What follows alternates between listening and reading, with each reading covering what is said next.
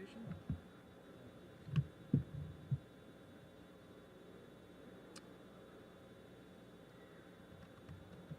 Shocking.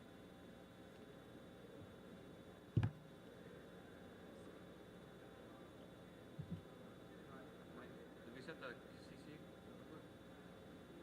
Not yet. Not yet? Oh, it's right there. Is there already? Yeah, okay. Thank you.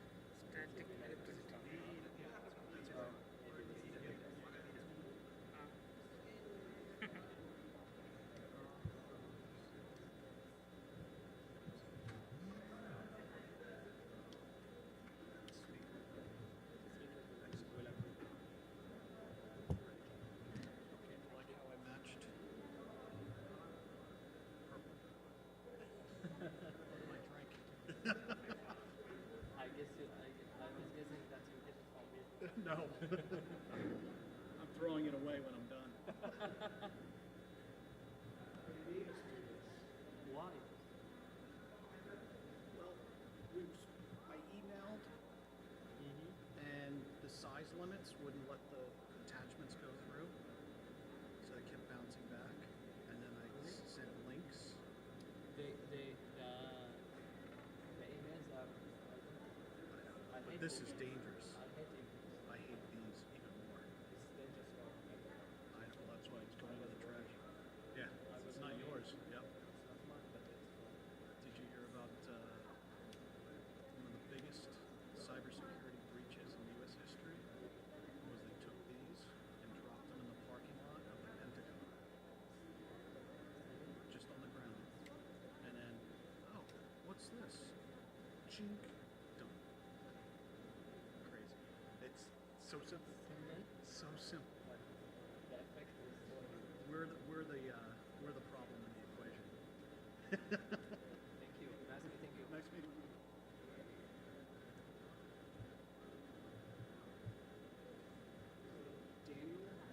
Daniel's in the room. Yeah, I will do all.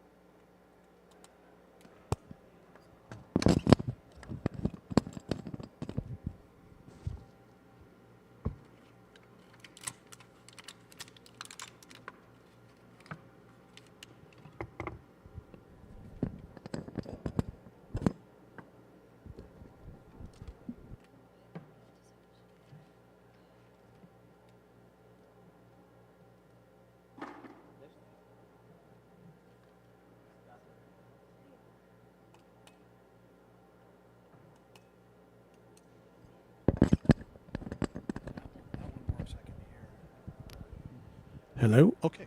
Hey, good morning. Daniel and David, I see you're online. Could you just try and give us an audio check?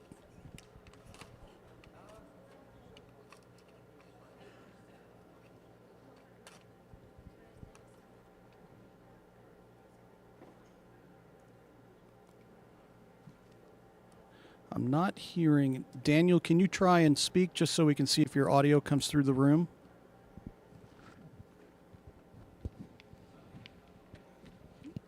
All right, maybe Daniel's getting a cup of coffee because I know it's, let's call it the middle of the night where he is. David, do you want to try and test your microphone?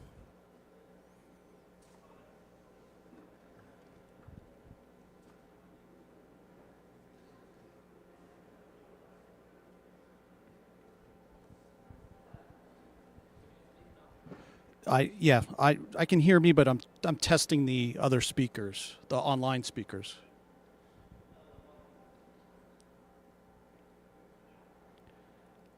Daniel, are you there? Can you try and test your microphone, or if you're trying and it's not working, just drop me a note in the chat, please. Hello, good morning.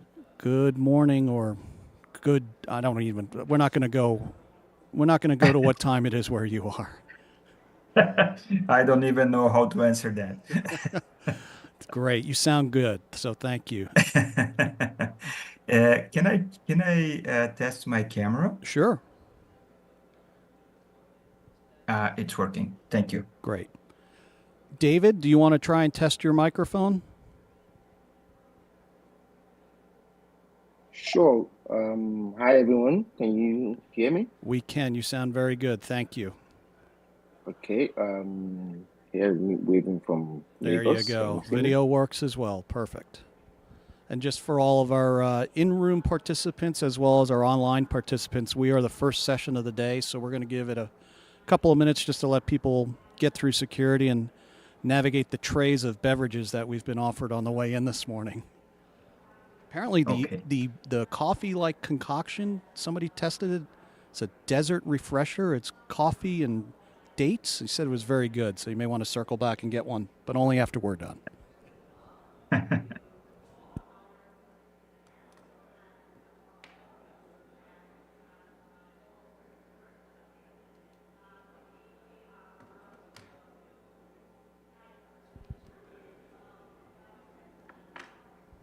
Good morning, Mivan. Could you just give us a microphone test? There we go. I see it's open.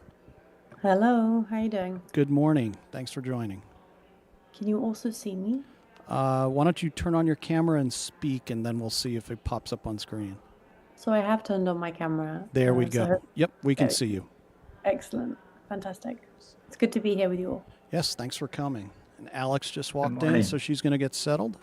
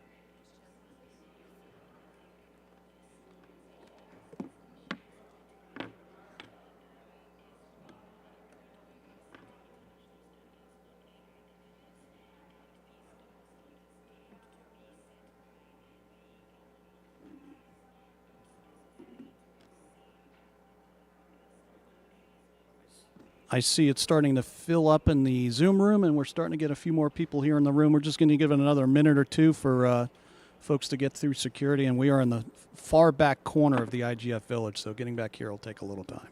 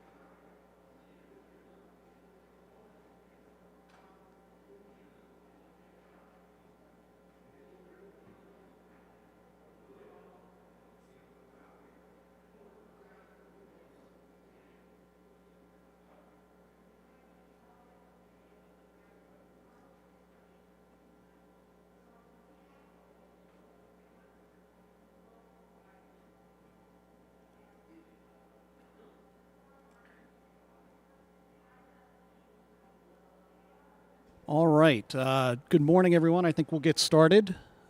Let me just get to the screen, the appropriate screen. So thanks, everybody, for coming. Good morning, good afternoon, good evening. Whether you're joining us in person or virtually, welcome. My name is Jim Prendergast, and I'm your moderator for this morning or today's session, which is titled Combating Misinformation with Election Coalitions. If this isn't the session you thought it would be, we'd like you to stay anyway. So 2024 is a watershed year for elections. The UN called it a super year for elections. 60 plus countries held elections this year. I believe that's an all-time record. At a time when elections around the globe are increasingly vulnerable to the spread of misinformation, the stakes couldn't have been higher. Disinformation campaigns not only undermine electoral integrity, but they also erode trust in institutions, diminish civic participation, and in some cases polarize societies. But there's good news, and that's what we want to talk about. Today we're going to focus on the role of election coalitions, essentially partnerships between governments, civil society, private sector, fact checkers, in countering the rise of the tide of misinformation.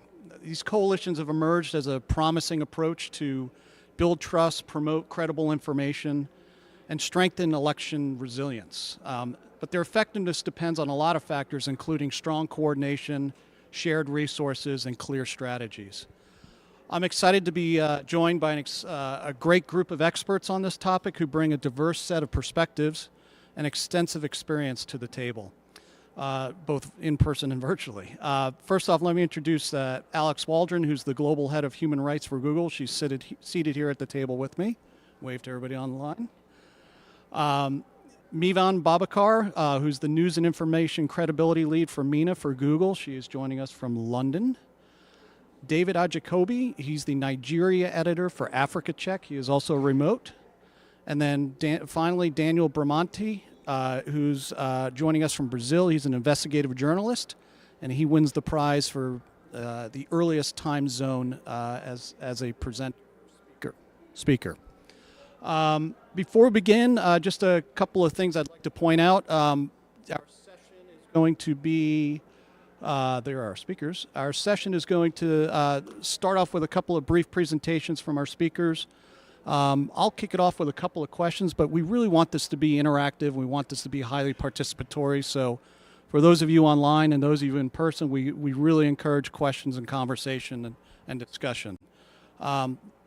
With that, let's get started. Alex, could you sort of kick us off and help set the scene with explaining why you think election coalitions are important? Sure, thanks. I think, this global elections it's been a banner year for global elections, and Google has taken it seriously in all of these dozens of elections that have happened around the world this year. And so it's timely for us to be having this conversation, reflecting around the successes of the approaches that industry and our partners have had, and also looking forward to what we need to do to strengthen those. So I'm really glad we're having this conversation today. I also think it's appropriate that we would be having this conversation at the IGF, where we are all focused on the multi-stakeholder model and the importance of that. Everything about what we're doing here at IGF is focused on the necessity of government and civil society and companies working together to ensure that we're all sort of realizing the benefits of what technology can deliver, and help, and that those relationships and that working together also should inform how we address problems that come before us. And so that's true across many types of issues, and in particular that's true across elections. And so I think my colleagues across the panel today are the best experts to demonstrate and talk through the ways that we've seen these successes. But, at Google, we have billions of people who come to our products every day. And in particular, in the election context, people are coming to find information and information about where to vote. And so we have an obligation and responsibility to make sure that we are doing the best to deliver information to those users, but also it is incumbent upon us to engage with the rest of the ecosystem to make sure that the things that are not really, or they're not necessarily in our power to change entirely, we need to be working with the rest of the ecosystem to ensure that there is integrity in the way that we're delivering information to all these billions of users around the world in the election context. So again, I'll stop there. I think Google's really excited to be having this conversation and hear the input from everybody in the room and online about how we do this work going forward. Great. Thanks a lot, Alex. I'd now like to turn to Mivan, who's going to explain to us a project that she worked on, something she developed called the Elections Playbook. And Mivan, I'll be driving the slides for you, so just let me know when you want to advance. Perfect. Thank you very much. Can you all hear me? Excellent. Okay, great. Let me just quickly. Okay. Hi, everyone. I'm Mivan. I work at Google as well. I actually work in trust strategy now across knowledge and information. So that touches on search, touches on ads and other products that we have. But previously, I used to work in the Google News Initiative. And previous to Google, I actually worked in fact checking for a decade. So I used to work at Full Fact, the UK's independent fact-checking charity. And at my time at Full Fact and also at Google, I saw the power of election coalitions. And one of the things that became very clear to me is that election coalitions are actually quite a magical way of scaling the work of journalists and campaigners around the world, especially during elections. So I'm going to talk to you today a little bit about the short history of election coalitions. Election coalitions research project that we've done, specifically to capture some of the learnings from around the world, how you can form and organize an election coalition, some of the lessons learned from all of those interviews that we did as well. We've got 10 minutes. It'll be a bit of a whistle-stop tour, but if anyone has any questions, feel free to just jump in and ask them. So next slide, please.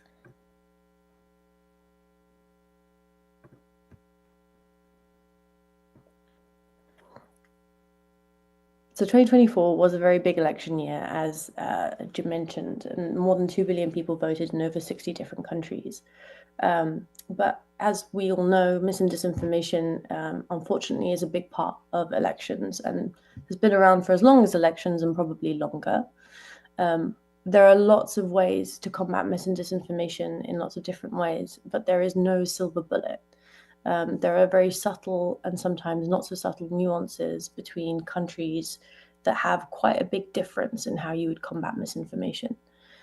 Things like public broadcasting, like community participation, press freedoms, all of these things actually necessitate a specific country-level intervention.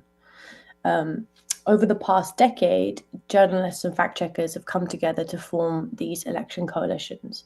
What they essentially are, just as a very top line, is when journalists, fact-checkers, community organizations, sometimes lawyers, sometimes researchers, join forces and share resources or share the impact of the work that they do during a specific event like an election coalition.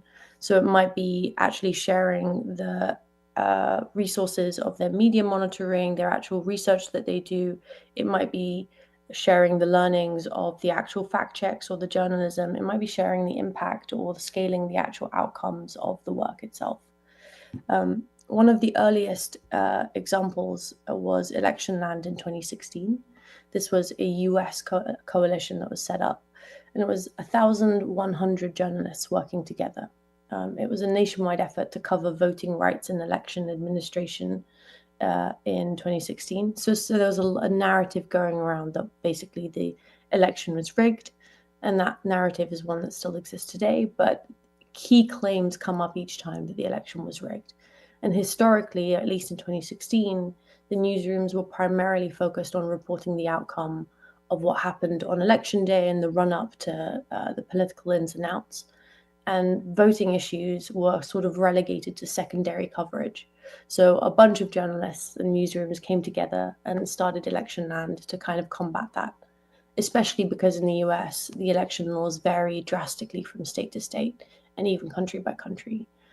So no national newsroom was at the time in a position to cover election administration through a wide lens.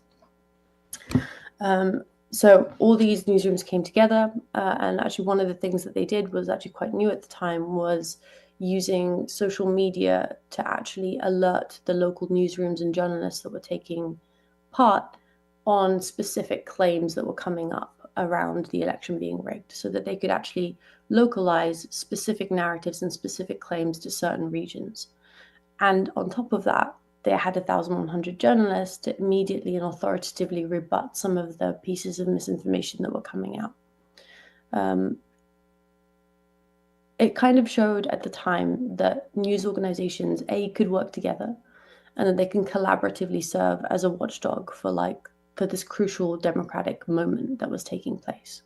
And as it stands in 2016, the Election Land Project won an online journalism award for its work. And since 2016, there have been at least 8 more coalitions, I think probably more, like 12 at this point. And they have operated not just for elections, sometimes across multiple elections. Like Comprova, for example, which we'll hear more about later, has run for multiple years now. And more recently, in 2024, although their logo isn't on this slide, we've had the Shakti Coalition in India, which is about 40 organizations coming together. And in the EU, the Election 24 Check, which was 45 organizations across Europe and working across 37 countries, who published 3,000 plus fact checks around the EU elections. I think it really shows that when newsrooms come together, or when fact checkers and community groups come together, the impact can scale quite drastically. There's something quite special in that model. Next slide, thanks. So Google has a long history of supporting these election coalitions, and we wanted to understand how to effectively build them and what they should look like to serve the needs of voters in the countries in the run-up to elections. But more importantly, there had already been so much learning from the past decade, and it's felt a bit like every single time everyone was starting from scratch. So we wanted to run a 6-month research project and talk to all of the election coalitions that had come before to understand exactly what the best ways of setting it up are, what are all the lessons learned over the past decade, and how can we effectively build them going forward. We ended up talking to 15 global experts, and the countries that we touched on was France, Brazil, Argentina, Mexico, Nigeria, and the Philippines, as well as the US.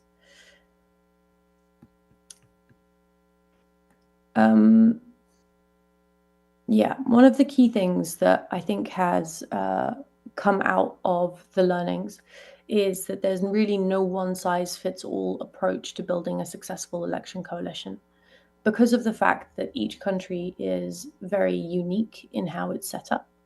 There are often different election laws, different voting systems. There are different news consumption habits, like radio, TV, social media. Like, these things are turned up or down. You'll need to change how you do your monitoring. There are also different types of misinformation taking place. Sometimes there are one-off instances of claims that maybe are more honest in the fact that it's misinterpreted something.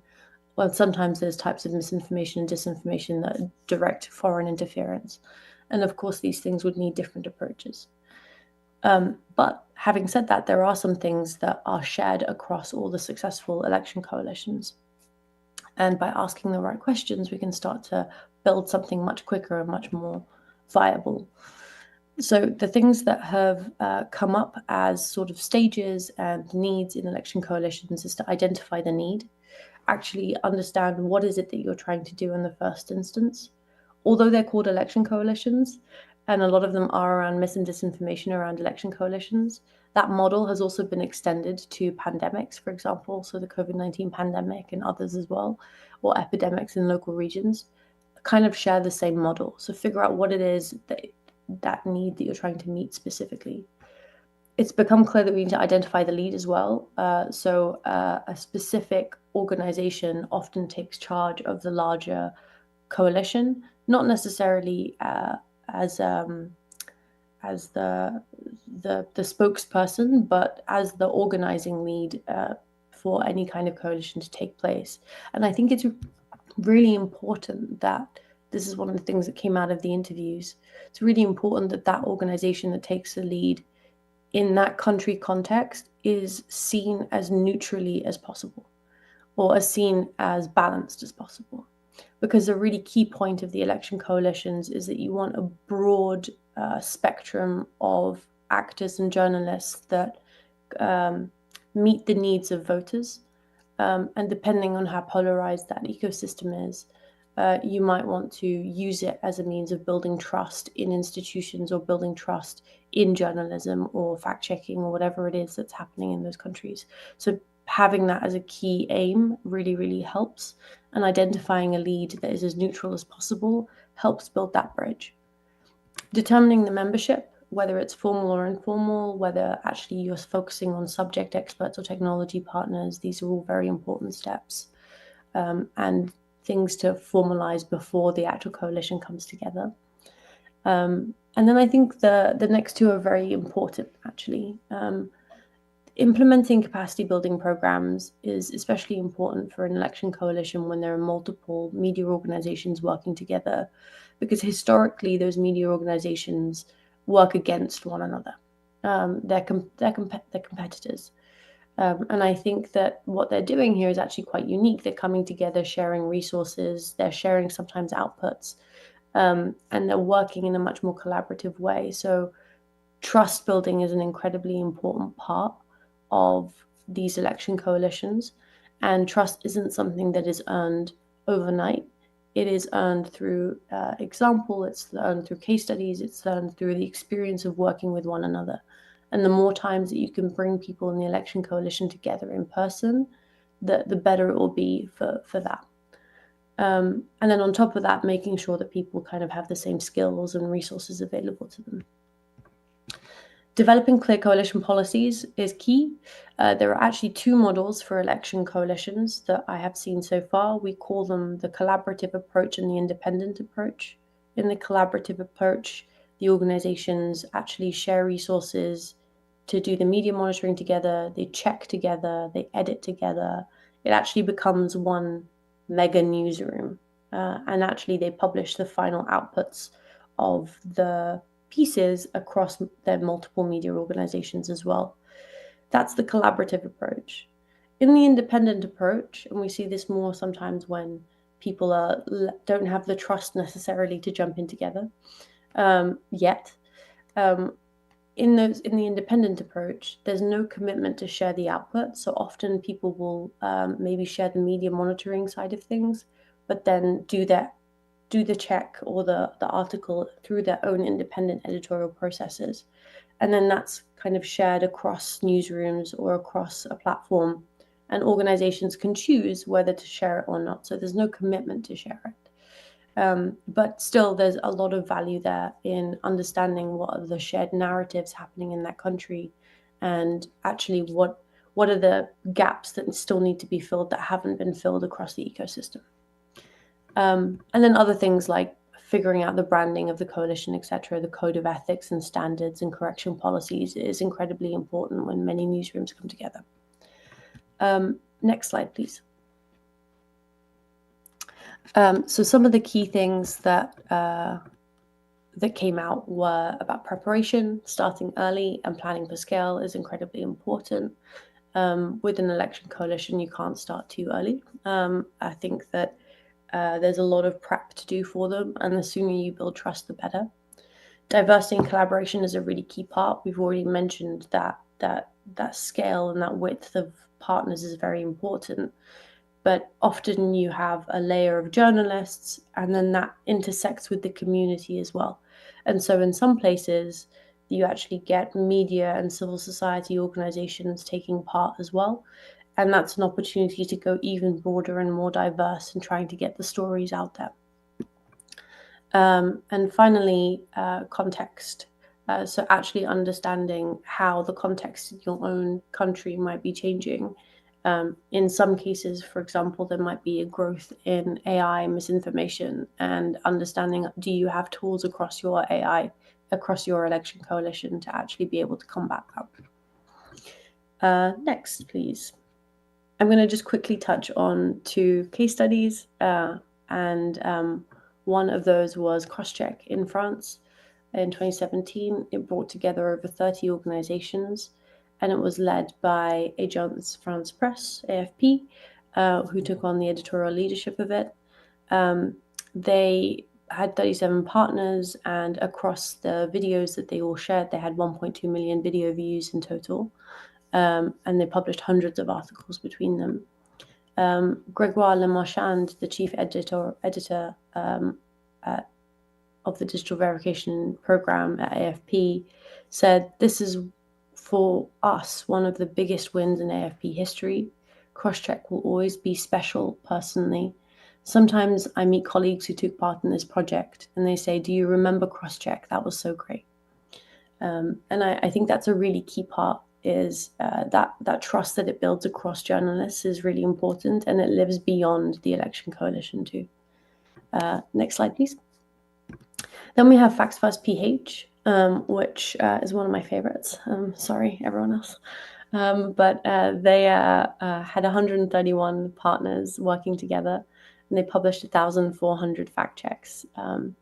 And Gemma Mendoza, the head of research and strategy at Rappler, said, "The thing with these is that these are experiments. I wouldn't say Facts First PH was perfect. At the time we were experimenting, and the reason why you wanted to experiment was because there was a huge challenge." And it's true, there is a huge challenge. And even when we look at these numbers, 131 partners and 1,400 fact checks, it might not feel like it's big enough to meet the scale. But I think one of the important things we need to remember is that with misinformation, there are often just a handful of narratives that are the most well-known and well-seen narratives, and that cause the most harm. And actually, if we focus efforts on those narratives and those pieces that are being seen the most or the most harmful, you can actually go quite a long way to kind of interrupting the flow of misinformation in each country. Next slide, please. I think one of the things that the Rappler team did very, very well in the Philippines with Facts First PH is that they introduced something called the mesh. And they had all of these authoritative information sources in blue. So these were journalists, expert institutions, fact checkers. These were actually producing the research. And then in red, the mesh, they actually had over 100 orgs that were separate to the information providers. And these were influencers, NGOs, communities, trusted people in their communities. And they would then go out and share the outputs of the election coalition more broadly. And I thought that was a really amazing model, the kind of impact that had in the Philippines in terms of building trust and showing people that there was an answer to misinformation was actually very, very powerful. And then just more broadly on top of that, there was also research. So taking all the learnings from that, and then finally accountability and change. There are some actors around the world that take the outputs of the authoritative information that's being found or being introduced into the world to combat harms, and then actually using it as evidence to hold people accountable, for example, in the International Criminal Court sometimes, or in legal cases. And I think that that's also a really important part of the misinformation challenge. It's not just about combating misinformation. It's also about looking for that systemic change that might improve the system overall. I'm going to leave it there. I appreciate everyone talking for a long time. But I'm really pleased to share this with you all today. If you want to learn more about all of the case studies and go into depth in any of this stuff, then there's this Election Coalitions playbook that we've published alongside Anchor Change. And actually there's a podcast as well with Claire Wardle and Daniel, who's here today, that took place as well, where you can get a summary of everything. So please download it, enjoy it, use it. And if you ever make an election coalition, get in touch. Thank you very much. Great. Thank you very much, Mivan. I think I know the answer to this question before I ask it, but I've noticed, at least in the room, some people are taking camera shots of the slides. Are you willing to share them with anybody who would like them? Yeah, perfect. That's what I figured. Okay, great. So we've already had a couple of examples, case studies of country election coalitions. I'm going to now ask David to share his experience with election coalitions in Africa. Good morning, David. Are you there? Hi, everyone. Can you hear me? Can you see me? We can, and we can hear and see you. Looking great. Greetings from Lagos, Nigeria. So I think Mivan has already sort of set the tone to the conversation. I think I wanted to add a few things. I think largely for us at Africa Check, we are the continent's leading first independent fact-checking organization. And what we've sort of done with the election coalition work is to also help other countries around their elections to set up, the coalitions. It can be it sounds very, very pretty when everyone was saying it, but it can be very problematic, particularly in a continent like Africa where, historically, media ownerships are often, the media is often owned by either politically exposed people or person or outright politicians, or by government. So, but what we've been able to do essentially is to say, look, we would bring everybody on the table and we'll have a common interest to say, we want our elections to hold. We want integrity in our elections. We do not want disinformation to be the third candidate or the fourth candidate in Africa elections. And so far so good, we've actually established some successes. And I'll give you an example. I just got back from Ghana, where we're able to sort of help foster an election coalition group comprising of Dubawa, Ghana Fact, Fact Space, and other partners. And what we essentially saw was that traditionally people would do things in their own different, corners, right? But together, it's like coming together. They were able to sort of form a formidable front, and we saw how that panned out in the last elections in Ghana that brought about the election of John Mahama as the new president of the country, and so much so in the sense that the collaboration also helped with, it was inclusive. The inclusive nature of the collaboration, because, for example, in Ghana, there were situation rooms in Accra, in the south. There were disinformation monitoring situation rooms in Tamale, which was in the north. So what that did was that we were able to also map out not just the actors, but also the patterns we're seeing from region to region. And I can say the same thing about the Senegal elections that brought about Boussirou Faye, where we had an election coalition. We had the same thing in even in South Africa. And if you follow what happened in South African elections, where for the first time they had a government of national unity, because and we saw how this information played out in all of that. And I'll give you my own context in Nigeria, where we had elections in 2023, which is one of the biggest elections in Africa, where we had more than 50 million voters in that election. Having a situation room, having an election coalition was a very great way, not just about fact-checking alone or debunking, but also helped with debunking, because we already had experience with the 2019 elections when we did coalitions to say, we would know that this kind of election disinformation would spread. On election day, we would have things like, one candidate has stepped up for another candidate. So we can actually, pre-bunk that. But also, just like what Mivan said, that we were able to use the coalitions to introduce AI tools, new tools, capacity building. So, for example, the tool developed by FUFAC in collaboration with Africa Check and Chekiado was provided for free to the coalition members in Ghana, Nigeria, and practically all the countries that had election coalitions in Africa. And for us, that is a very, very big step, because naturally those individual organizations might not be able to access that, but with the coalitions, we're able to sort of give them for free, onboard them for free, in collaboration with Full Fact, Kate Wilkinson in Full Fact. So for us, it wasn't just about the election; it was the opportunity to collaborate at a larger scale. And I'll give an example. For my context in Africa, radio plays a very important role. So you cannot talk about election coalitions without talking about the impact of radio. So at the level that, if you look at the structure that Mivan presented, where you have the collaborative nature, what we did was that apart from the fact checkers, the CSOs, and the media literacy we're doing, we also partnered with radio stations across the continent when we're doing election work. What I did was that our content was able to reach a lot of more people, and also people who were in news deserts or underserved communities, or people who were what we'd call media inclusion. So for us, that was very, very important. And we think that moving on with elections that are coming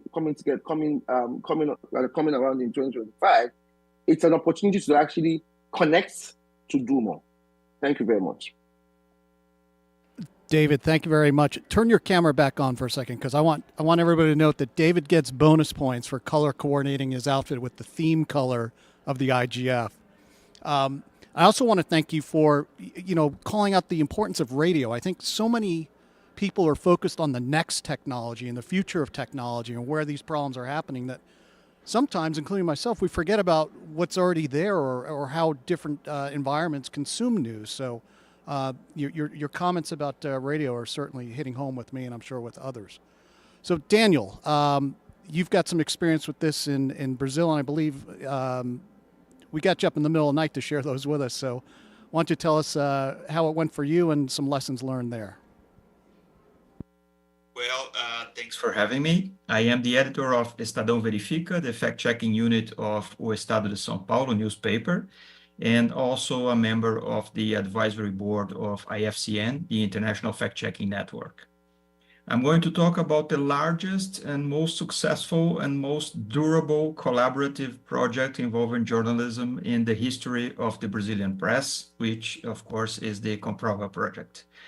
The origin. At the beginning of 2018, the Brazilian Association, the Brazilian Investigative Journalism Association, ABRAGE, was invited to organize and coordinate a coalition of 24 media outlets to combat misinformation and disinformation in that year's presidential elections. I was then president of ABRAGE. And the invitation came from the researcher Claire Wardle, then head of First Draft and author of the famous report Information Disorder from 2017. Google was one of the sponsors of the project.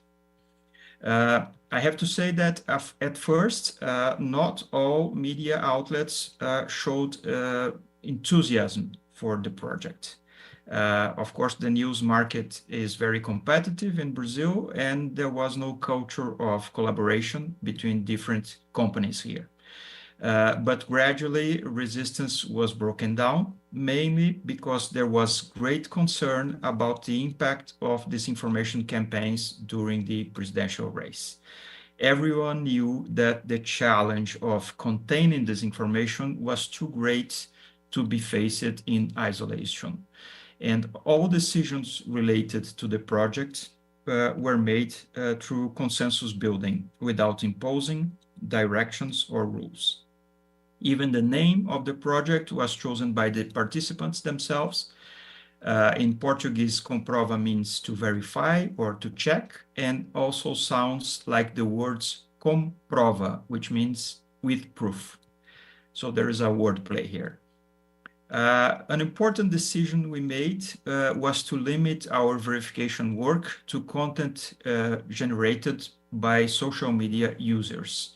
We didn't check the candidate's speeches or statements. As one of the candidates lied a lot more than the others, it was probable that he would be the most contradicted. And so many media outlets were concerned about the possibility of conveying the idea that they were against this candidate, or that they wanted to benefit their opponents. The vast majority of the media outlets invited to take part in Comprova did not have fact-checking units in their newsrooms.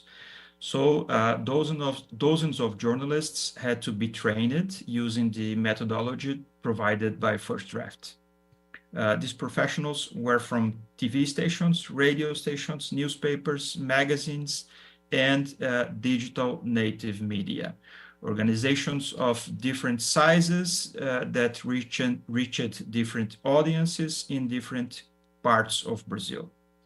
In essence, Comprova put journalists from different companies to work together to debunk misleading content, and the final result was only published after a cross-checking process, meaning that at least 3 media outlets not involved in the original fact-checking had to give their approval to the work done by other colleagues. In addition to working together, another important aspect was the amplifying power of the media outlets involved. The fact checks were almost always published by all 24 participants in the project.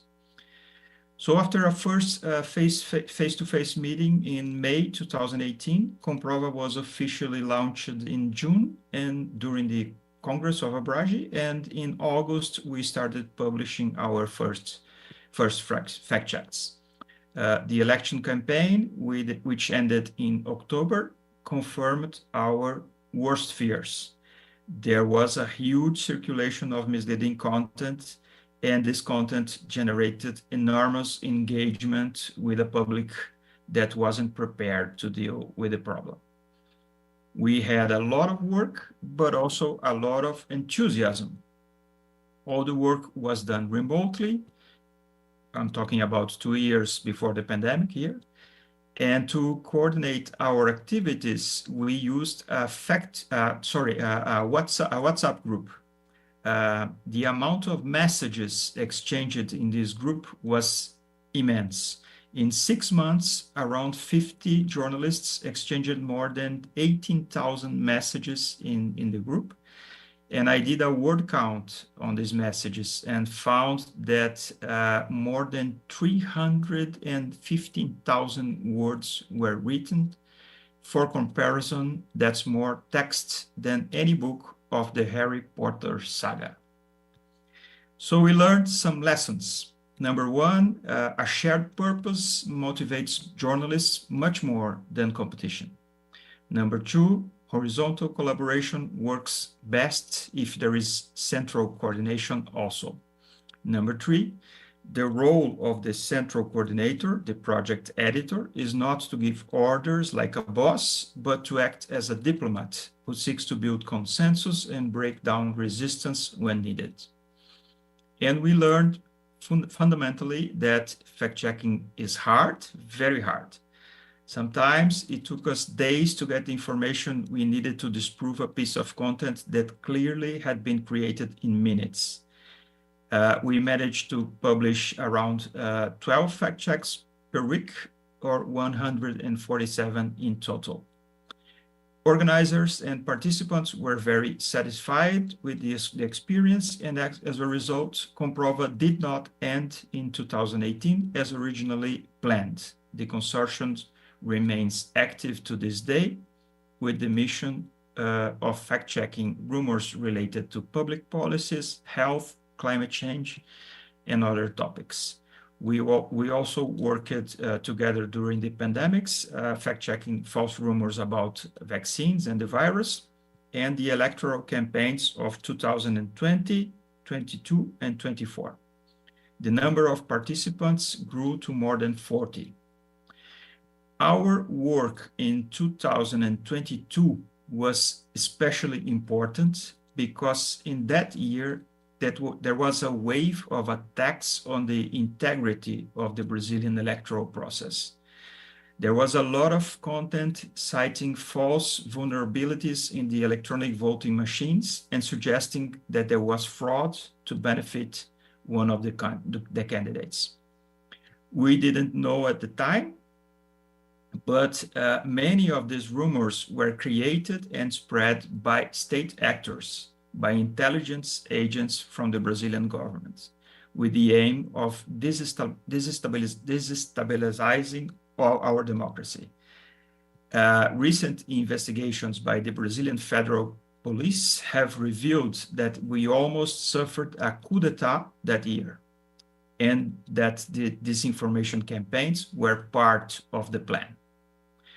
We still have democracy in Brazil, and I don't want to exaggerate our role, but I think I can say without fear of being wrong that journalism contributes to these results. Thank you very much. Great, Daniel, thank you. Unlike many of the sessions you may have been at the IGF to date, we have this room both physically and Zoom room till 11 a.m. So that's 45 minutes that we have set aside for comments, questions, and discussion. As I told you at the outset, we wanted this to be as interactive and engaging as possible. So I actually see we have a question already online, but while I get my act together on that, I'm going to throw one out to the group to sort of let folks in the room think about it. But one of the things that I was struck by was, Daniel, you talked about this, is pivoting from an election to other things like the pandemic where you're doing fact checking. I guess for everybody, how do you keep the momentum going? I'm biased. I just came out of a national and congressional election in the U.S. where we were bombarded nonstop with election ads and all sorts of stuff. And frankly, we're tired. I can't imagine how journalists feel coming off of a cycle like that. How do you keep the momentum going, both from elections and from other issues? Either state or local state or local, or other events like a pandemic. So, whoever wants to take that first, go ahead. I can go first. In the Comprova case, the media outlets that participate in the project are the same, but not the journalists. We rotate the team so that more people can get together and learn from the others. So basically, we have a fresh team working together every year, so that this is not a problem to us.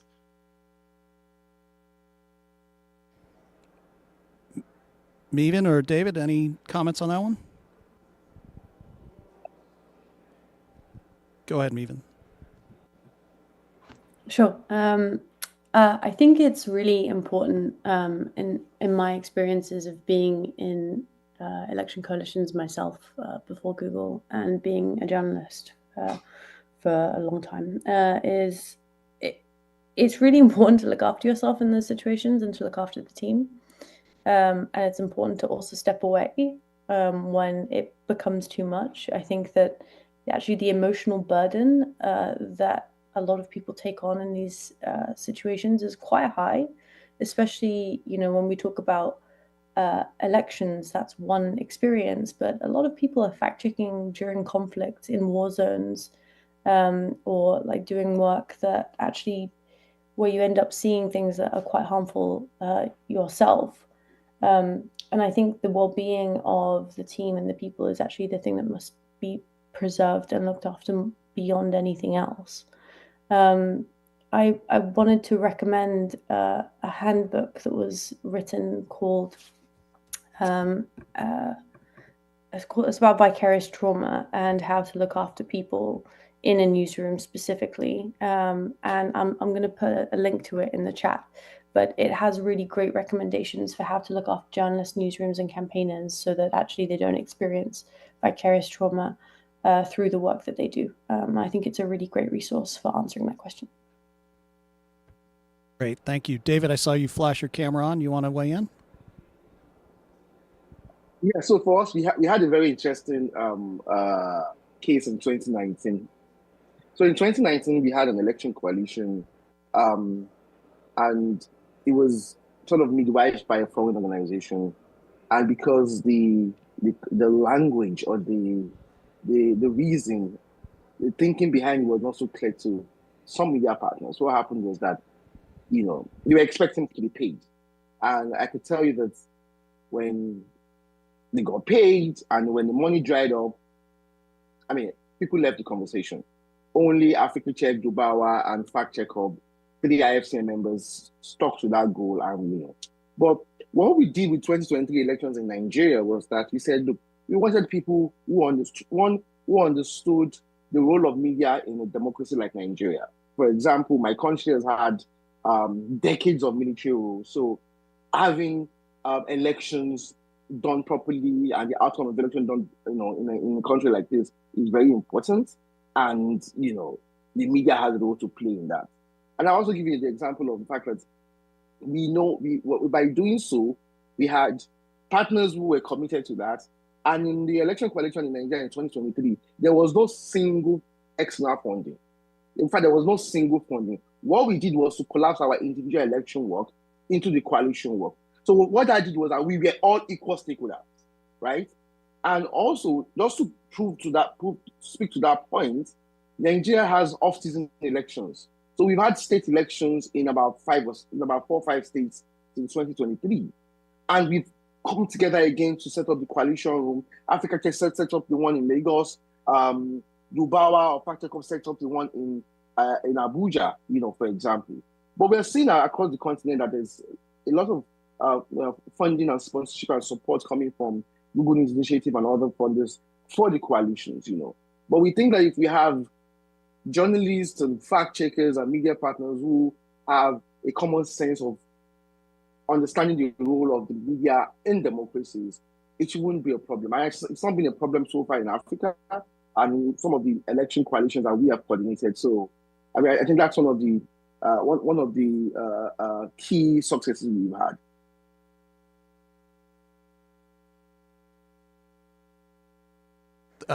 Thanks a lot, David. So we do have an online question, which I'll read out. It is from Hazel Bitanya. I hope I got that right.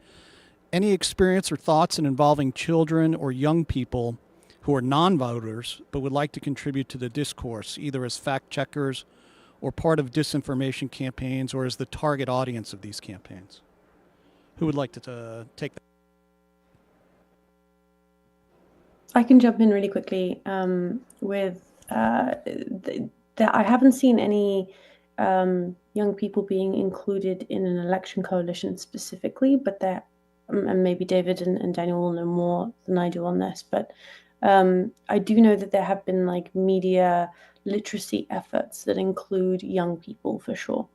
And one that comes to mind is the Teen Fact-Checking Network that MediaWise run. That's run out of Pointer in the US, but they would actually go and work with teenagers and actually teach them what does it look like to even fact check? What is a fact check? How can you go out and check something that you see on social media? And a while ago now, Chequeado in Argentina used to run a really big schools network as well of fact checking and fact checkers. And they had a series of videos that actually had nothing to do with politics. It was a lot about, you have seen a post on the internet and it's about your friend, and someone is pretending that your friend has done something that they haven't. And actually they set it up in a way that it was almost like a series of you were a detective trying to figure out what had happened, and you could use a reverse image search and you could run a couple of the searches that would actually help you get contextual information. And it really helped the young people who took part not just learn those skills, but also to ask the right questions. And I think that's a really important part of it. It's not necessarily to just learn fact-checking through the lens of politics. It's actually just being critical in your day-to-day when you see something. And I think that question part of it is the most important. I'll link to those 2 projects as well in the chat so you can see more. Thanks. David, did you want to add something? Yes, I wanted to add quickly that specifically for election coalition work, we involved the Nigerian Union of Campus Journalists. These are actually students who are campus journalists, who are based on campuses, basically pretty much like press clubs.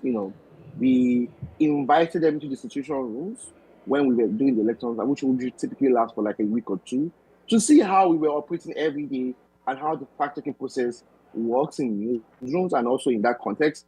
Then two was the fact that we also had student volunteers, students who would come out to say, oh, can we join you guys? So that was very important. But beyond the coalition work that we did, for example, in Africa Check, we also we were trying to do what we call the Finnish model, where we were trying to get across to school learners who were below a voting age. So we had a project sponsored by the UN agency, where we went to schools to actually teach them basic, how to fact checking, like with very simple exercises.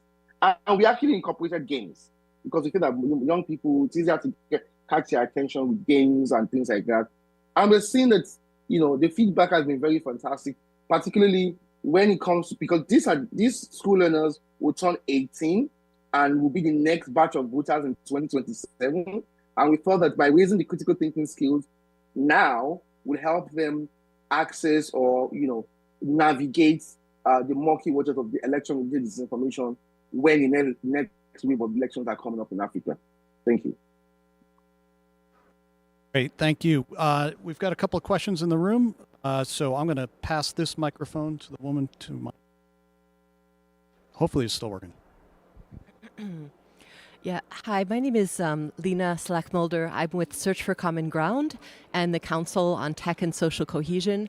I just want to congratulate all of you because this is exemplary work. It also aligns with what Google has signed on to, which is the Voluntary Election Integrity Guidelines for tech companies that IFES worked with you and many other industry partners, and where there's hopefully a momentum to try and put these kinds of things in practice. So just want to really acknowledge that. It's hard work, it's good work. But I have 4 questions that I want to raise, and I'm very curious to hear what you think.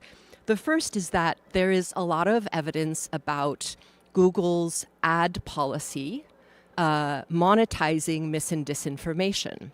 And so while the fact-checking work is critical, you actually have an upstream driver of misinformation that doesn't seem to be discussed in these kinds of conversations. Secondly, we see how generative AI is very quickly taking over search. And that includes your own AI summaries and plus all of the competition between all of the AI companies, which could seriously disrupt the things that Google has done so well in terms of upranking higher quality information over years. It's been a big point of credibility, but this risks to disintegrate. Number 3 is that these countries and the examples of this, and Indonesia and other places, is excellent, but we had 80 elections or 60 to 80 elections. And, we work in places that are struggling, that are conflict affected. And these kinds of coalitions don't happen in places like Chad. They don't happen in other places where between civil society and government is so incredibly deep that it's difficult. So the question is, how does Google act when in fact there isn't a coalition? Do you try and take the initiative? And the last question is similar in the sense that I believe Google was part of the pre-bunking effort in Europe to try to tackle misinformation through pre-bunking. And if I'm not mistaken, it was an initiative that you took, but you haven't taken that initiative in all the other places, notably in the global south, where we have similar issues. And sometimes the consequences of misinformation in these conflict-affected societies is deadly. Thank you very much. There's a lot to digest there. Mivan, do you want to take the first shot at some of it, what you can? I guess one of the things I would ask is, and it was one of the questions I actually had for David because he used the term first, pre-bunking. Up until this week, I'd never heard that word before. So explain what that is, part of your answer. Sure. Let me first say, I think those are all very important questions. And I'm grateful that, they've have a forum to be asked. Pre-bunking is when there is a narrative that is trending in a country, or there's like a series of claims that add up to a narrative that might be seen at the sharp end of a news outlet, etc. And instead of dealing with it after it's been published and after it's actually, trending and viral, pre-bunking deals with it beforehand. So, for example, in the UK, I know that every single election, based on my year's fact-checking, there's going to be a claim that comes up around the election, around like day one of voting, or the day before voting, that will say if you use a pencil to actually mark your X on your piece of paper, then your vote is invalid. And that's a claim that comes up every single year. It's not true, but it comes up and it's used to disenfranchise people sometimes. Another claim that comes up is something that will say, if you're voting for this party, you vote on this day. If you're voting for this other party, you vote on this day. And it might feel innocuous, but these are things that we know are going to come up. And sometimes they can cause harm, and they might disenfranchise specific populations. So instead of dealing with that piece of misinformation after it's actually going viral, a pre-bunk will actually warn people that this is going to happen maybe weeks and months in advance. It will say one of the kind of tactics that we've seen is these kinds of claims being used to disenfranchise people, or it will teach people about straw man arguments, or the kind of tactics and manipulations that take place so that people are sort of inoculated or vaccinated against the misinformation when they see it. So that's a pre-bunk. I think a really important part of a pre-bunk is that it's not Google trying to push this out there. It's actually the community organizations that have the relationships. And I think this kind of goes to some of the questions. In a lot of these cases, I think it's really important, and this is why we do the work on election coalitions, that it's not just one organization pushing out a narrative. It's actually communities identifying misinformation that affects them, and then those same communities being empowered to combat that misinformation themselves. Because it's one thing for somebody in that community to fix it. It's another thing for an external party to come in and say, this is how it should be. And we both know which one's going to engender more trust. And I think that that's a really important part of this puzzle. In the case of pre-bunking, it's still a relatively new effort. And it's one that's led by Jigsaw. And actually just last week, or at the beginning of December, they graduated pre-bunking into the real world, and actually handed it over to a series of community organizations. And the idea is that those community organizations will be the ones that kind of further it and grow it. And that includes people from across the globe. So it shouldn't be just a EU-centric effort. It should be something that exists around the world. But I think it is resource intensive and it requires infrastructure. And I think that part of this election coalition's work is building that infrastructure for things like pre-bunking to actually jump off of. And because having that layer of community organizations and journalists working together is the scaffolding that we need for things like pre-bunking to actually take effect. Your other questions were about how does Google act when there isn't an election coalition, or where there isn't that kind of infrastructure already in place, like you mentioned, Chad, for example. I think that's a really important question. And I also think that there's an element of that that's supporting understanding what are the prerequisites for an election coalition. And in some cases, yes, it does require community organizations to already exist. It requires services. It requires a certain amount of media organizations to be present. And I think in the cases when those things aren't present, we have societal conversations, we have societal challenges that we need to tackle. And I think that's not something that Google should do in isolation. It's something that we all need to talk about together. And actually, Google plays a part in it, but so does figuring out actually how to create those structures in a completely different environment. And then finally on Gen AI and ads. On Gen AI, I think it's a really important question. And actually, a lot of my work at Google these days is about building tools to support fact checkers working with Gen AI. I think it's important to say that a lot of the fact checkers are really excited about using Gen AI and AI tools. And I think that that's sometimes missed as a part of this conversation. The scale of the misinformation that already exists is quite high. And I think we're all aware that manual efforts alone are not enough to fix it. So there's an opportunity there to use AI to actually help the battle. And that's not to replace anybody, but actually to just support the efforts. And David already mentioned the full fact AI tools that are used by over 50 organizations around the world now. And that helps fact checkers actually spot repeat instances of misinformation, to actually do some primary checking. And actually, it doesn't take the fact checker or journalist out of the equation, but it supercharges them to do more and more at scale. And I think that's really important.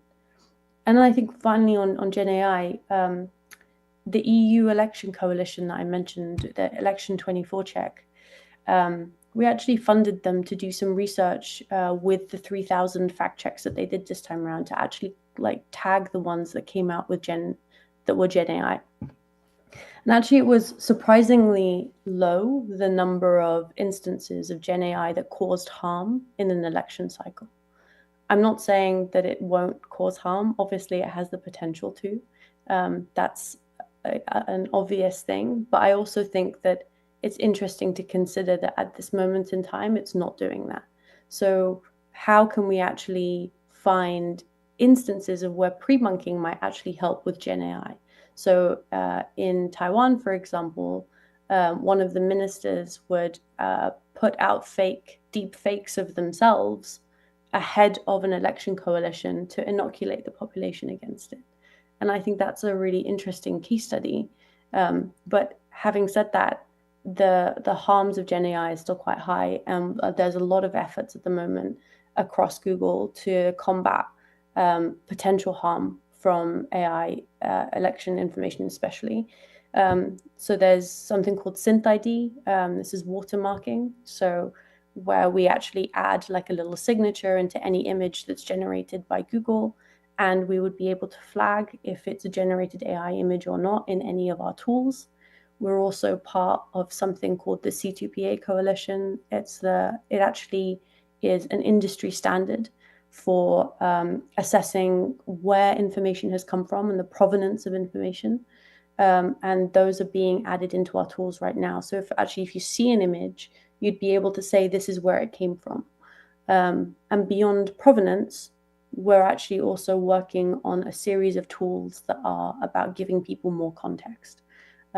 So when you actually see a piece of misinformation and you see that it's AI generated, you can also go to things like about this image or about this page on search, which tells you how old is this image, where has it come from, who first published it, are there any fact checks about it? And so encouraging people to do lateral reading around it is a really important part of this. So that's the kind of user intervention side of it. And then finally, there are a whole host of policies that remove hundreds and thousands of ads, thousands and thousands of ads every single day. And whether or not those thresholds are exactly in the right places, that's a conversation that's constantly being had and changes in each country and changes with different laws and regulations. But I think it's an important challenge. But I think that the thing that I'd like to leave you all here with is this isn't a thing where it's just one answer. It's different in every single country. It's different in every single threshold. The context keeps changing. The tools keep changing. And actually, it's something where the seesaw of it is hopefully going in the right direction. But we do keep seesawing, if that makes sense. I've spoken a lot, but I'll leave it there. Yeah, you're entitled to another sip of tea there. So great exchange. Lena's asked.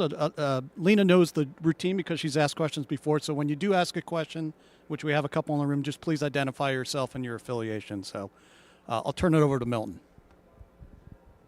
Thanks, Jim. I'm Milton Mueller. I'm at the Internet Governance Project at Georgia Tech. I want to begin by challenging the term misinformation. I'm, in a sort of a computer science algorithmically driven university, and the term tends to encourage the idea that misinformation is something that has a signature that you can just recognize and somehow kick out of the bit stream. And I think the Google speaker was very perceptive in pointing out that it's narratives, it's interpretations. And I don't know why we don't just say false or misleading information, because that makes it clear that when you interfere in these discourses, you are essentially setting yourself as an arbiter of truth. Now, I love this idea of coalitions of journalists who are coalescing to do fact-checking, because that is fully in line with the liberal democratic idea of the role of the press in a free society, right? You are not forcing anybody to do anything. You are just simply responding to bad speech with correct speech or good speech. But there's an elephant in the room here that I hope to see addressed and that I want to ask you about. And I'm sure the Google people are very aware of this. There's a high degree of concentration of communication and discourse around platforms. And as a result of that, contestation over what those platforms suppress and what they promote the stakes are raised very high. And in particular, when governments get involved in trying to influence those decisions, you get problems. You also get problems with perceptions of bias from the platforms, which are well known as being situated in liberal California and Silicon Valley, as not being exactly in red state territory. And perhaps the Hunter Biden laptop story is a perfect example of where you think you're suppressing misinformation, but you're actually responding to maybe political pressure from people who think that a certain amount of information that might actually be true is going to harm the chances of their favored candidate in the election. So I'm concerned about how you set the threshold for where you actually intervene in these false narratives or misleading narratives. I don't want to use the word misinformation. And I'm particularly concerned about how you handle the role of government.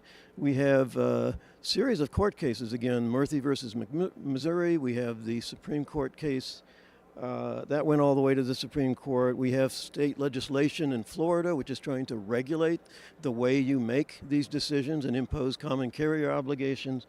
So this issue is really a lot more. I mean, it's great to have these journalistic coalitions, but legally and economically, this issue is a lot more wrought than you've made it out to be here, and I'd like to know how you handle those situations, particularly, again, when the government is an interested actor in the outcome of an election, obviously, right? So what happens when you get pressure from governments to suppress information that may be damaging to them or that may be an extension of their policy?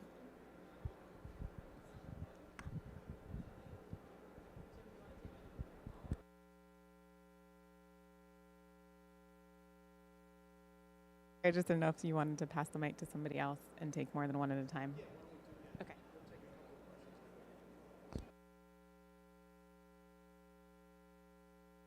Sorry, yeah. We'll take a couple of questions from the room and then we can sort of bounce them around.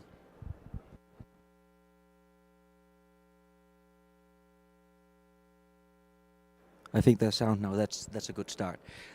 So good morning, everybody. My name is Claes de Vries. I'm from the University of Amsterdam and also on the executive board of the European Digital Media Observatory. I have three quick questions. I really appreciate the eye for sort of the local context in which these coalitions are built, but I wonder if you could speak a little bit more as to how you choose partners who are in or outside of these coalitions, since there are so many new and relatively unknown actors when building these coalitions in different election contexts. So the sort of how to build and which partners are in or outside of the scope. The second question would be, what in your Google playbook are the best advices that you give the coalitions in dealing with critiques that they might get that they're trying either to stifle free speech or to intervene in the elections, which is a common critique that is coming from different vantage point in different kinds of elections. And then the third question would be, how is Google trying to be proactive in actually building a coalition that would also have multiple big tech platforms at the table, so that you would see a coalition that is rather driven maybe by an industry interest, that more so maybe than one or two individual companies. So those would be my three questions. Thank you. Okay, great. So Mivan, I hope you've refreshed your palette, because I think a lot of them are directed at you, but not all of them. So do you want to start us off, and then we'll maybe work Daniel and David into the conversation? Sure. I'm actually out of tea, unfortunately. I feel like I need a top up. But I will say, I just want to make it really clear, based on that last question, that these election coalitions are not Google-run election coalitions. These are communities of journalists and fact checkers and social organizations that have come together, created the coalition, and then gone for funding. And Google just happens to be one of the people that have funded it. So I think that's a really important part of this.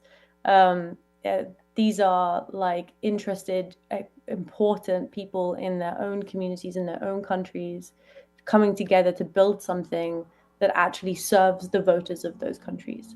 And the only thing really that Google has done is supported them, either with a resource or with funding, and done this research project to kind of collect some of the learnings from them, so that if another group of organizations comes to us with an election coalition, we can say, hey, here are the lessons of the other coalitions that have come before you, and you can learn from them. And so I really want to just make that very clear. So we don't choose who are the partners that are in the election coalition. It's not us picking and choosing. It's actually the organizations themselves coming up with their own ecosystem, their own collaboration, their own policies, their own membership models, their own capacity building programs. And I think that's a really important part of that. You had a question about how do they really stop the challenges of being said to censor and free speech. And I'm going to take off my Google hat for 1 second and put on my fact checker hat. And when I used to work at Full Fact, and we used to get Full Fact's the UK's fact checking charity, we used to get a lot of, fact checks are censoring speech kind of conversations. And our response at the time, and still is, used to be, well, fact checking is the free speech response to misinformation. We're not actually taking anything down as fact checkers. We're adding more context. We're giving you more information so that you can make up your own mind. And I think that's how we used to deal with it as fact checkers. But Daniel and David can probably give you a much better answer for where things are these days. Milton, I'll ask. We'll get a response from Daniel and David first, then we'll cycle back to you. I think that Mivan's response is perfect. I really contest and this idea that fact checking is censorship. You have to have content moderation in platforms. You have content moderation regarding violence, regarding pornography, regarding other things, and also you have to have content moderation regarding the flow of bad information information that contributes to polluting our media ecosystem, our information ecosystem. So the other thing, there were so many questions. I just want to mention briefly that how we decided who enters the coalition and in the beginning and after. So in Comprova, at the beginning, our goal was to reach reach a large percentage of the Brazilian public. So we invited to the table all the big players in the media here. And also we tried to balance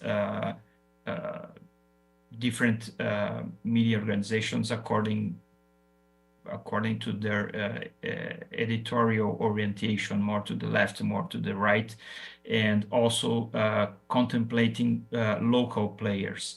So it was a very diverse group, in my opinion.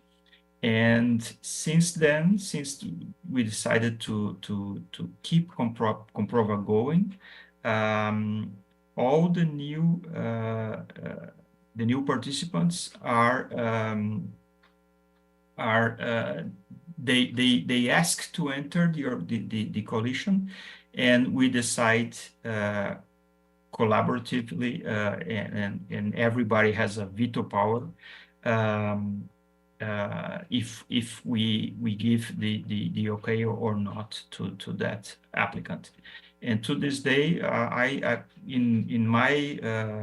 my knowledge, we never closed the door to anybody.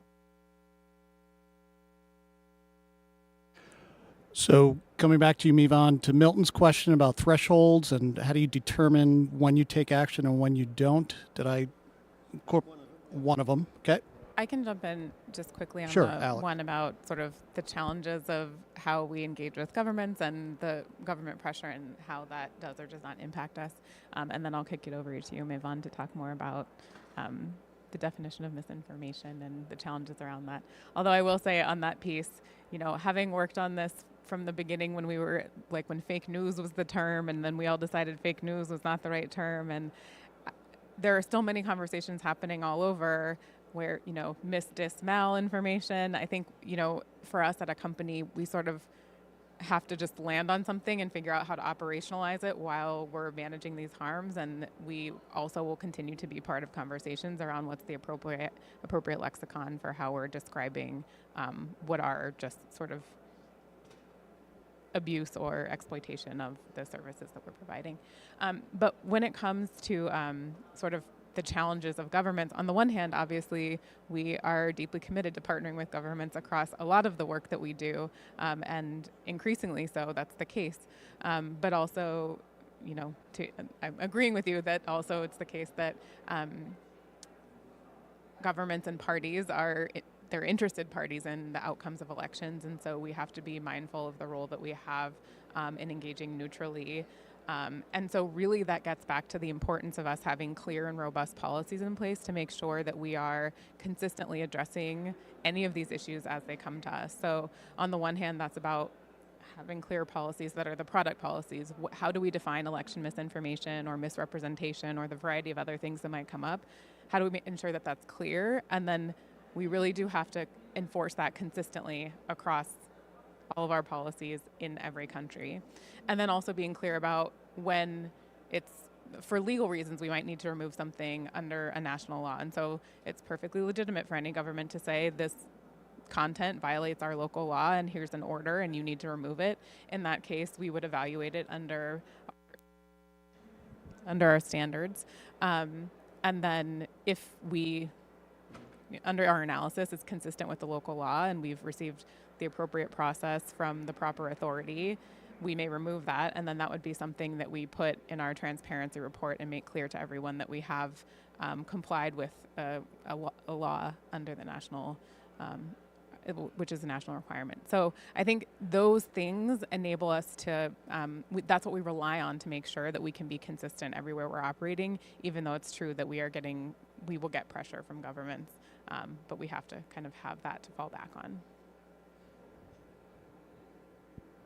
Thank you, Alex. Mivan? I think that was a great summary. And the only thing I would add on terms is I've seen like Alex, I've seen like a lot of work done on the different terms in this space, and I think that sometimes different terms are helpful for different types of things. But I think the way that I like to think about it personally, that makes it very real and reminds me and others of the importance of this work, is thinking about it through the lens of harms. And I think that there is some really excellent work being done at the moment by a professor called Peter Cunliffe-Jones at Westminster University to develop a harms framework specifically for mis and disinformation. And the European Fact-Checking Standards Network is, a couple of organizations in Europe are looking to actually start using that in a meaningful way, to actually highlight the harms of misinformation in like a completely different way. Because I think it's one thing to say, there's misinformation, and it's another thing to say there has been 5% election interference in this country, right? Or vaccine misinformation that has led to this harm. And I think that that is the level of granularity we need to get to. And at that point, we kind of bypass some of the issues of the words, and we get more to those claims and those narratives and those harms. And it's only at that kind of detail we can start to understand what interventions are meaningful and who should take them. Should that intervention come from a government? Should that intervention come from a platform? Should that intervention come from the community or the people affected? Because I think actually we need interventions at all of those levels. Thanks. Alex, did you have anything to that? Nope. Okay. I've just been shown the we have 5 minutes to wrap up sign from our helpful tech support in the room. So what I'm going to do is ask each of our panelists, I guess, if you had one piece of advice that you could offer people who might be interested in either participating in or starting their own elections coalition, what would that piece of advice be? And then a call to action coming out of today, what would you like to see happen? We'll start with David, please.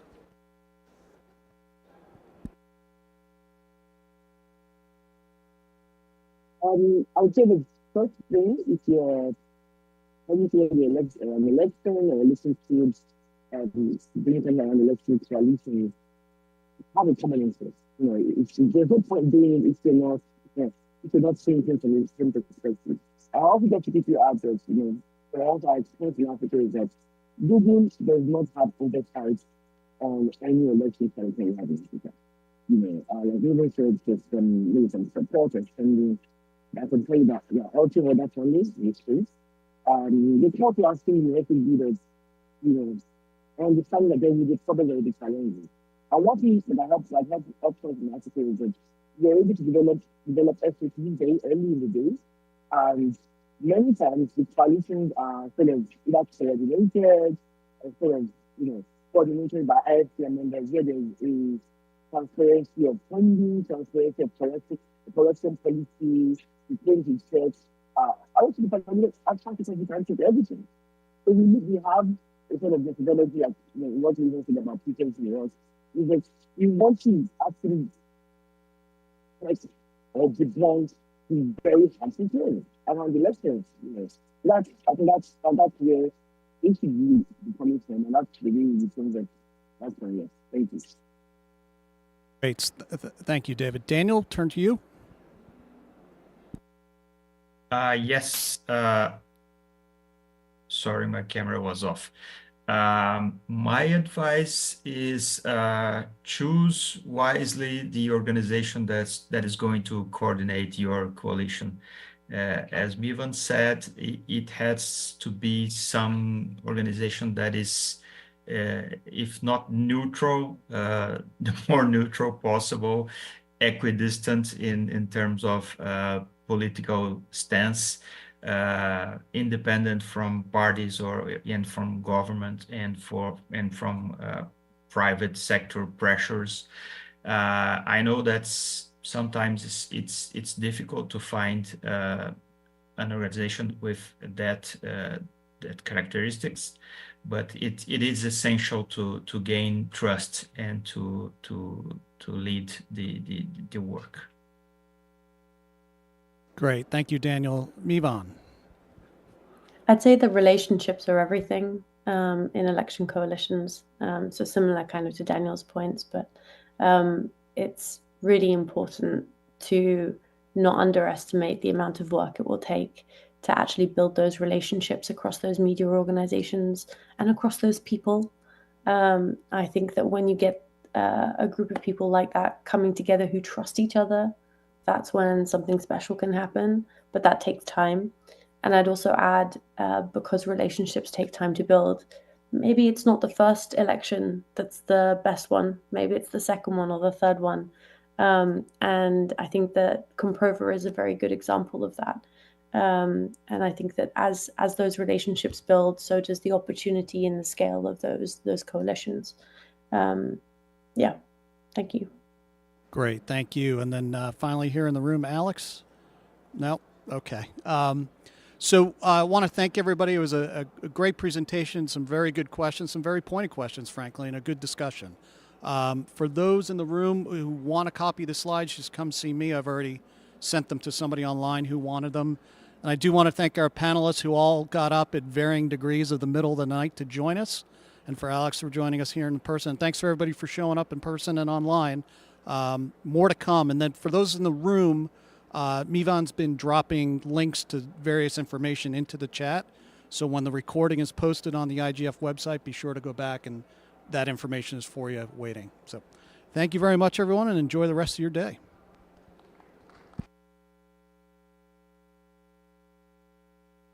Thank you so much.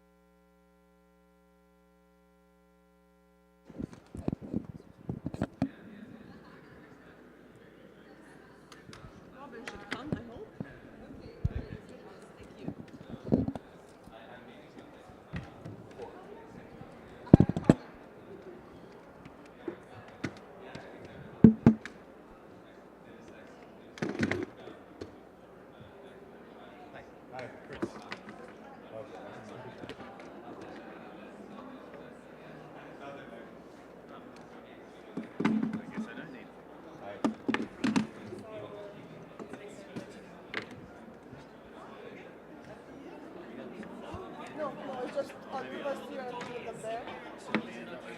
Yeah, can you just check? I don't know. I just grabbed one. It's channel 4.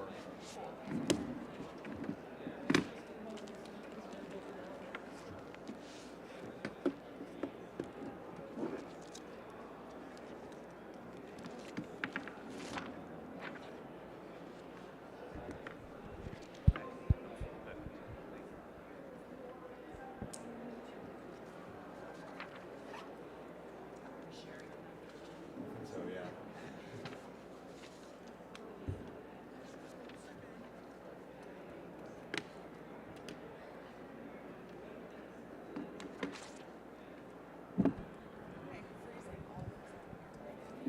Just testing if this works. Yeah. Yeah. Okay, perfect. Okay, so we'll take 1 minute and then we will start. Apologies for those online. We are running a little bit behind time here in the room, but we'll be with you in just 1 minute.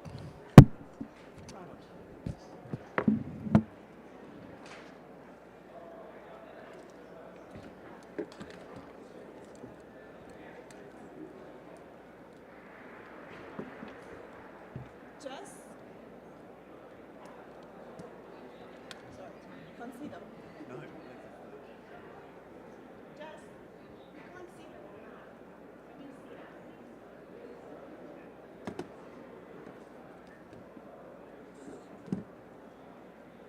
Better.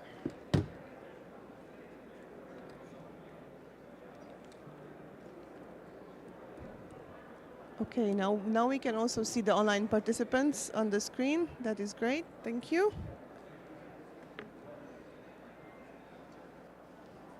Great. Hello, Francesca. Hi, Renee. Thanks for joining us this early.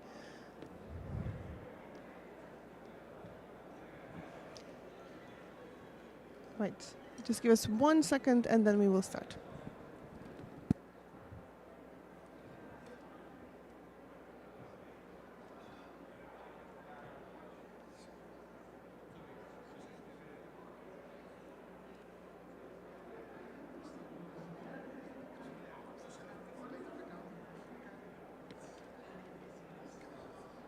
It is all today.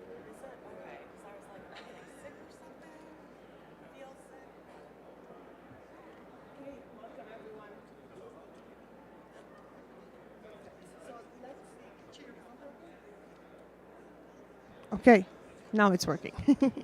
Okay, welcome everyone. I think we are ready to start. For those of you who might wondering if you are in the right room, this is workshop number 103 at the Internet Governance Forum on aligning strategies protecting critical infrastructure. This is a workshop that we've convened with the International Chamber of Commerce and our partners. My name is Timea Schutte. I am Global Digital Policy Lead at the International Chamber of Commerce, and I will be moderating the session today. So why have we chosen to put this topic forward for the IGF? We've chosen it because we feel strongly that digital transformation is now part of every country's development, that it creates enormous opportunities and enables basically everything from distance learning to economic advances, manufacturing, agriculture, all societal divisions and all sectors of the economy. And that cybersecurity is central to making this space work. But as we see the cyberspace evolving and it's the centrality that it has to our everyday lives, it also poses a number of risks. And it needs us all to work together to ensure trust in the digital economy through the protection of the availability, integrity, confidentiality of these most essential infrastructures that make the internet and digital technologies work, and the services that they provide so that they are truly resilient. So that's all I really wanted to say about the importance of the discussion that will happen today. My role here will be the easy one. I'm just going to ask the questions, but I have a number of experts both here in the room and online who will do the hard job in trying to provide some answers to why we need to talk about this, where we are at and where we're heading towards. So just for a quick introduction before I hand over, we will have with us, and in the order of which they will be speaking in, Mr. René Sommer online, who is Director of Government and Industry Relations at the Ericsson Group, and also the chair of the ICC Global Digital Economy Commission, who will be our keynote speaker today. And then we'll have a panel of conversation with Ms. Julia Rodriguez Acosta, online as well. Hello, Julia, from the Permanent Mission of El Salvador to the United Nations. Mr. Wouter Kobes, Standardization Advisor for Netherlands at the Standardization Forum. Mr. Chris Buckridge, to my left, who's Senior Strategy Advisor at the Global Forum on Cyber Expertise. Ms. Francesca Bosco, online, who is Chief Strategy and Partnerships Officer at the Cyber Peace Institute. And last but not least, Ms. Robin Green, sitting in front of me, who's Director for Privacy and Public Policy at Meta. So without further ado, I think we're ready to jump in and hear from Renee, a bit of a keynote address to kick us off and discuss a little bit about what is the current state of play in protecting critical infrastructures and their supply chains, and what has ICC done about all this in the recent past. So Renee, I'm passing it over to you. I hope you can hear us and you're ready for your keynote. Do we have Renee online? Seems like his screen might be frozen here.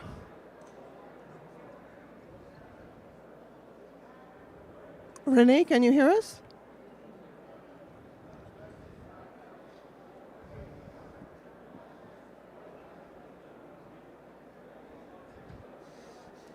Can we try and connect Renee? Hello? Renee, are you with us? Can you hear me? Can you try and speak? Can you message him, please, to try and speak? Hello, can you hear me? Yes, we can. I can't hear you in case you're talking to me. Yes, I'm talking to you, but we can't. Can we make sure that Renee has audio? Apologies for the technical confusion. Or just while we're trying to figure out, maybe if somebody can put in the chat that he can start his keynote.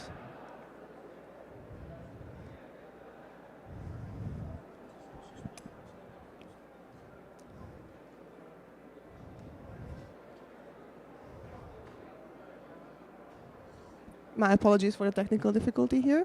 Maya, Yes? can you hear me? Yes, I can hear you, Francesca. I sent him a message. Let's see if he can see it. Thank you. Yes, I can hear now. Yes, perfect. Okay. So Renee, I was just saying we're ready for your keynote.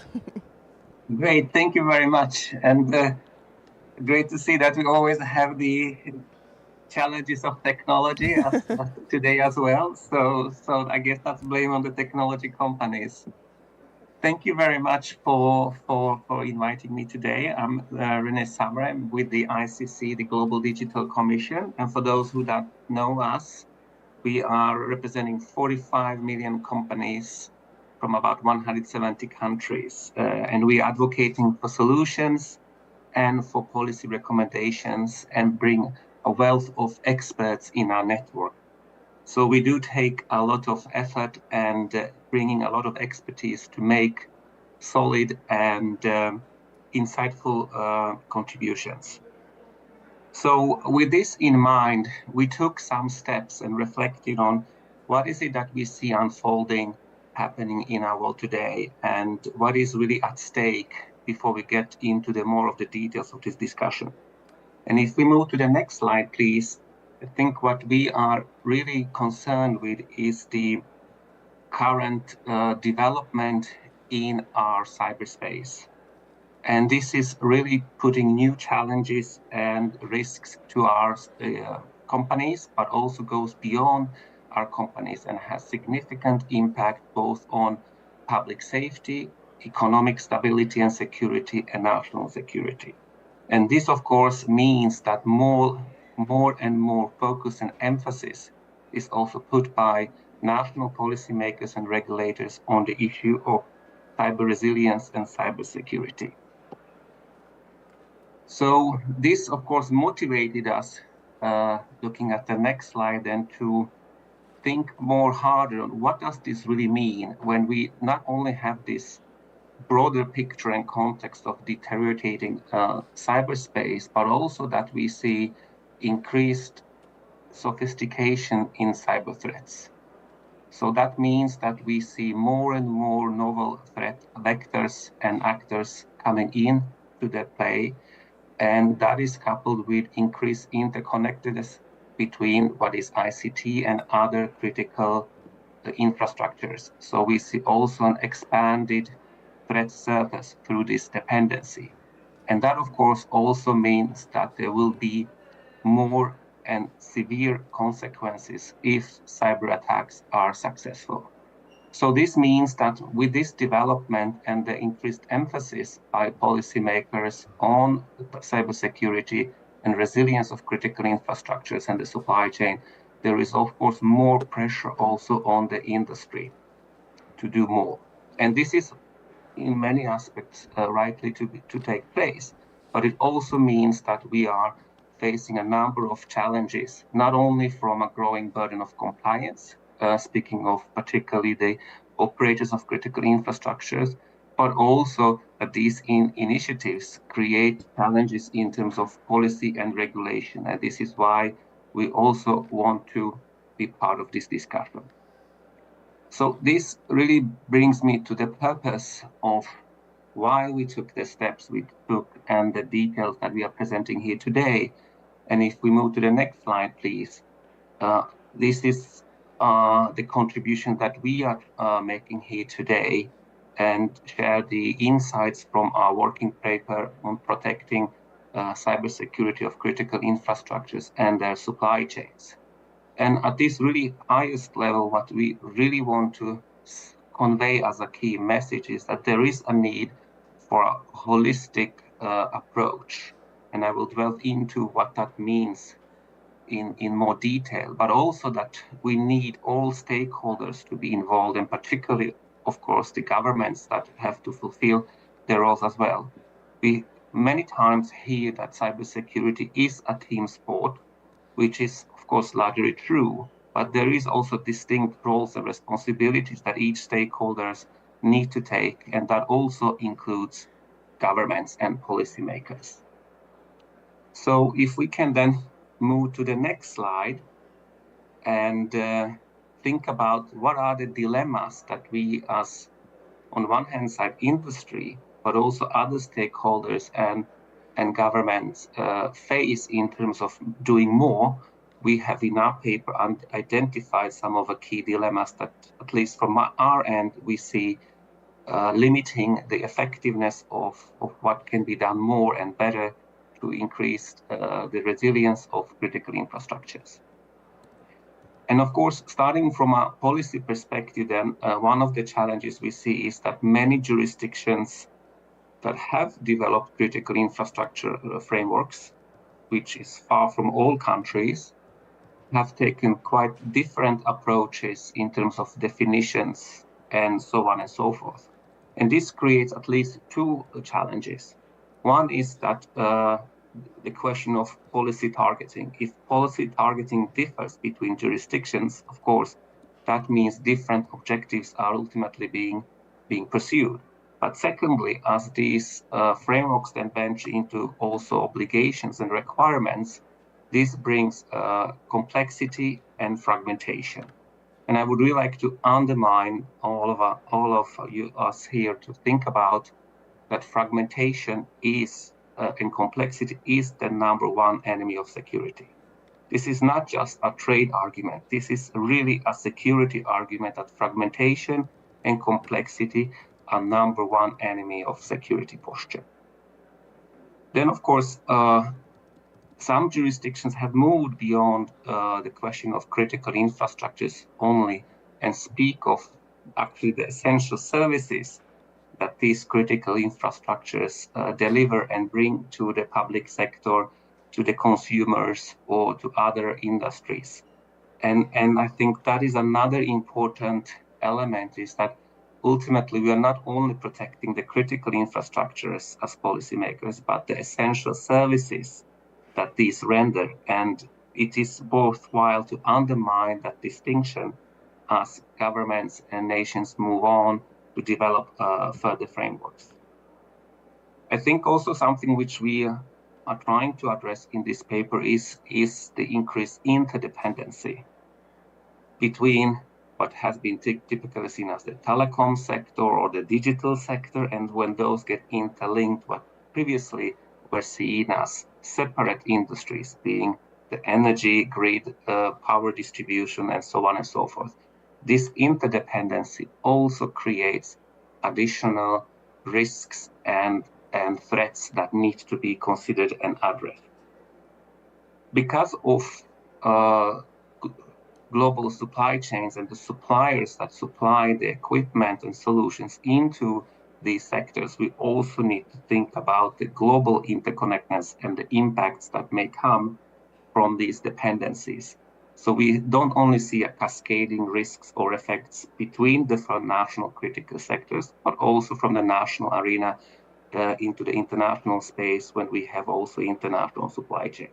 And as all of you well know, cybersecurity does not know any borders, so this, of course, brings additional challenges. I think it is also important to highlight the aspect of third-party suppliers in the supply chain that have been also increasingly targeted by threat actors and become an entry point into impacting critical infrastructures. And here, of course, a number of challenges that we will talk about later need to be addressed. But also important to keep in mind that there are, of course, different types of suppliers and they have different level of maturity, and making sure that we have sufficient capacities and capabilities in the supply chain to address these risks and exposures is extremely important. Which brings me then to, well, how do we move beyond dilemmas? And if we go to the next slide, please. We, of course, took good time and effort to think about, well, what are the best industry best practices and what do we see on policy and regulatory side? And by no means this is a unique insight by ICC and its members, because of course there is a lot of good work done by others. And we have definitely stolen with pride where there are other entities or stakeholders that have put a lot of effort and thought into these questions.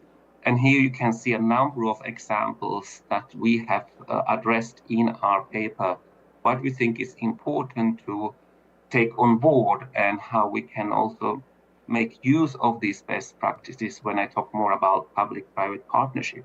And some of these examples here, of course, such as having comprehensive security measures or strong data backups and so on, are fundamental considerations that we believe the industry needs to lead with, and it's necessary part of the solution. But again, we also have policy and regulatory approaches that we need to take care about and consider how they impact the posture of critical infrastructures and the operators of those. And it is, of course, so that as any other industry, if we talk about the operators of critical infrastructures, they also face a number of constraints. And that means that when we look at the different regulations and approaches, it is important to think about how we make sure that those are effective, targeted, and achieve their objectives so that we can work with those constraints in the most effective way and achieve the outcomes I think all are looking forward to achieve, which is secure critical infrastructures and the supply chain. So moving beyond this generic statement, if we go to the next slide, please. We do, of course, think that there is more to be done. And we believe from the industry side, there are a number of priorities thinking about the constraints again. For instance, start with the baseline security requirements first and make sure what needs to be done first is really in place. We don't need to start with the perfection on day one, but really make sure that the bare minimum is in place and work from there rather than trying to fix everything at the same time. Secondly, I think what is important, because of the dependencies I touched upon earlier, it is also important to think about what are the third parties, the supply chain actors doing in terms of contributing to or actually decreasing the security posture of critical infrastructures. So please do keep that in mind.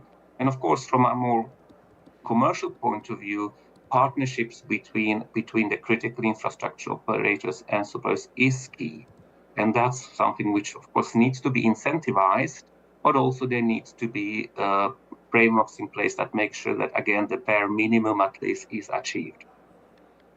On the policy side, I would say that there are a few things which we already see being developed in several jurisdictions. We see that there are now requirements on suppliers and third parties on how a secure software development process should look like. This is something which I think should be expected. And as we see that more and more sectors are becoming more software driven and software rich, this is definitely an important aspect of security. Speaking also of the supply chain, and where not only resilience, security, but also trust is important, diversification is key. And this is another element of policy making that we see is developing, that you want to make sure that you have a resilient, secure and trusted supply chain. And then lastly, I think also, or we think that there is an essential aspect of policy to make sure that on one hand side, there are clear roles and responsibilities, but also that cooperation and coordination between the stakeholders is encouraged, because we don't want to see an environment when risk-averse behavior stops the behavior of sharing information, being proactive, and sometimes even taking risks, especially when we talk about in the heat of the moment when incidents and threats are unfolding and measures need to be taken. So with that, if we can move to the next slide, if we put some of these examples in a kind of a broader or bigger picture, what is it that we are really looking for? And this, I think, needs repetition and repetition, because it takes time from saying this and seeing this being implemented into policy action. But number one, again, there is no single silver bullet here. And that's why we are advocating for an holistic policy that is both well balanced, but also well targeted, to make sure that the critical infrastructures and the essential services providers and their supply chain are working together towards a set of goals. In the context of collaboration, it is also important that we see that there is both emphasis on enforcement, but also on incentivizing appropriate behavior. And this, I think, is particularly important to keep in mind, because cybersecurity is not an end in a sense that we come to a situation when everything is cyber secure. It is a continuous journey. It's a state that is always on the move. So we will never be done. There is no final checkpoint. And that's why it's important to also have incentives for appropriate behavior. Then I think, and this comes back to my initial call, that also governments have a real important role. And while cybersecurity is a team sport, but there is also a clear role for governments. And there are residual risks. Even if you develop an appropriate security regulation framework and you take appropriate mitigating measures on board, there will always be residual risks. And this is where governments in particular have a very important role to play. And you see some examples on measures, how you can actually address these residual risks. This is something which the industry will not be able to fix, and there are no insurances for this to be taken. And even if so, it doesn't mean that the negative consequences will not happen just because you have an insurance. So please do think about those as well, how to tackle the residual risk, which is very, very important. If we move to the next slide then, And here I think we have 3 more slides to kind of go a little bit more into some of the recommendations we have in this paper. From a policy-making perspective, it is absolutely necessary that nations do have an independent, competent cybersecurity agency. This is a competence area that needs to be developed and needs to be present, because as policymakers, you're not only developing laws, but you're actually also protecting in real time and take action to deal with incidents. Just having regulation and secure products doesn't mean that threats will go away. And when developing these national frameworks, the reasons why we speak about holistic approach and a coordination between national cybersecurity agencies and policies is also because one thing is about having a clear framework that we as industry understand what is expected of us. But again, cybersecurity is also something that is happening in real time. We talk about incidents, vulnerabilities, mitigation, and so on. And it is absolutely necessary that there is a clear understanding of who is doing what and when, so that we can also take actions when actually attacks are successful and we need to recover quickly and get back into operations with minimum damage and consequences. And this, of course, requires collaboration. So it is important to think about in the regulation that, yes, we need enforcement, we need clear rules, but we also need good collaboration between the private sector and the national agencies. And lastly, when we talk about supply chains, again, I think looking at national fragmentation of requirements that breeds complexity, which is the enemy number 1 of security, international technical standard is a necessary feature of good security posture. If we move then to the next slide, please, which brings me to the international cooperation. Again, it is so that what happens at national level will not be bound by cyber incidents and cyber events from a national perspective. So to address the issue, for example, of response or the complexity challenges through fragmentation, it is essential that governments do what is achievable in terms of working with their peers and strive to take action internationally, globally, to make sure that we can have as much harmonization on the rules, requirements, and the standards, so we can create a common platform for addressing challenges, but also work with the complexity and reduce the complexity through fragmentation. Coming back to the residual risks, this is where, of course, governments and nation states plays an enormous important role.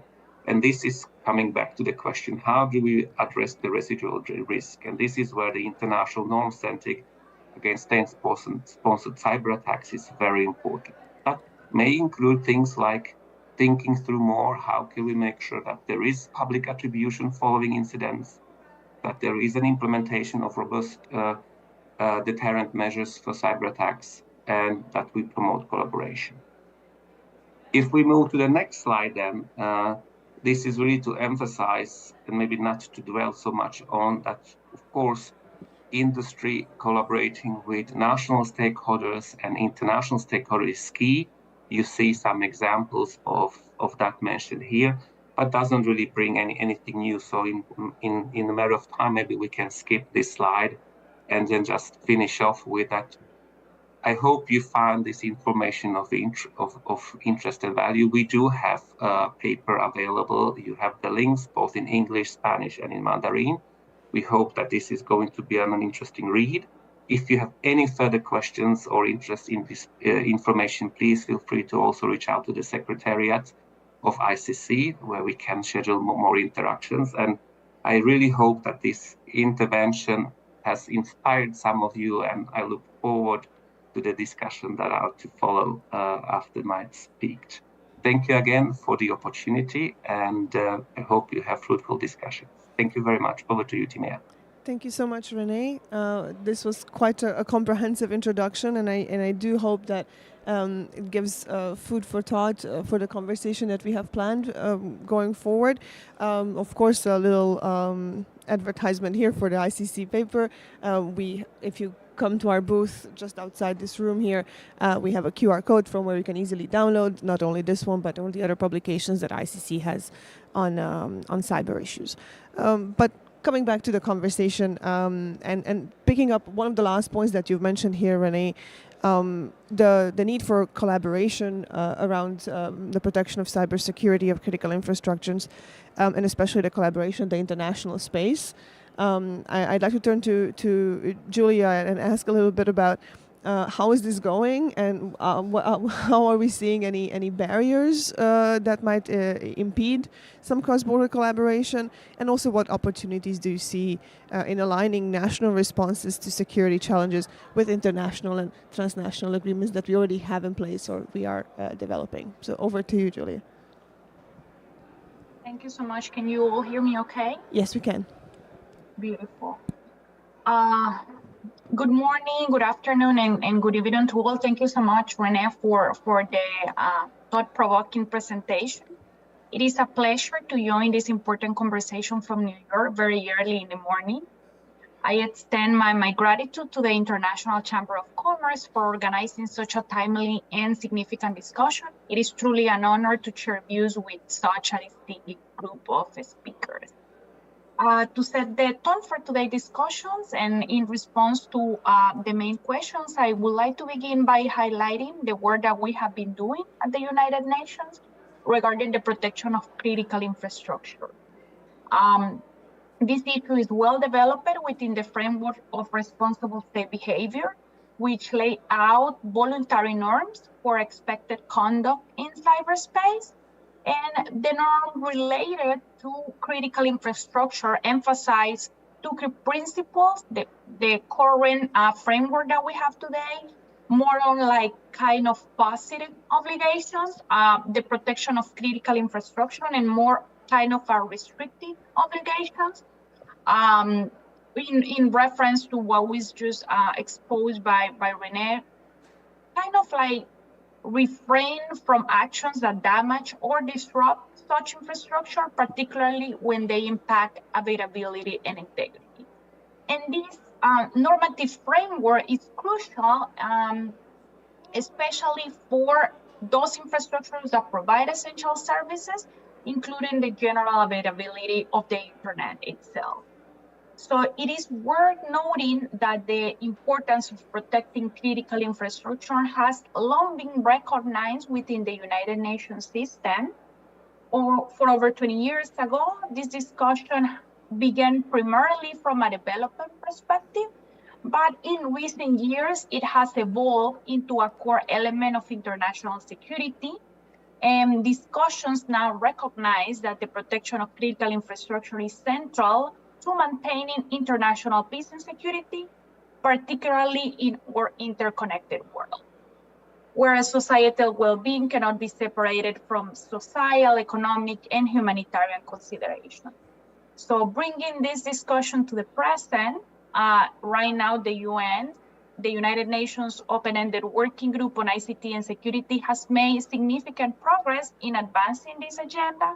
And one of the recent development is in the just published annual progress report in the categorization of critical infrastructure sectors that require protection. And now we have an inclusion on sectors that range from healthcare, maritime, aviation, financial services, and energy. And I think that the sectoral approach is a significant step forward, because it acknowledged that protecting critical infrastructure involves cross-border challenges with global implications.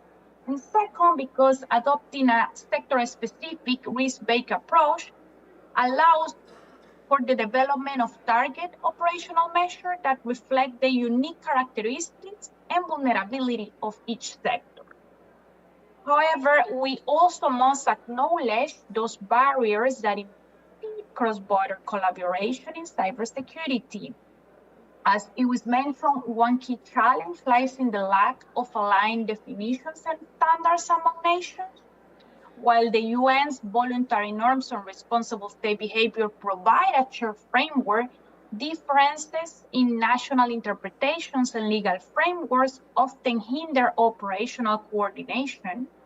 Additionally, of course, there is gaps in trust, misaligned priorities, and the absence of unified approaches to identifying and responding to threats. And this further complicates these efforts that we're trying to do at the multilateral level. Yet these challenges also present with opportunities, aligning national responses with international agreement, for example, in not only at the international level, but also at the regional level, the creation of shared understanding on threats and coordinated responses. And of course, that by fostering trust and promoting partnerships, both public, private, and multilateral, we can enhance our collective ability to address the global risks facing critical infrastructure. So this directly addresses the first policy question on cross-border challenge that hinder operability and coordination. And for us, the role of public-private partnership in strengthening safety and security is key. So El Salvador has actively engaged in all the multilateral arena to advocate for concrete implementation measures. And we have emphasized the importance of partnerships and collaboration with service providers, for example, as these are essential to ensure the protection of critical infrastructure. While the understanding of the need for multi-stakeholder collaboration is well established, we still are facing challenges at the UN fora in translating this broad principle into actionable policy-oriented recommendations. So I will stop here and particularly lay those colleagues that represent other stakeholders to share current best industry practice. I think that Renee presented some very well recommendations for enhancing cyber resilience, and I remain eager to engage further during the Q&A session and comments. And I thank you so very much. Thank you, Julia. We're going to return to the room here from the online world, and I'm going to turn to Wouter here in front of me. We've mentioned the role of norms, we mentioned the role of regulations, but I wanted to ask you about standards and protocols that also need to work across jurisdictions. Sorry, I think I'm losing my microphone. To make sure that the systems we put in place are actually operational on the ground, and we don't have the fragmentation that Renee was talking about in the beginning. So how do you see that from the point of view of where you're sitting with the standardization organization in Netherlands? Yes, thank you very much. So as part of the Dutch government, we are using standards as a vessel to achieve various goals. One of them is interoperability within government, but also strategic independence from large vendors. And specifically on those standards that address cybersecurity, of course, the security of the government as well. And we actually see that when we are pushing for adoption of these standards, the result is that also other parts of critical infrastructure are positively affected by this because they start implementing certain standards as well. And I think the interesting connection to the keynote of Renee is that the holistic approach to cybersecurity is also seen through security standards. You have really organizational standards. The well-knowns are, of course, the ISO 27001 and 2 standards, which give your organization basically a guideline to implement cybersecurity measures at an organizational level. Then moving on, there are technical standards that, well, each of these standards really serve a goal in actually protecting your organization better or addressing a design flaw of the internet itself in terms of cybersecurity. And I think the benefit of those standards is that it's quite easily to measure if a standard is adopted or not. And when all that fails, then there are also standardized methods to share information, for instance, between CSIRTs, SOCs, and vulnerable organizations. Think about indicators of compromise, vulnerabilities that have been found within systems. And in recent years, even a standard has been developed where you basically can publish in a standardized way contact information which can be used by security researchers or ethical hackers to contact you in case if they find a security issue in your system, organization, which was not found in any of your previous efforts to improve cybersecurity. So, so this is very nice. These are very nice standards to have, but of course, a standard needs to be adopted before it becomes effective, and this is where our main challenges lie. And I think in our experience, one of the best methods to actually increase adoption is to show how well standards are adopted within the Dutch government. And we have developed also a measuring tool for this purpose that actually can report for every website, for every email domain, how well the standards are adopted within a certain government organization. And throughout presenting these measure results regularly, we see over time adoption of these important security standards, which in return will not solve all the challenges that René have laid out as cybersecurity, because I completely agree, you are never done with cybersecurity, but it has in fact benefited the security of the Dutch government in that sense. And it's really nice also to have published this measuring tool as an open source project for, well, basically everyone in the world to use and to measure their adoption of these important security standards. So that was my contribution. Thank you. Much, Wouter. So I'm going to turn to Chris here on my left, because we're talking here about a holistic approach, making sure that things work across borders, making sure that we share information, we don't lose sight.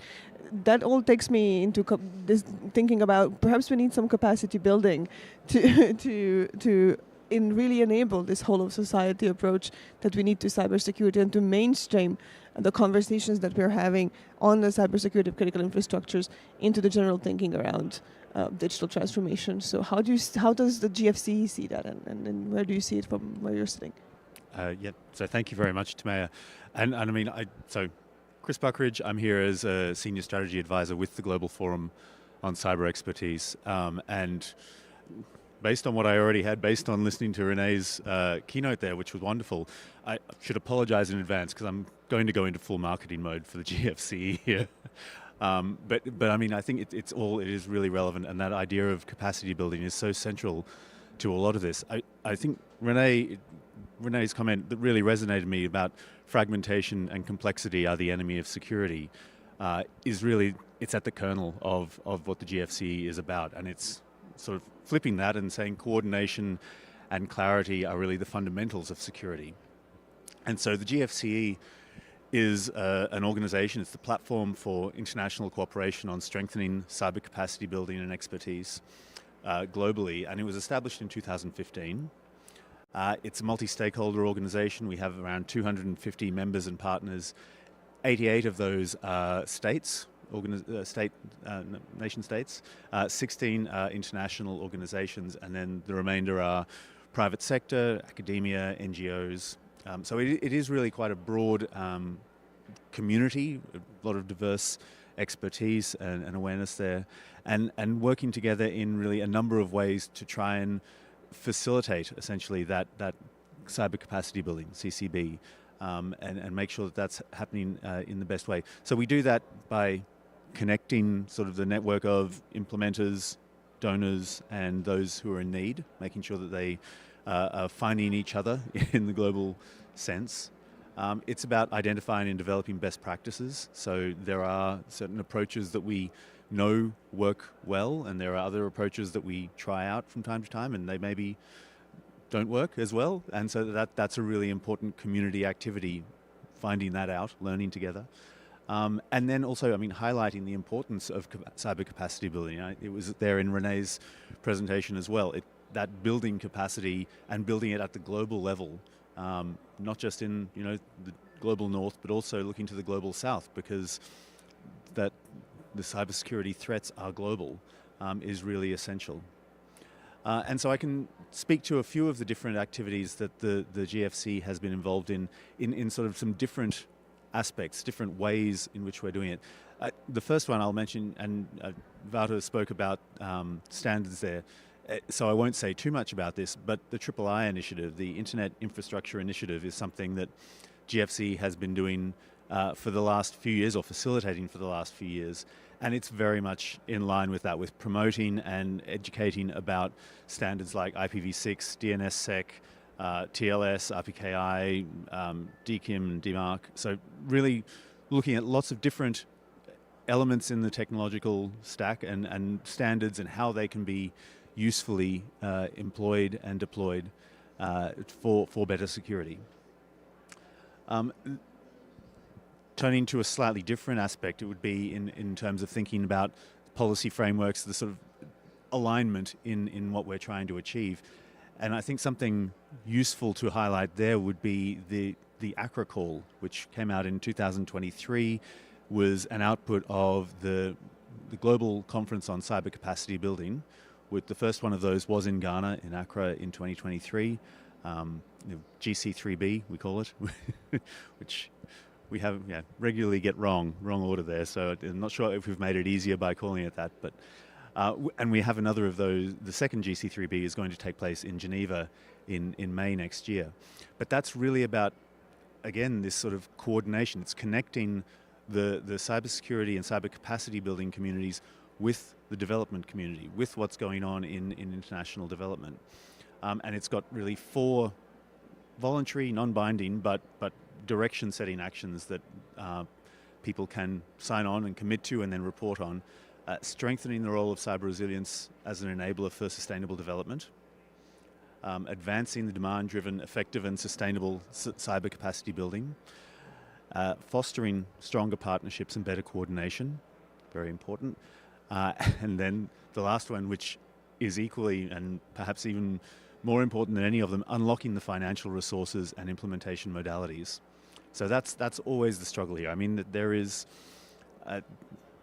governments, private sector, any of these stakeholders have priorities, have limited resources. So making the case that investing in cybersecurity, investing in capacity building is essential is a really fundamental element in all of this. And that's I think where the ACRA call is important.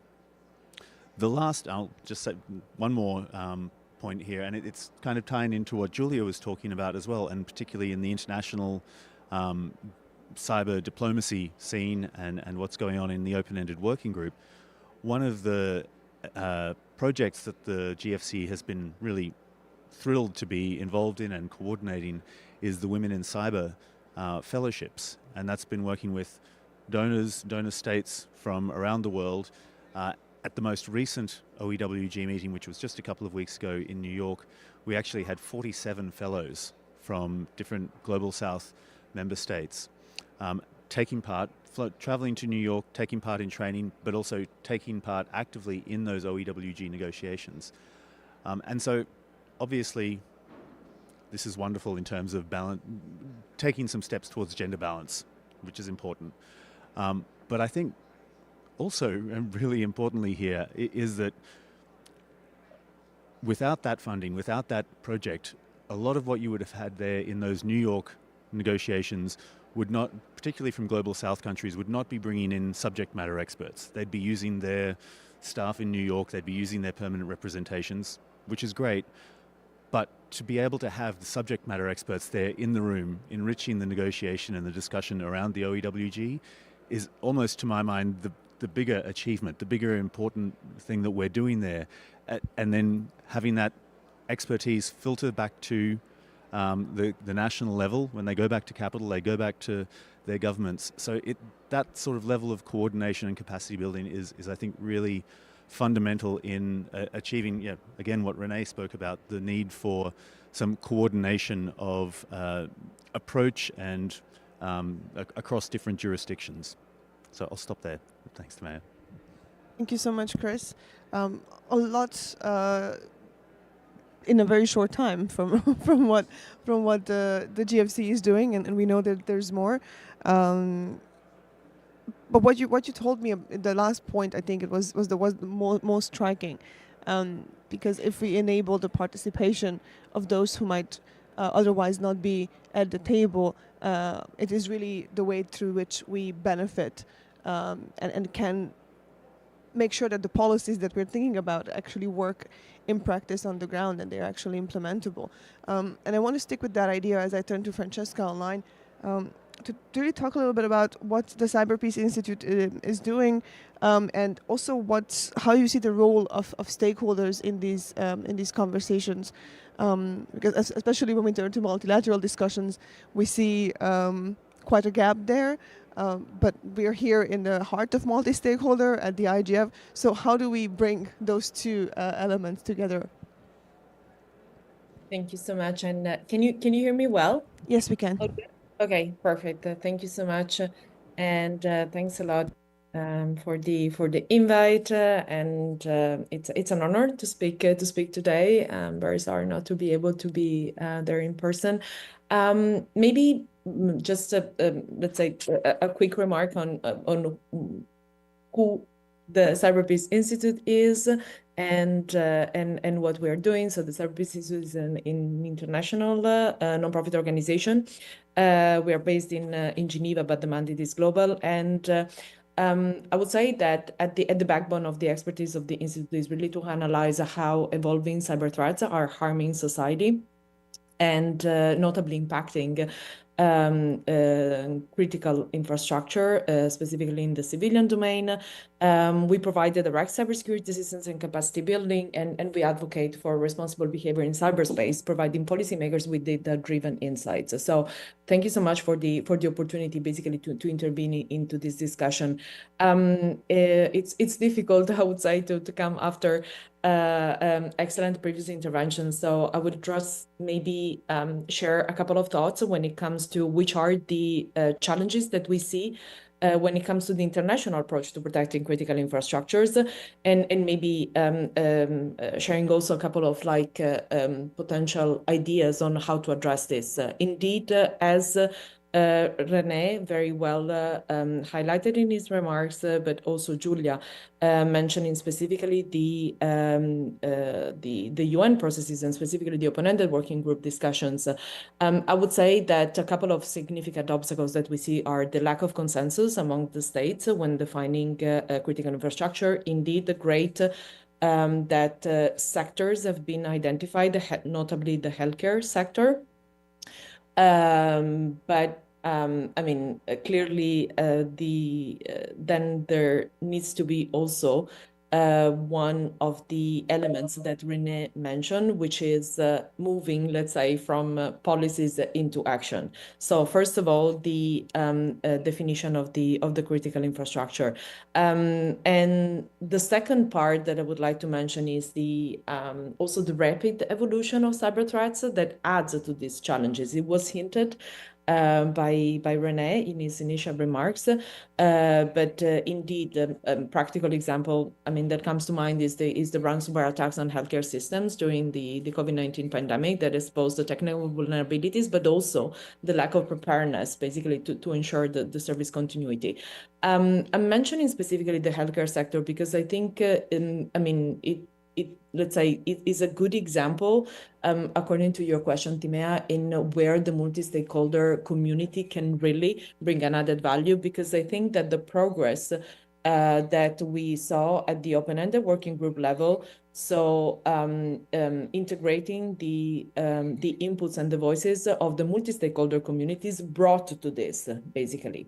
And I can tell you from a very practical standpoint, what we did at the Cyber Peace Institute. So the Cyber Peace Institute was launched at the end of 2019, well on time, basically, to start during the pandemic, which was, on one hand, we transformed it in a way into an opportunity because the mission of the institute is to protect the most vulnerable in cyberspace. At that time, the most vulnerable in cyberspace was the healthcare sector, basically widely identified from hospitals to labs to civil society organizations that were working, for example, when it comes to developing countries, that were working basically to provide essential services. So we took this sort of like comprehensive approach, and we tried to understand, okay, how the critical infrastructure this critical sector is impacted by cyber attacks, not so much from the angle of, let's say, simply, allow me to say, collecting information about the damages, the cost, how many devices were infected,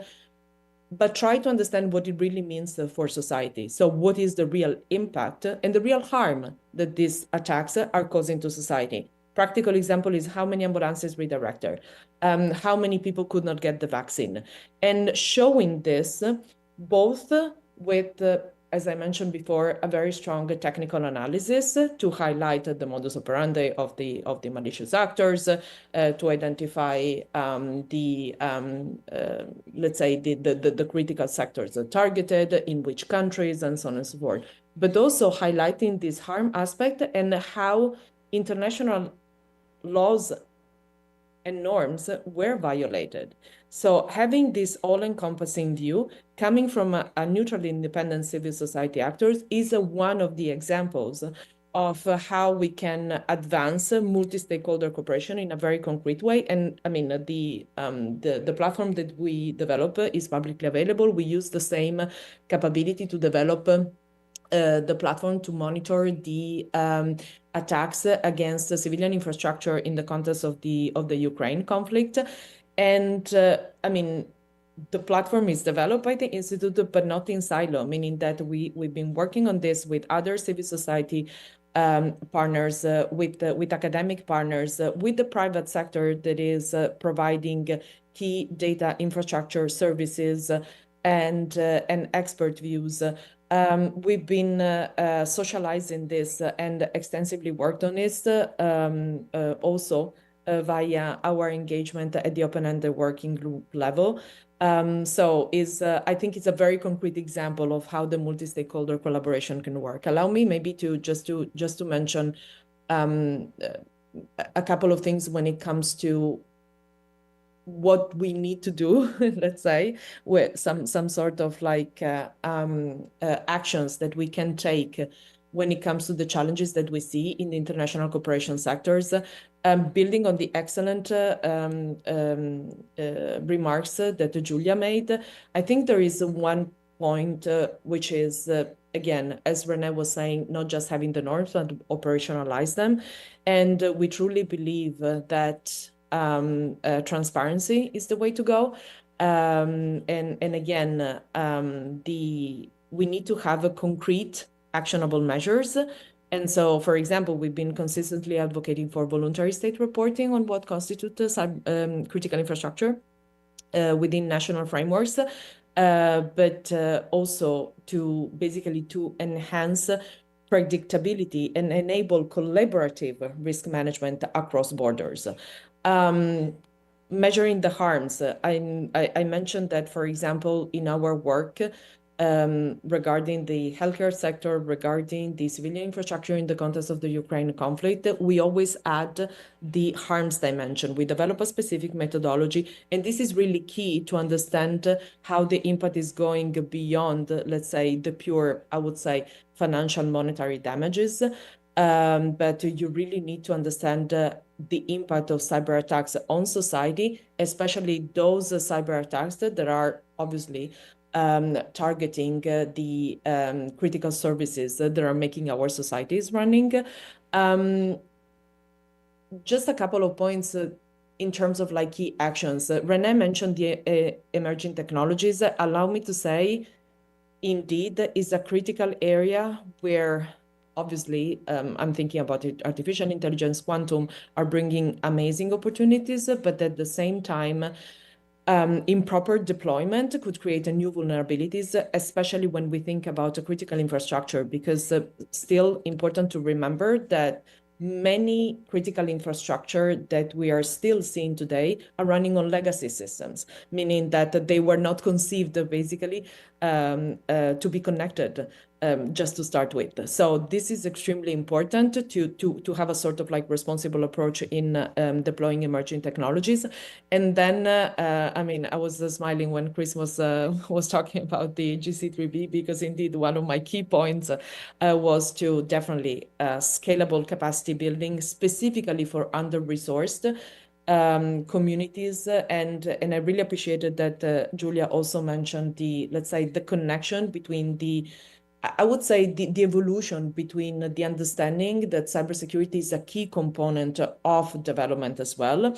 And to this end, I was encouraging basically the audience as well to build on existing initiatives like the excellent work done by the GFC and the opportunity that we have with the Global Cyber Capacity Building Conference that is upcoming in May in Geneva, really to bridge this gap between cybersecurity and development communities, and critical infrastructure protection is one of the, I would say, the key pillars.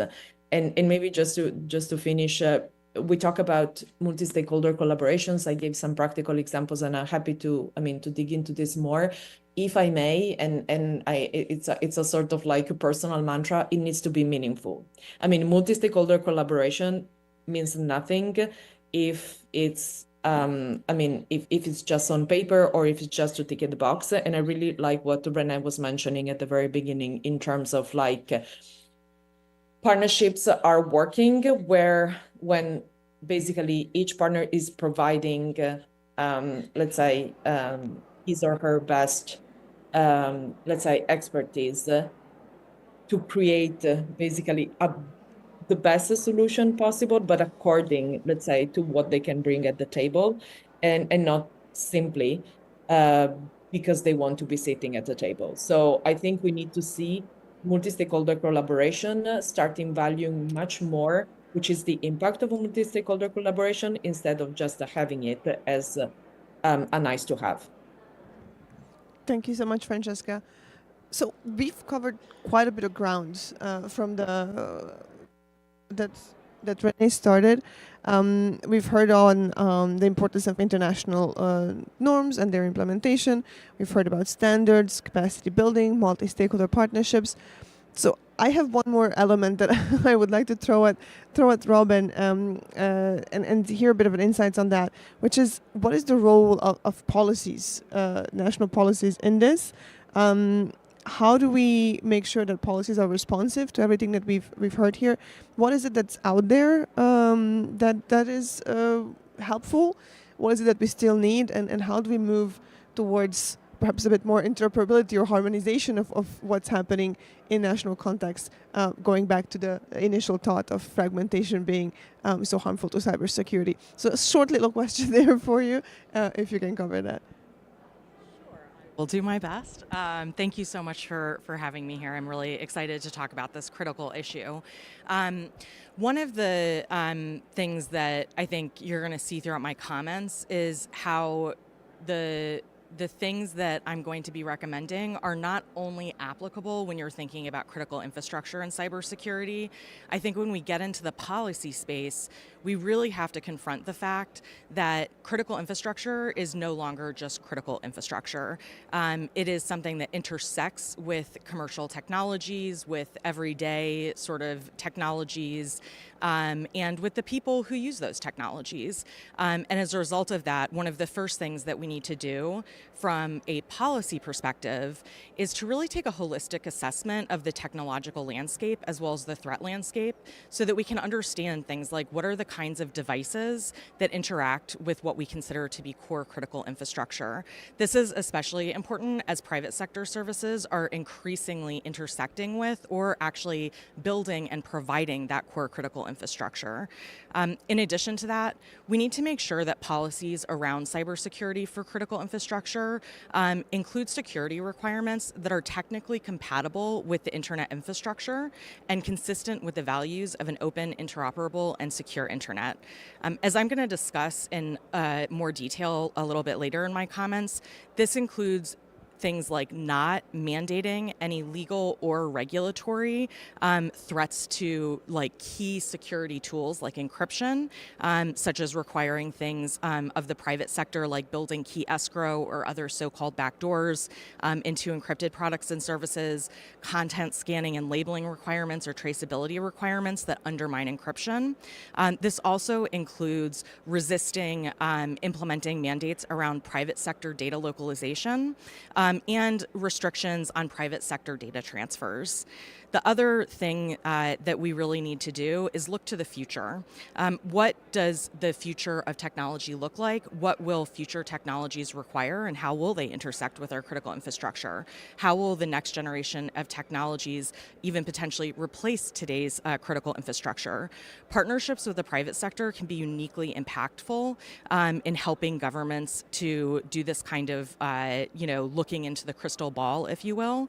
And since private sector entities, technology companies in particular, but also academia and other multi-stakeholder experts are really at the vanguard of these technological advancements and can be uniquely helpful in doing that kind of forecasting so that we can make sure that cybersecurity protections for critical infrastructure aren't only responding to the threats of yesterday and today, but also preparing for the threats of tomorrow. In addition to that, and this is one of the most important things, and I think one of the greatest challenges that we see in the policy landscape, make it easy for companies to want to work with and share information with governments, cyber threat indicators, that is, and make sure that those relationships with companies are not, the big don't is don't establish relationships with private sector on the basis of regulatory threats or threats to services to their license to operate. Legal frameworks that promote human rights norms, rule of law, and legal predictability, not only in the context of cybersecurity, but also in the context of other policy spaces, are the ones that will promote willing collaborations and do ensure that relationships are reciprocal. At the end of the day, the willing collaboration is one of the most important things for private sector partnership with the public sector in critical infrastructure protection, because of course you don't want companies in the position where they're only focused on checking boxes and they're, only doing what they're absolutely obligated to do. You want companies that are really looking at the holistic cybersecurity and threat landscape and proactively sharing information with governments that they think will really lift all boats, if you will. And so this makes this one of the most important elements of encouraging this willing collaboration beyond not having it be sort of like a mandatory or fear-based mechanism, is making sure that these relationships are reciprocal, making sure governments are sharing information back with the private sector early and often. This not only helps to lift all boats by enabling companies to better protect their clients and users, but it also builds trust and incentivizes these companies to come to the table in the first place. Beyond just reciprocal information sharing, I think the other types of sort of reciprocal partnerships can also include skill building and reciprocal access to technological tools and new technologies. The next thing that I think is going to be really important in having a better policy space that is providing more robust protection for critical infrastructure is actually starting to track the broader policy landscape. And this is something that, I sort of touched upon a little earlier in my comments, but we need to really start to internalize the fact that regulatory debates and proposals that are not directly about cybersecurity or about critical infrastructure will inherently affect our ability to protect critical infrastructure in particular. And so, as I mentioned, resisting the impulse to pursue policies that require data localization is, I think, one of the more important things that we can do. At the end of the day, data localization is actually one of the more harmful policies for cybersecurity, not only in terms of like private sector protection of information and things like that, but also in terms of protection of critical infrastructure. This is because it increases costs for companies and for the government in many cases to actually apply state-of-the-art cybersecurity solutions. It restricts access to and deployment of those state-of-the-art cybersecurity services and measures, and it limits and disincentivizes regular system updates. It It also limits resilience measures like storing backups of systems in multiple locations. In addition to that, it's critically important to resist restrictions on international data transfers for the private sector. When we're thinking about protecting cybersecurity, information is absolutely essential.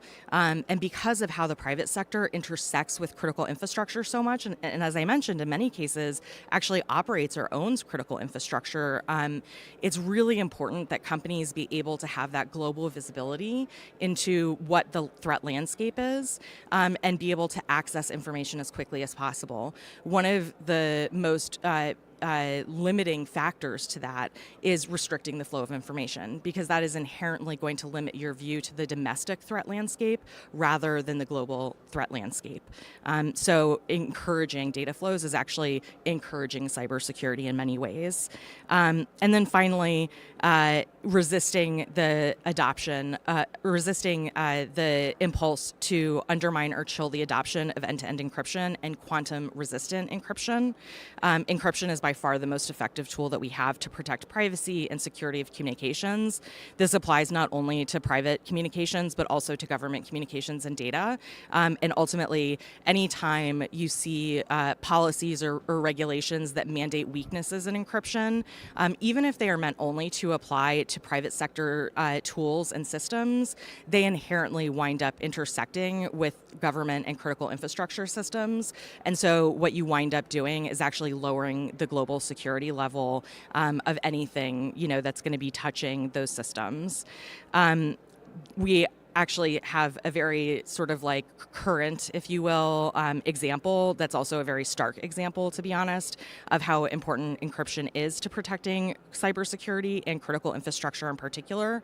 As folks may be aware of Salt Typhoon, this is a major story in the US, but I imagine it's being followed throughout the world, where foreign spies have essentially taken advantage of vulnerabilities in telecommunications and ISP systems in order to infiltrate those systems. And, while they may have access to be targeting lots of different people's communications and private data, they're in fact targeting government officials. And so this is, one of those examples of how we see the private sector intersecting with critical infrastructure and the government, and the need for encryption. The last thing is resisting the impulse to mandate data retention beyond what is necessary.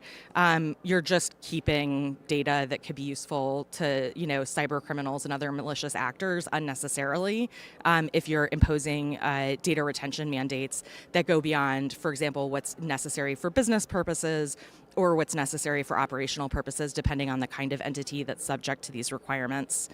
The next issue that I think is really important when it comes to and this is the last issue, when it comes to the policy environment and protecting critical infrastructure and cybersecurity of critical infrastructure, is international cooperation. This is certainly not surprising, as we've heard this many times throughout the panel already, but ultimately it does not just include the sort of traditional types of cooperation around cyber threat information sharing and securing supply chains. It also includes things like regulatory interoperability. Make sure that not only cybersecurity regulations are interoperable with other regulations from other, like cybersecurity regulations from other governments, but make sure that non-cyber domestic and foreign regulations that implicate cybersecurity are compatible with current cybersecurity best practices.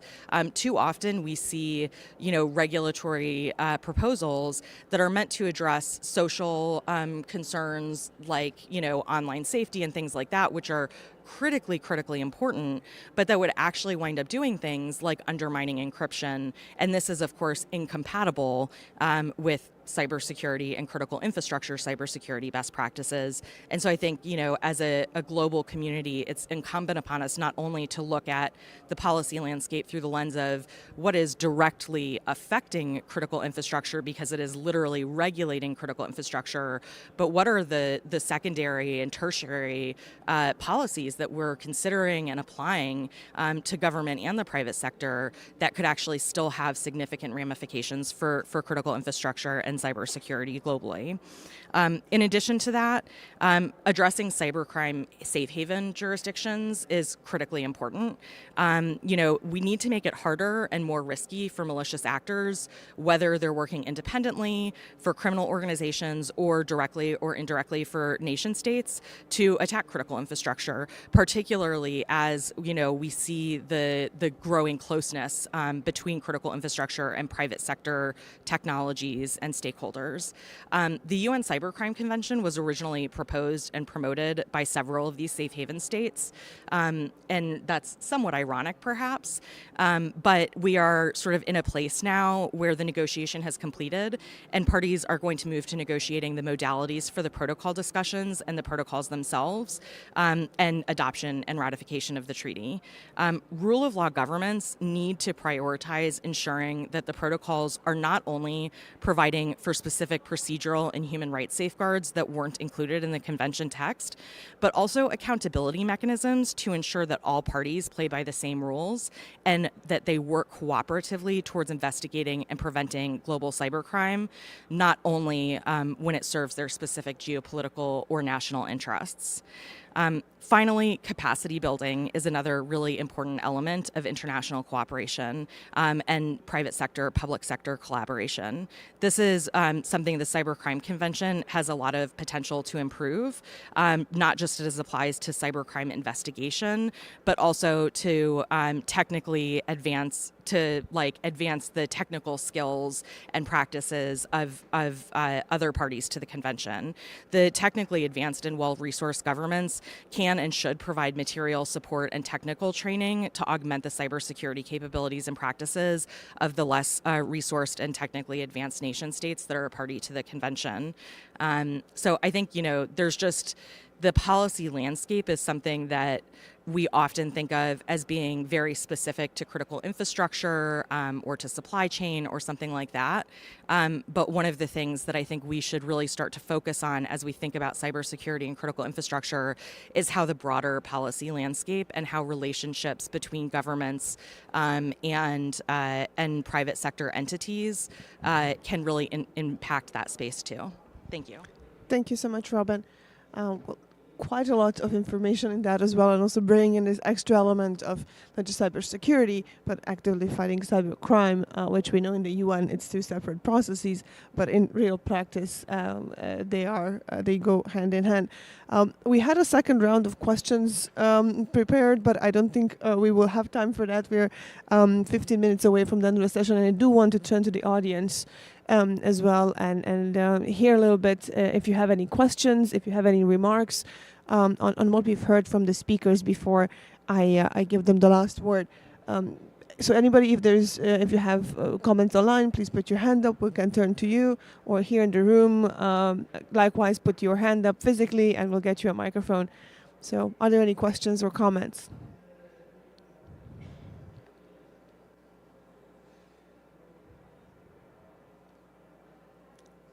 Think you were very comprehensive or very exhaustive, either or the other. Well, if the audience has no questions or input, then I think I'll do a round robin, and then in the very end, I'll get to Renee on the count of first and last words. So in the order that I've called you previously, perhaps I can turn to Julia. And ask, what are your takeaways from this discussion, and what is the one element that you think we should take forward as a message from this session for the IGF and for the global multi-stakeholder community to ponder upon or perhaps act upon? Yes, thank you. Thank you so much for a great conversation. It has been really interesting. I think that the panel is a proof of why stakeholder collaboration is crucial, because I think that each one of the speakers has contributed with its insights on their competencies. I think it is impossible to summarize, but one of the main things that stuck with me, the importance of standards. From my perspective, this can directly address these misaligned definitions that make operationalization a challenge.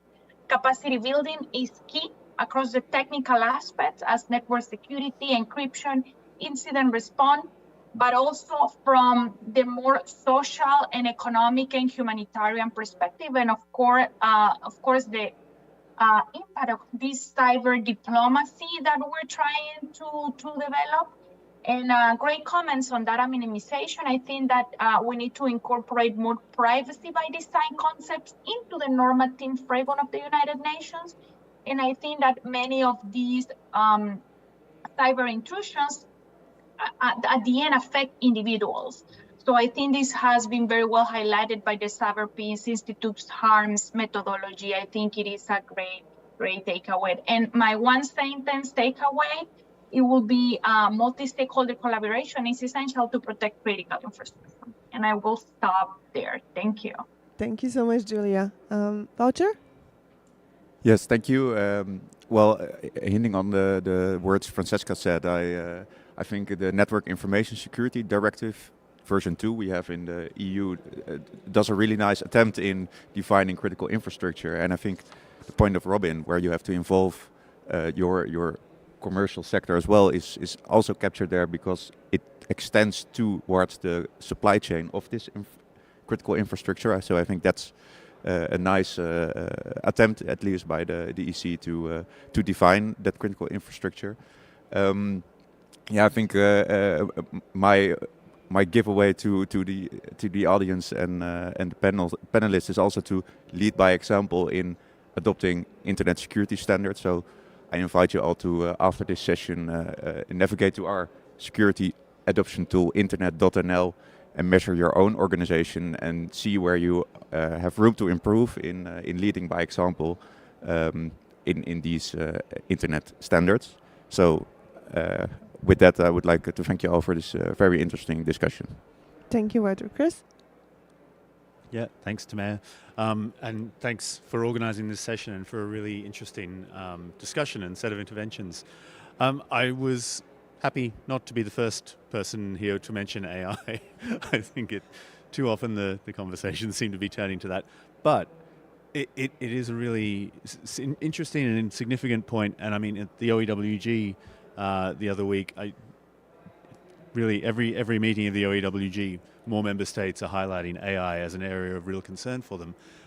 It makes sense. I know ISC2, I think, did a survey late last year, and more than half of CISOs, security professionals, anticipating AI-enabled attacks or AI-enhanced attacks to be part of what they have to defend against. Now, it's not entirely clear what's actually happening to what extent that's happening in real life at this stage, and I think there were some states that also made that point. But, Unity has done a study which sort of really highlights that sort of arms race we're in, where AI is enhancing the abilities of attackers, it's enhancing the ability of defenders, but that really centers back to the need for capacity building. It centers back to, that's great that the defense is sort of continuing to ratchet up along with the attack, but if you're in the global south and if you're not really on that sort of in on that arms race, you're becoming increasingly vulnerable to these attacks.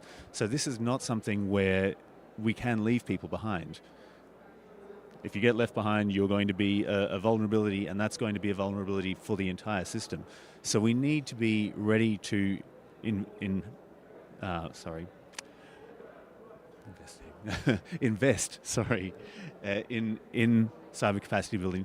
And to use another very overused term, we need to be agile about that. We need, and I think Robin mentioned the changing landscape, the sort of ever-moving landscape that we have in terms of security. That cyber capacity building activity also needs to reflect that. It needs to be ready to engage with what the latest threats are, the latest vulnerabilities are, and to be ready to mitigate that. So it is, as Wouter, I think, also said, a constant. It's not something where we can say one and done.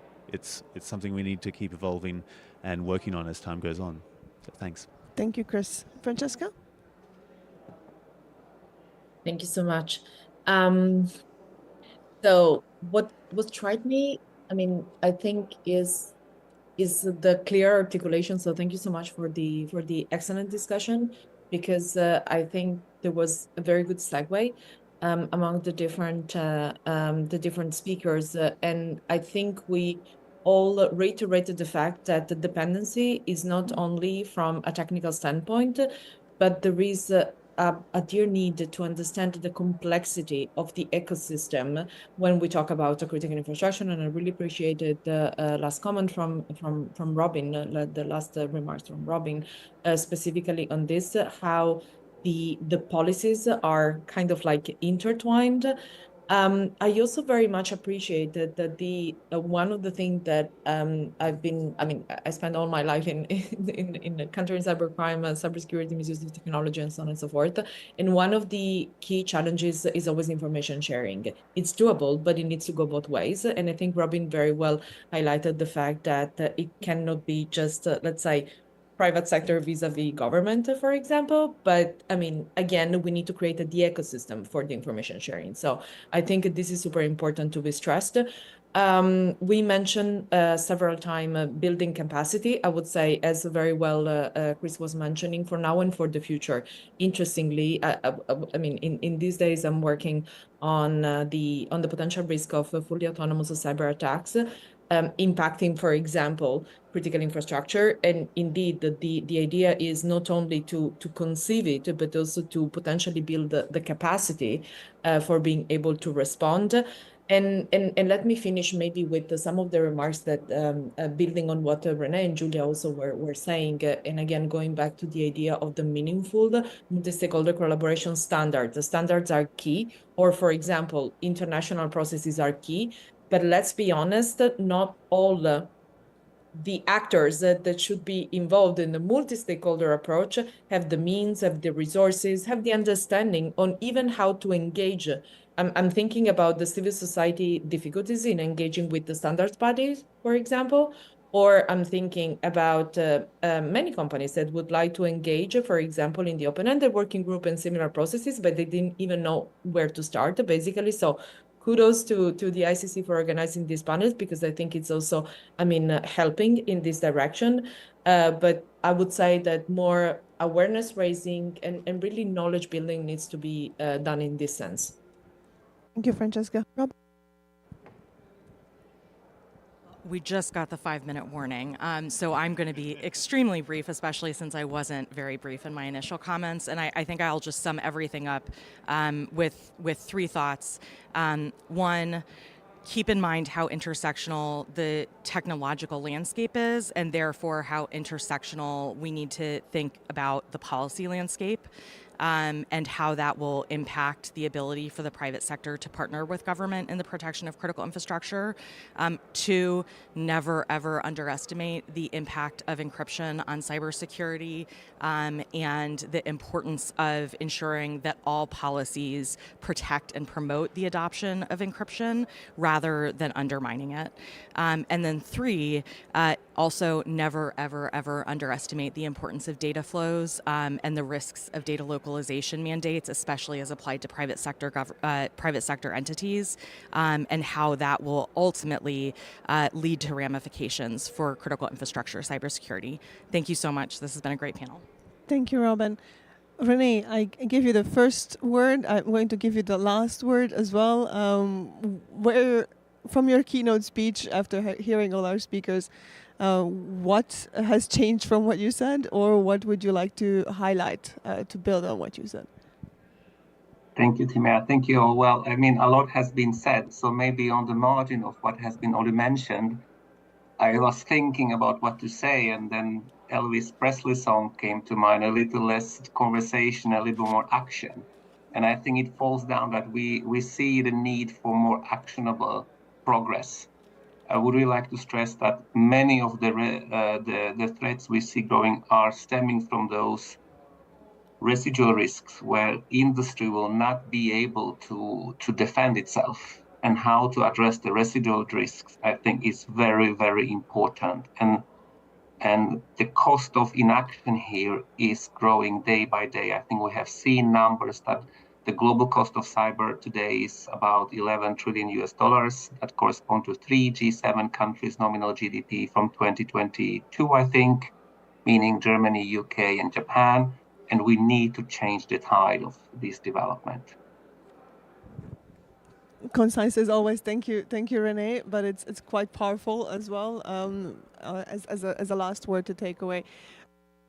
That only leaves me with one job, is to thanking you all for being here, for accepting ICC's invitation for this conversation, and for sharing all your expertise and insight with us and with the audience here in the room and online.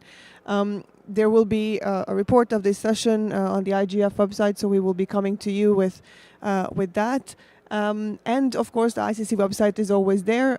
So to please take a look at our publications, not only on cybersecurity, but as Robin highlighted, we also need to look into what we have done on data issues, especially on government access issues to data. So I'll leave you with that. Huge thanks to my panelists, and a huge round of applause to all of you who've been here. Thank you. Thank you much. Bye-bye.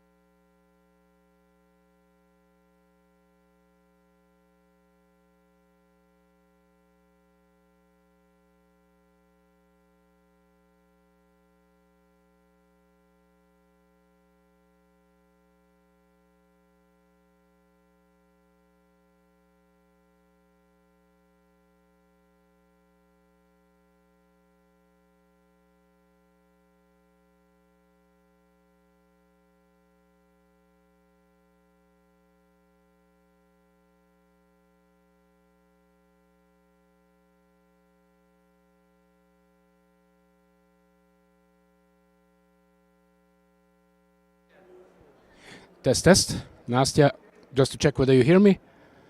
Yes, perfect. And you? Okay, good. I have to put the... So you can try with the PowerPoint and the video just to see if it works. Okay. Can you hear see me? the slides right now? Yes. Perfect. It's a So little I'll go bit to the cut video. off to the left, but it's okay. But I think it's on this because of the screen, not because of you, so it should be okay. Thank you. Okay, so Yeah, it's good. All good. I'll try to put the video. Hold on a second.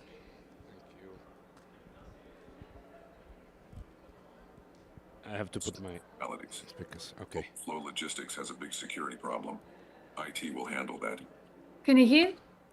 Hold on. Okay, say something. Good. I can hear you. Can you hear the video? No. Wait. Put it to play. Just to say, I expect absolute discretion. It's okay. If you can put it a little bit louder, that would be good, but it's okay.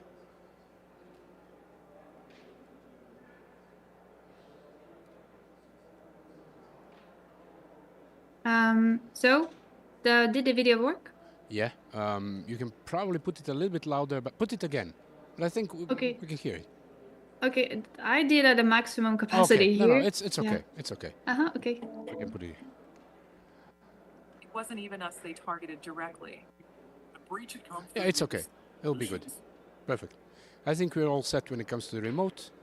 And then I leave it to you to bring in the other speakers. We see you. We'll see them probably, but we are not going to see the chat or anything else.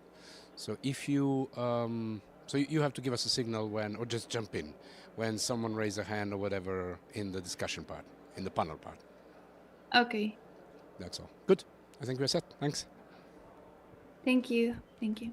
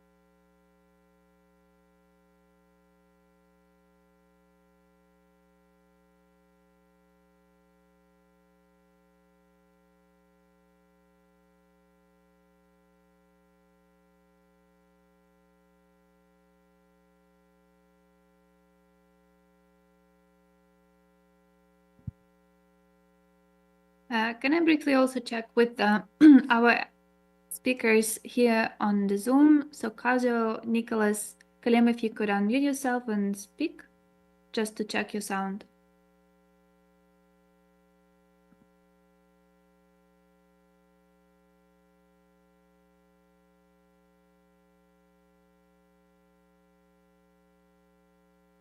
Okay.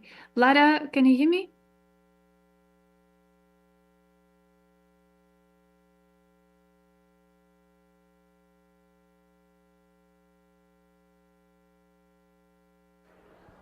Okay.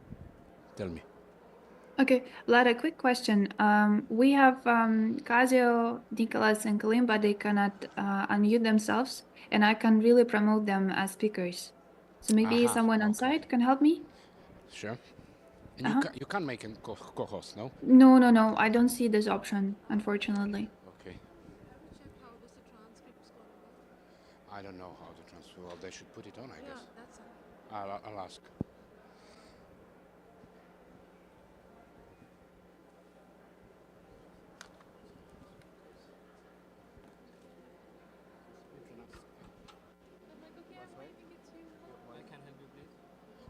You can promote some of the speakers as co-hosts, let me tell you. Okay. Hello. Everything okay?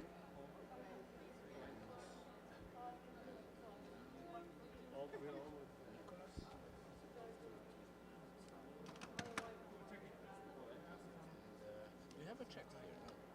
I'm thinking if Nastya can send you the names. Kelly as well. Yeah, if you have P. And she can send you on chat, huh? And you're a host, or what's the name? It's the host.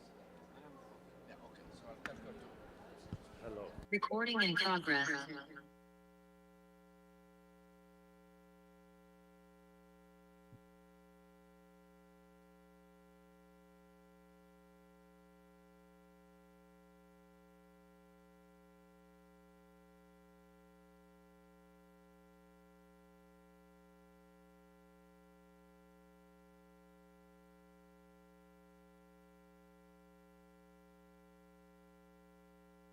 So Nastya, you can send them the list to the host over the chat of which people should be promoted. I think Nicholas and Kazuo have already been, and Klee, but if we need anyone else, you can send them.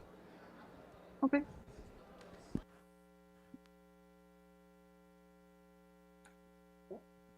Can you hear me? Yes. Very Perfect. good. So it worked. Thanks.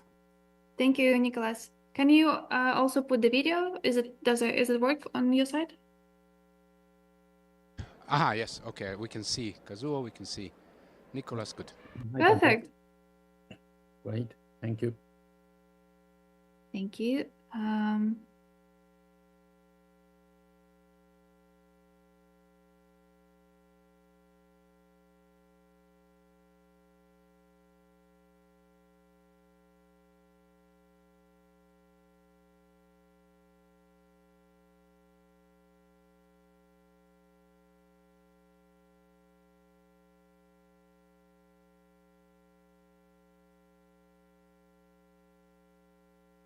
Okay, I just sent 2 additional names.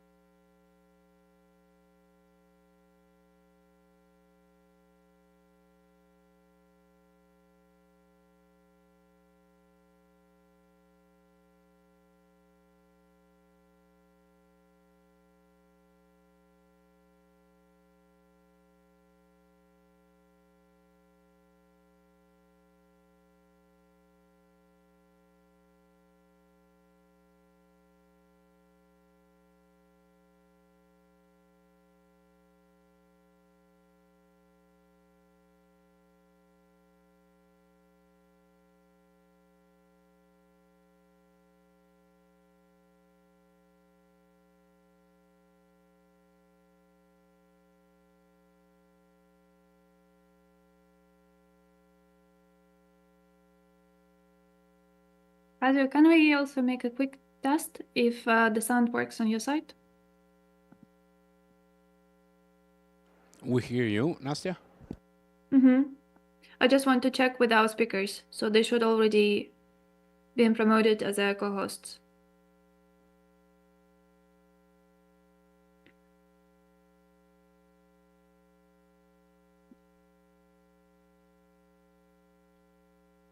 But Kalim, I can see you. Can you say something? Yeah, Anastasia. Good afternoon, everyone. Good afternoon. Can you hear me? Yeah, perfect. Thank you.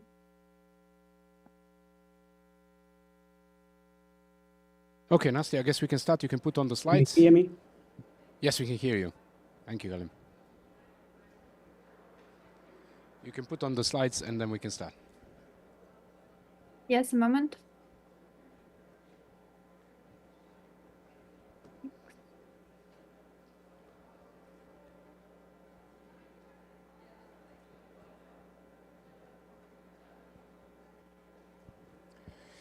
Okay, let's start. I hope you all got the headphones. It's channel number 4. So number 4 is the room. Welcome to the session Securing Critical Infrastructure, Who and How. My name is Vladimir Radunovic. I'm leading cybersecurity programs for Diplo Foundation, an international educational capacity building institution. I'll be sort of a host today, together with my colleague Melanie, who is here on behalf of DPFL and C4DT. But there will be a number of distinguished experts also joining us both here and online. And there I count all of you as well. Now, critical infrastructure has become a buzzword. And we have seen it everywhere, popping up in the norm setting and policy setting frameworks, but also popping up among the professionals dealing with cybersecurity. But rarely we see how these two connect. Typically, the discussions are in silos. What we are trying to do with the Geneva Dialogue project, and you will hear in a second a bit more about that, is to connect the high-level norms, cyber norms and frameworks with the practical work in protecting critical infrastructure. But before we dive into the session, let me welcome, on behalf of Switzerland, who is the main supporter of the Geneva Dialogue on Responsible Behavior, Thomas Schneider, on behalf of Ofcom of Switzerland, to maybe put the welcome words and set the stage. Thomas, the floor is yours.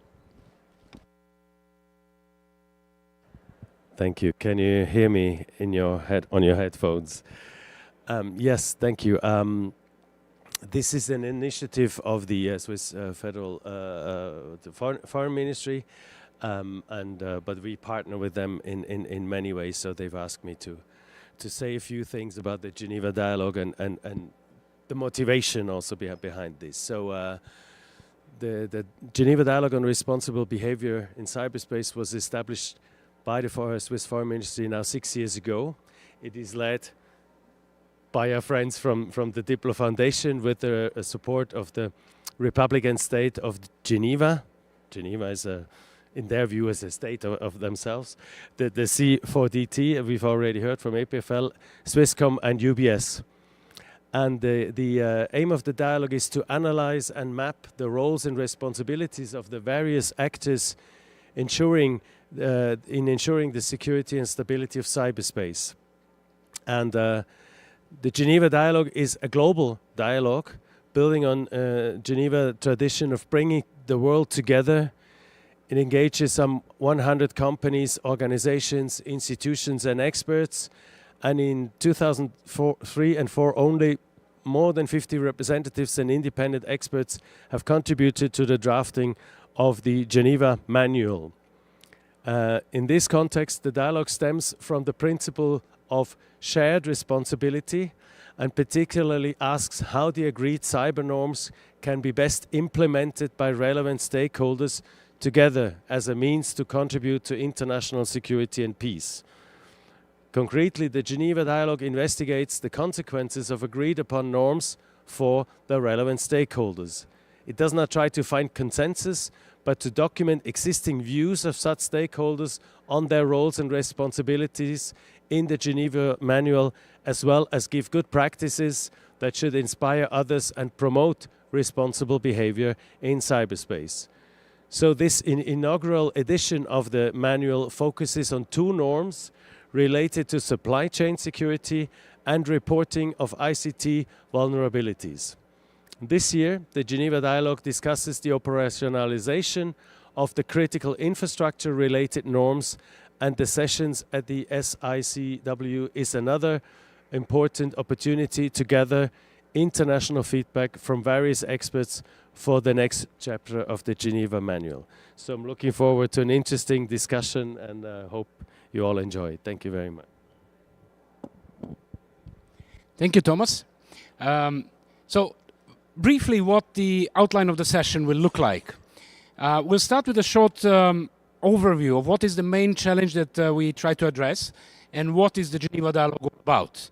My colleague Anastasia remotely will run us through that. and then we'll play a little bit. And I think that's the point of making most of the sessions useful, but also interesting. So we'll have a scenario game with cards, and we'll break up in groups. We'll try to step into shoes of governments, operators of critical infrastructures, researchers. And then after that, we'll get back to a plenary discussion to reflect a little bit on main issues that were raised. I'll pass the floor now to Nastya to lead us through the main issues and the Geneva dialogue, and then to drive us into the scenario exercise that we'll play. Nastya, over to you. Thank you, Vlada. I hope you can hear me. All good? Loud and clear. Loud and clear. Super. Hello, everyone. Happy to be here. Unfortunately, it's only my virtual face, but I assure you my enthusiasm is 100% real. My name is Anastasia Kazakova. I'm a Cyber Diplomacy Knowledge Fellow at Diplom, and I'm also part of the Geneva Dialogue team. And within my 10 minutes, I'm going to briefly tell the story of what we do within Geneva Dialogue. And I think the perfect example would be this fictional story, which, of course, unfortunately inspired by real events. So let's imagine a large logistics company identified as a critical infrastructure operator, which was hit by a ransomware attack because the threat actors managed to target the weak security at the company service provider. And the service provider happened to be a small Armenian company which provides cloud services and manages the cloud infrastructure of that logistics company. Imagine a part of a whole infrastructure of your company being frozen just because you are interdependent with other companies across supply chains, but of course you have little control over the security of other actors across supply chains. The challenge that you are inevitably affected and your infrastructure might be at risk. And that's, I think, one of the default scenarios across different actors across supply chains where different products, infrastructure are being interconnected with inherent vulnerabilities and a potential for malicious actors to target this. One of the main questions for us that we'll look at, and this perfect story provides us the example, who is responsible for taking action to mitigate cyber risks and protect critical infrastructure across borders and supply chains. Fortunately, there is some guidance. Almost 10 years ago, states formulated and agreed on a set of norms for responsible state behavior at the UN, and some of the norms specifically agreed on to ensure supply chain security, report ICT vulnerabilities, and also to protect critical infrastructure. There are questions, though, how these norms guide actors in protecting critical infrastructure, and how can specifically non-state stakeholders, which is the private sector, academia, civil society, technical community, can implement the norms and support states' efforts. So this is the questions that we look at the Geneva Dialogue, which is the global dialogue. We build a community and we discuss the roles, responsibilities of different actors in cyberspace to facilitate responsible behavior, implement the norms, and address cyber risks. The initiative has been running since 2018, and there was a lot of work been done since then. In 2023, we started exclusively looking at the implementation of the norms, and since then you can see that more than 60 contributors, which represent organizations, businesses, and also individual experts who participate on a personal capacity, have contributed to the Geneva Dialogue. All of these contributors come from more than 20 countries from different regions, and that highlights that Geneva Dialogue is truly about the global community connecting different people in different parts of the world. In our community, we look at the 4 main stakeholder groups. So as I mentioned, this includes non-state stakeholders represented by the private sector and industry, academia, civil society, and technical community, which is mostly represented by open source community, cybersecurity researchers, and incident response experts. As there are 11 norms that we need to look at, we started to discuss them step by step. And in 2023, we started first with the 2 norms related to vulnerabilities and supply chain security. So that was the first step of our work. The outcomes were published in the Geneva Manual, the comprehensive guidance on how the stakeholders can help support the state's efforts, other efforts in the community, and implement the norms. This year, we expanded the scope and started looking at the 3 norms, which we grouped as the norms related to protection of the critical infrastructure protection. We did quite a lot of work, and here there's just some of the examples. In 2020, we already discussed different good practices which the private sector implements to build the secure by design products and reduce vulnerabilities in them. In 2021, there was a study where we looked at the different governance approaches of selected countries to regulate the security of digital products. Essentially, that was a solid basis for us to more actively look into the implementation of the relevant norms and produce the first chapter of the manual in 2023. Structurally speaking, the Geneva Manual provides different inputs, and we intentionally want to keep this document user-friendly for different stakeholders with different backgrounds. So when we discuss roles and responsibilities, there's the first element, when we identified a particular role which is important to implement the norm. Then we also look at the responsibilities, the incentives, this is the why element, different challenges which stakeholders might have, which serve as a barriers for them to implement the norms, and the good practices. Hopefully that might be helpful for those who are not part of the Geneva Dialogue, but who might be interested to make their contributions and find different useful experiences from Geneva Dialogue experts. And specifically, when we discussed the norms related to vulnerabilities and supply chain security, we identified 5 roles. So you see them on the right side. And specifically, I just want to highlight that civil society was also highlighted as one of the roles by our experts, because we believe that, and we heard the feedback from our experts, that civil society, especially those actors who are involved in policy, advocacy, and research, might be a really important element, putting the pressure on both state actors and the private sector to implement the norms and facilitate implementation of the relevant security practices. Today's session is one of the further steps for us to collect international feedback, which is increasingly important for us to produce the final chapter of our work this year with the focus on the critical infrastructure protection. So early next year, we are going to announce the next chapter, the second chapter, with a focus on critical infrastructure protection. Just to give you a brief example of the level of discussions that we have in the Geneva Dialogue, there are some preliminary TBC findings that we're able to hear from our experts. Not going to read out all of them, and we will be actually happy to share the finalized version early next year, as I just said. But just to give you some of the examples of what we discuss. So when we unpack those norms, which are the result of the diplomatic agreements between states at the UN, our non-state stakeholders and experts highlighted different concerns. One of them is the lack of the international efforts to understand and protect cross-jurisdictional interdependencies in some critical infrastructure sectors that might have regional and international impact. The other point that we also heard is that critical infrastructure is governed by national legal frameworks, and some states prefer to keep a high level of secrecy due to national security reasons.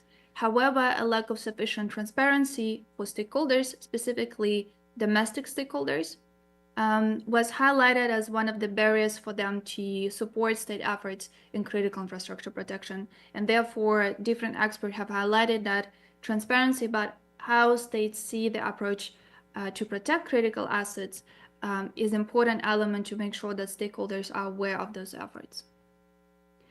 Another example of what we so far have heard from our experts, and that would be the topic of our tabletop exercise, a lack of universal baseline or minimum cybersecurity requirements to protect critical infrastructure. The suggestion came from the discussion that, again, there's acknowledgement that critical infrastructure is governed by national legal frameworks. However, there are connections between different critical infrastructure facilities through transnational essential services or other types of the infrastructure, and that actually raised different, more or less universal questions about the security across the supply chains for critical infrastructure operators. The question then further how to make the different legal systems which govern critical infrastructure and the security in them more or less interoperable, so the actors who face more or less the same security issues might already have a common basis, at least baseline understanding of how to address those security issues. I'd like to stop here and just make a call that, as I mentioned, we build the community, and we also welcome the input of our interested stakeholders to support our work and also contribute with their expertise. So the first chapter of the manual that we produced last year is published, and you can see the link on the website. That's open to the feedback. You can get in touch with us directly. And at the same link, we are going to announce the next chapter of the Geneva Manual. And ultimately, we would welcome other stakeholders who are interested, who have time and passion. Please join us to discuss these important topics. So thank you very much. I'd like to briefly then go to the next segment, as Vlada mentioned. We have the tabletop exercise, which will be with the main focus on discussing possible universal minimum baseline security measures for critical infrastructure protection. And before we explain the rules for participants on site and virtually, we prepared the fictional scenario, and to explain it perfectly, we prepared also the video, and hope that will be a little bit entertainment today. So I'm gonna to launch the video, and please let me know if you can hear it perfectly.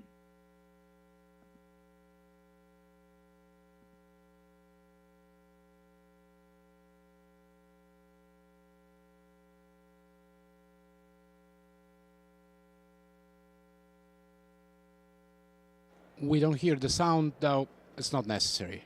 You can try to see if you can put the sound on, but we have the script. Okay, on my side, the sound is the maximum. Is so the sound also need... shared? I hope so. Even if not, I mean, it's very visual and it's inside, so it's fine. Okay, so I continue. Yeah. Okay.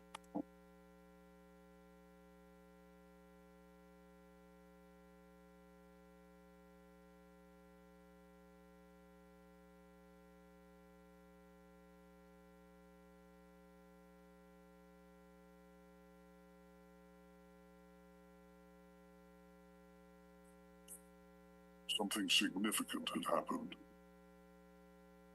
Mr. Martin. Come in. I've been waiting for you.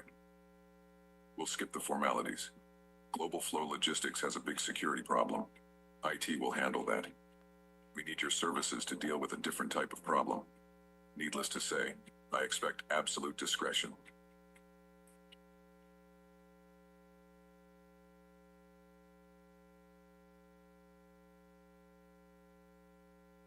Wasn't even us they targeted directly. The breach had come through Nimbus Tech Solutions. Could you explain what happened? The attackers have exploited vulnerabilities in Nimbus Tech Systems' poor network segregation, weak access controls, and outdated patches. Once inside, they moved into the infrastructure of the cloud service provider OmniCloud, eventually further slipping into, among other clients, into GFL IT systems. I assume something similar to this scenario happened. All our systems are blocked. The key infrastructure is offline. What happened? We need answers now. I'm working as fast as I can.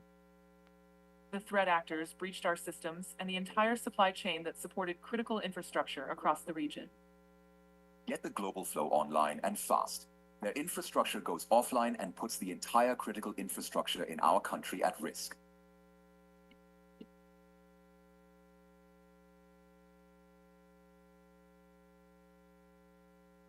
Great. Now all systems are blocked. I just had a call from the government. They are asking for answers. Ms. Wong? This was no ordinary cyber attack. It was a full-scale assault on the networks that kept modern society moving.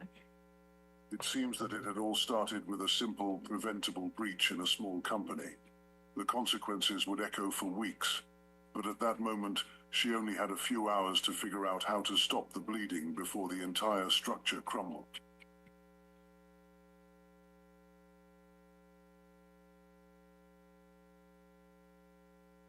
So that was the scenario. That was a really short explanation of what happened. And the main idea, it's completely fictional, that there was a supply chain attack, targeted a large logistics company for weak security of the service provider.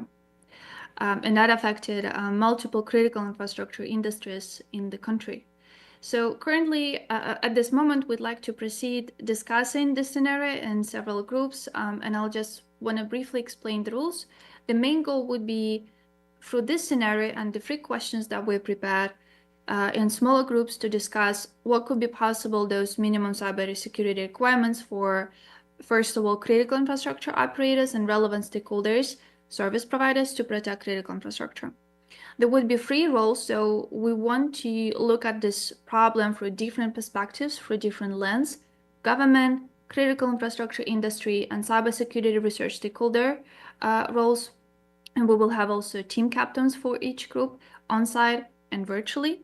And as I mentioned, we will have 3 questions for each group. Those questions you can see on the slide. So basically, one of the first questions, what universal baseline security should be mandated for the operators? The next question with the focus on the same security requirements, but for the service providers.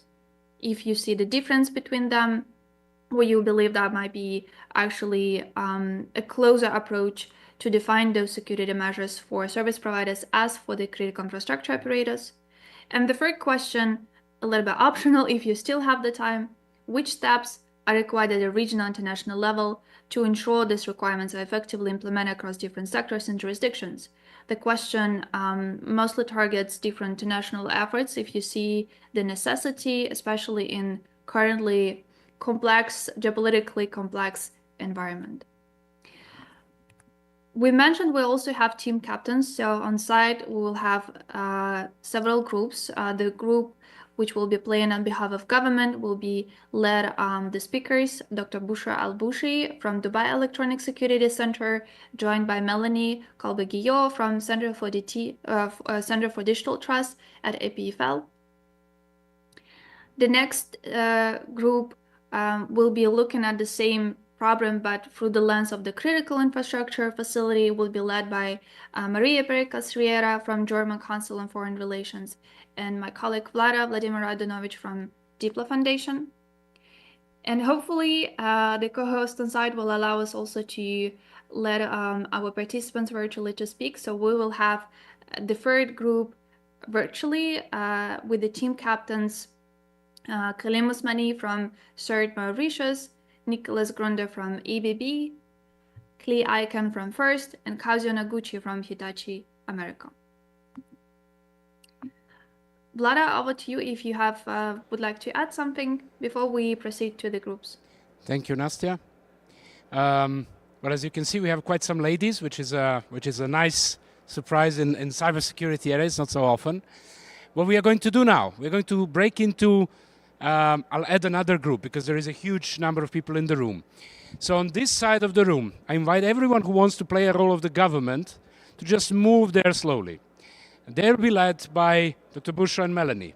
On this side of the room, we'll have all those that want to play the role of the critical infrastructure operators. Think about critical infrastructure in whatever way you want. Hospitals, transportation, energy, whatever. In this case, we have a transportation issue. Maria will lead that group. I'll take the third group, which is the cybersecurity researchers, incident responders, and techies, in a way, in this part of the room. What we are going to do, my colleagues will give us the scenario. So this video that you saw, you also get in a comic book format. So we'll have a few minutes to go to the comic book to remind ourselves. Then we'll get the cards. Each group will have the cards, which will enable us to discuss the options, to choose a couple of cards that are priority options based on 3 questions that Anastasia looked at. Now, the important thing, the scenario shows something that happened, an incident. We're not responding to an incident. We are rolling the time backwards and saying, what should have we done so that this doesn't happen? So think about rolling backwards and say, if we have done this measure which says maintain and up-to-date all the digital assets of the critical infrastructure, this might not have happened, and so on. Do not tie too much to the incident. Get in the shoes, be real, but don't go into details of the incidents. We are trying to see how the global norms and these practical issues are connected. Okay. Those that want to play the government, move to that side. Those that want to play the critical infrastructure, move here.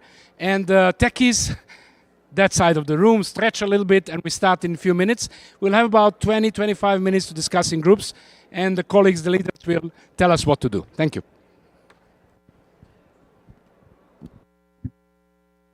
All right, so we will proceed virtually. I hope the participants on site can hear us. So Kalim, the floor to you, and I will start sharing the screen with the Miro board where we have the questions and the cards as well. Just a moment. And if you allow me, I will briefly explain what we'll have at the Miro before you will take the floor. So, sure. Hopefully you could see this. Yes, I can. Yes. Perfect. So we have the story which we just we watched the video, and we have 3 questions. We will be playing on behalf of the cybersecurity researchers. These are the 3 questions which I already announced. The only thing is that the third question that we have is a bit different from other groups. So the third question is about thinking what steps could be proposed at the regional international level to overcome restrictions that hinder the sharing of critical vulnerability information among relevant stakeholders. So that's, I just wanted to highlight, if we still have the time to discuss this. So this is the Miro board. I will be listening to you, all of you, and the discussion will be led by our team captains. And basically with the sticky notes, I will put the main tag words and the main ideas that you have. We also, on this board, we have cards, which are sort of the ideas to support your answers to the question. So if you wish, I can give you also the access to the board, so you could also collaboratively check all the suggestions here. You just need to send me your email directly in the chat, and I will be able to add you, so you will be able to play at the board as well while we all discuss. That's all I wanted to tell right now. Let me know if you have any questions so far.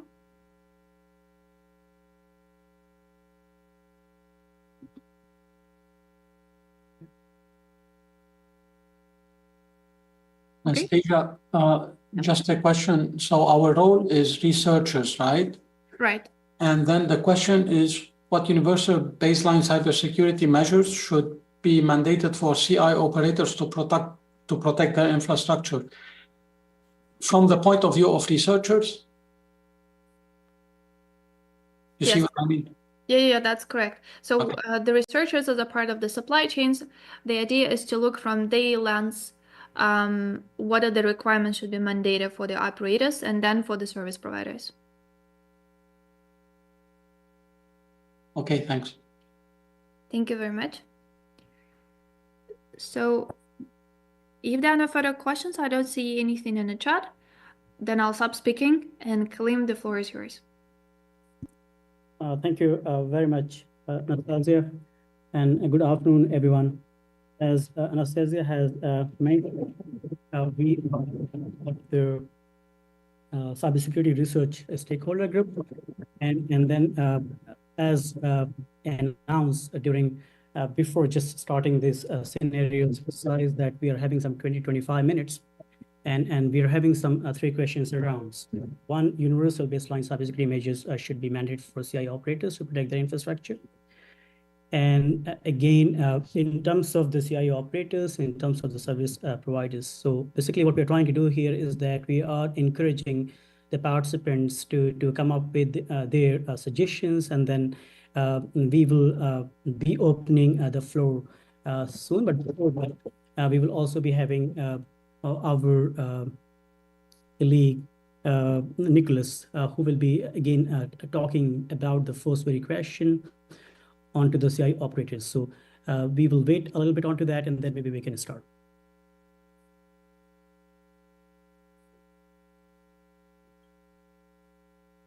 Yeah, thank you very much, Kalim. I think I would not add too many more words. as we only have 25 minutes, I suggest that we just get started, right? And Anastasia, I was not so sure with the cards. It's probably difficult to pull up the cards with suggestions, right? So maybe we.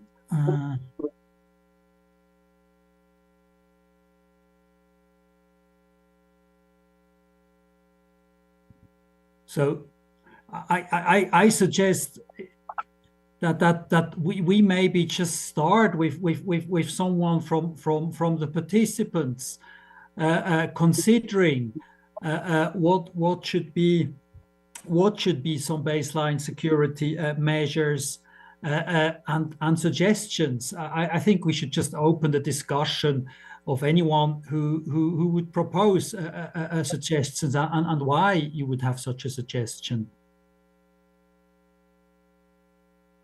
Sure. So I think we are having one hand raised. Imad, please go ahead. Thank you. One thing that comes to my mind for researchers to make some requirements for critical infrastructure operators is first to understand the critical infrastructure. First, it's not clear for all the researchers what is a critical infrastructure, even in their own in their own country. Second thing, they don't know what is the supply chain of this critical infrastructure, right? Here, there's a big question, which is, should the critical infrastructure make it transparent? How they depend, what are their providers? There are some pros and some cons against this. All right. Maybe also another aspect of it is that we are trying to focus from the organizational and the technical measures. So meaning to say that what could be the organizational measures that these CII operators, they should be putting in place, and as well as the technical measures, what they should be putting in place. As Amar said that, first of all, it is important for us to understand that what are the critical infrastructure, what it is, how do we identify that, how do we carry out the risk assessment, what organizational structure is required. So I think these are the aspects, Nicholas, I think we will be talking about. But again, we are having one more hand raised, Paula. So Paula, please go ahead. Thank you. Thank you, Dr. Kalim. Just adding on to what the previous contribution was, understanding what critical infrastructure is.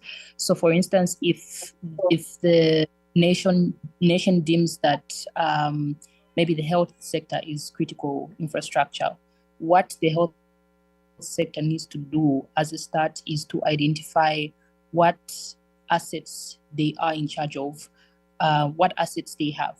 That way, they'll be able to know what needs to be protected, what should be classified as high risk, what should be classified as low risk. And this is maybe more on the operational side. So they should be able to understand what assets they have as the health sector, what's critical for the nation to have and to deem as critical infrastructure, what should be protected first. If the health sector was attacked, what would cause the biggest challenge to the health sector? So a basic understanding of what their assets are, or sort of like an asset inventory.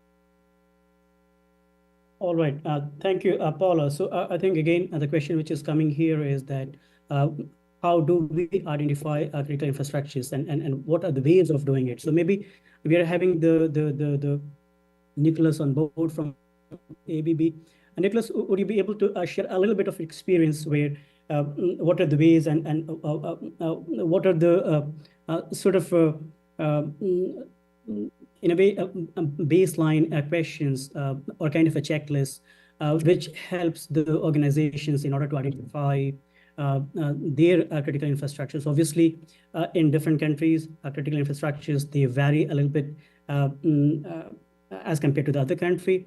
But as per your experience, Nicholas, would you quickly tell us a little bit and that how to identify and then how to carry out the risk identification around so that clearly they're able to identify which sectors are or could be considered as critical?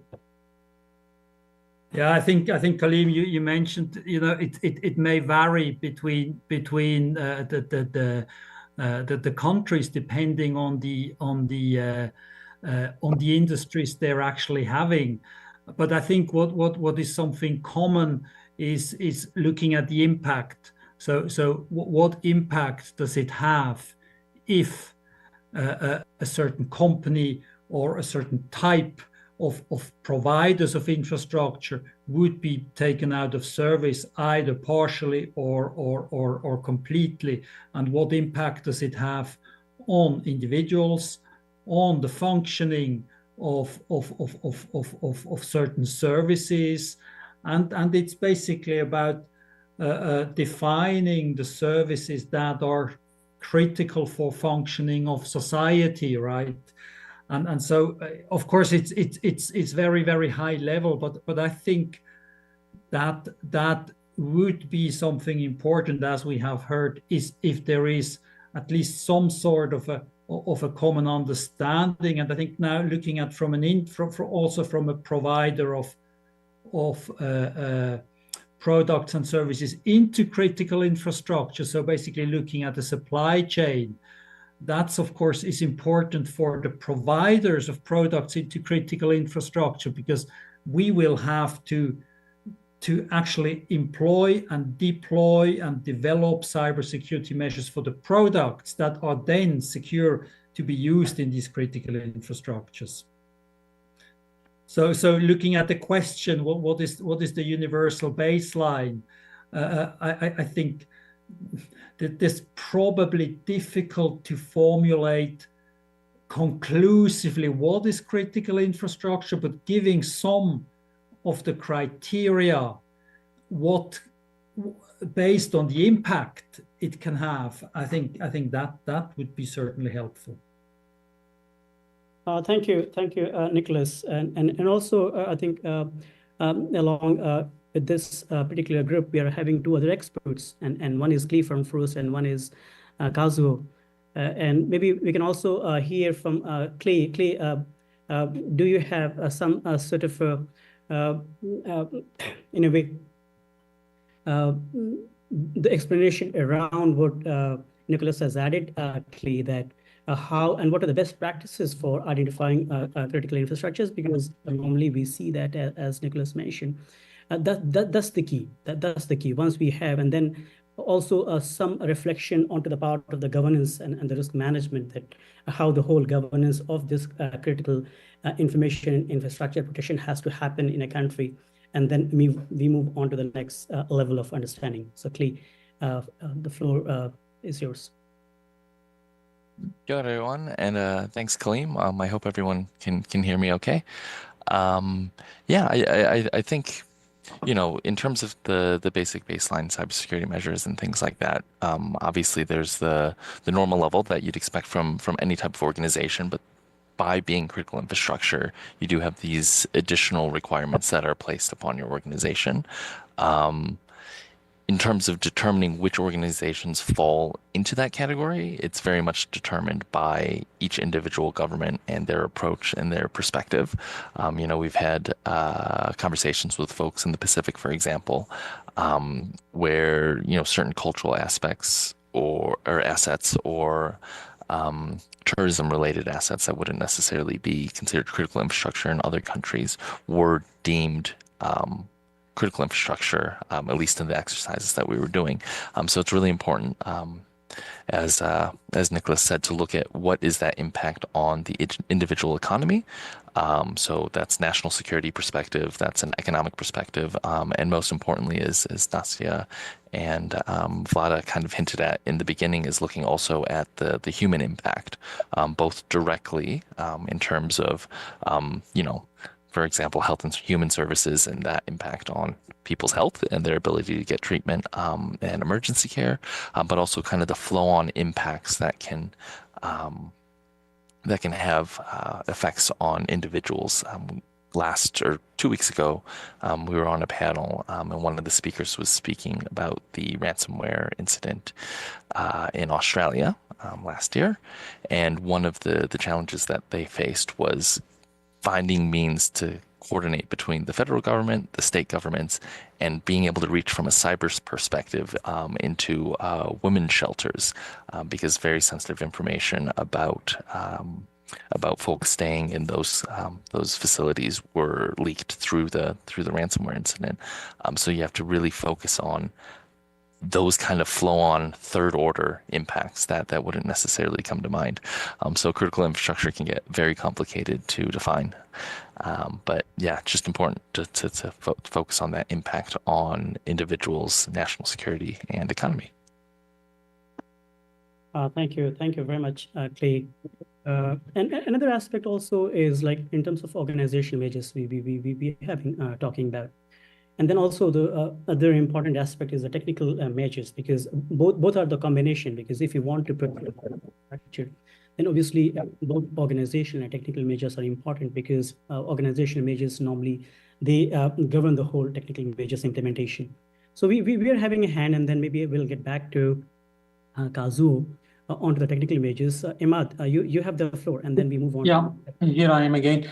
Regarding the impact, it is very complicated to measure the impact of a flow in a given infrastructure because of the dependencies.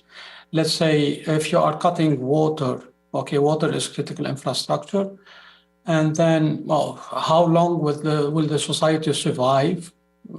Just because of the lack of water, but it's also for cooling, for instance, for cooling generators or for cooling whatever, then electricity might depend on the water. Everything else depends on the electricity.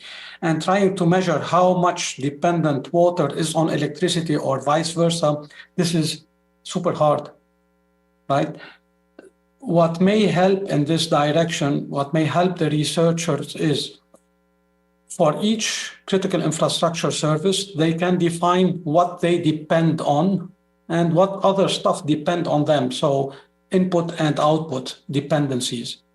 This may be helpful for researchers, right? In order to assess the impact of attacks.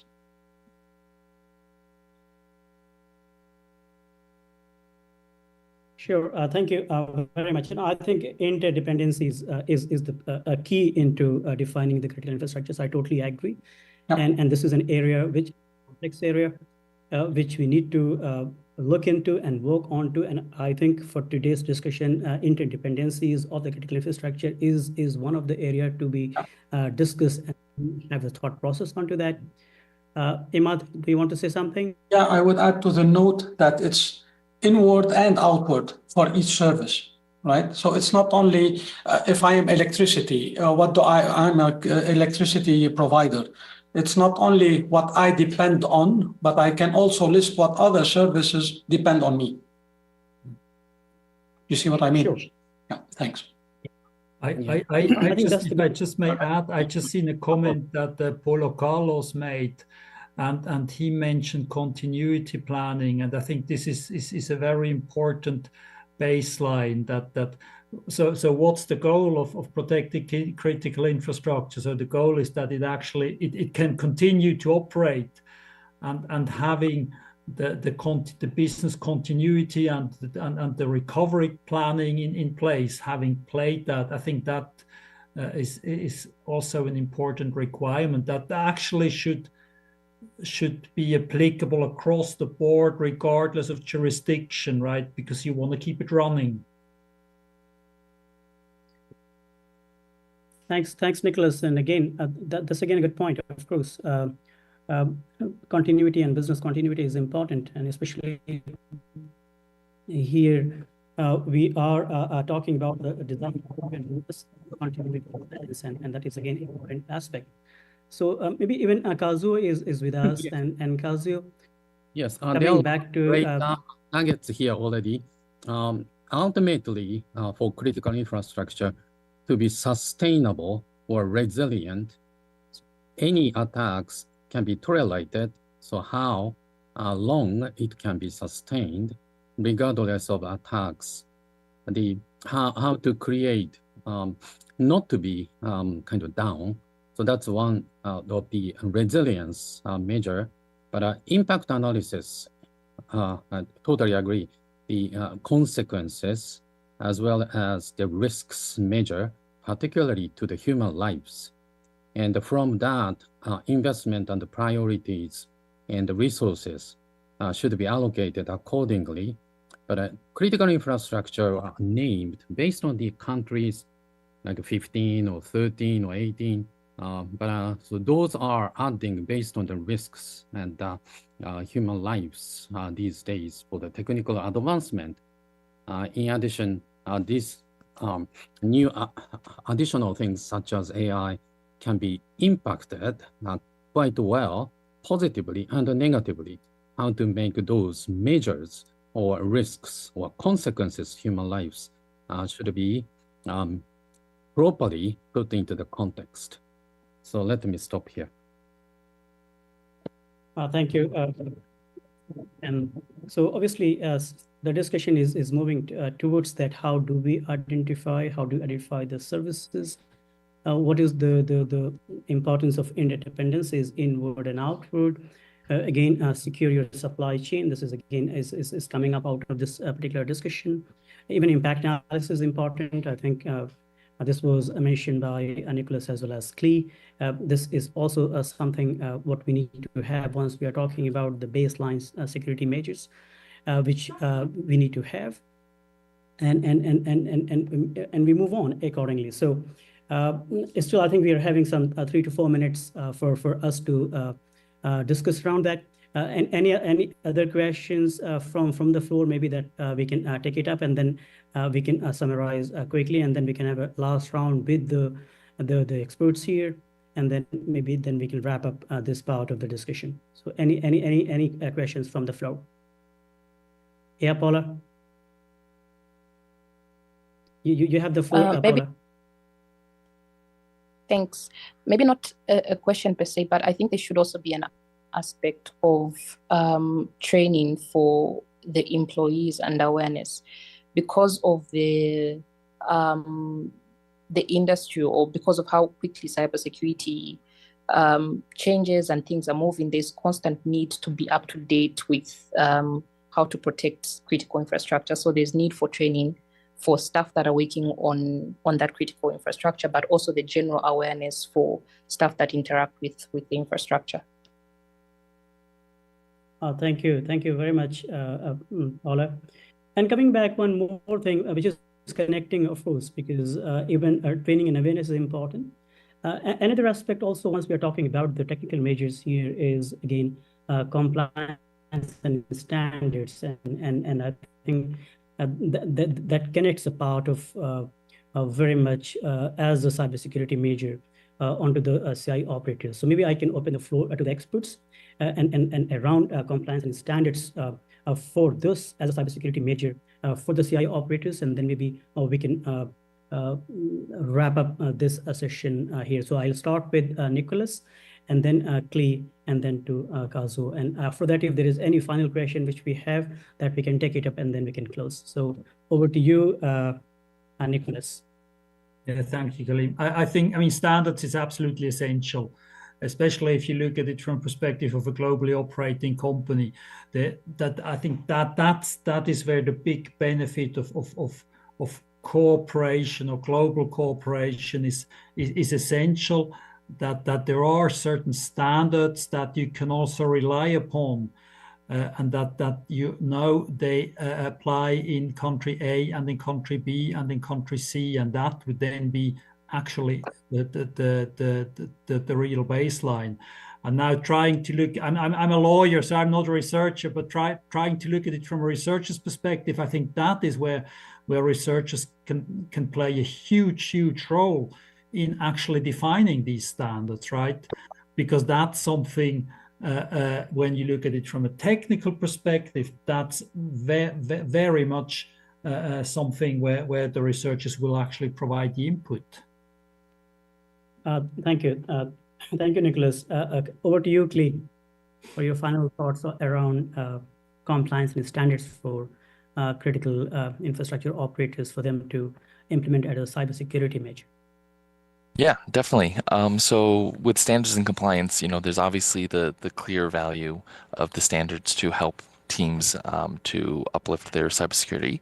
But there's also kind of the responsibility on government when you're defining certain industries and certain organizations as critical infrastructure to create certainty of the expectations that you have on the companies.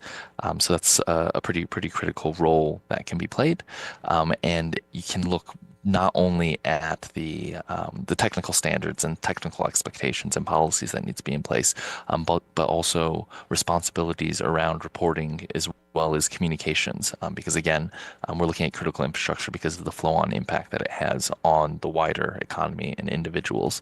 So thinking about other aspects beyond just technical expectations when you're developing these types of standards is quite important. Thank you very much, Clay. And I think Kazuo, he comes from the research community, and I think he could add up onto that part. Yes. So ultimately, global supply chains are really complex, and including small companies and the small nations, and built onto the supply chain, software, hardware, IoT, and the people in the supply chain, and how to make sure that the end-to-end is working well, and all the service providers to protect those, including databases, as well as those chains, and the hardware chains, which is part of this exercise. But software supply chain there is also, and the database are all connected. So all the researchers to analyze those and some vulnerabilities to get to know and protect constantly. Those are the part of the measures. Particularly automated things are coming up and all connected, physical as well as the virtual things. This case is cloud, which is a new type of perhaps the critical infrastructure category, perhaps. So how we can make sure that all connected things can be protected well. So those are going forward.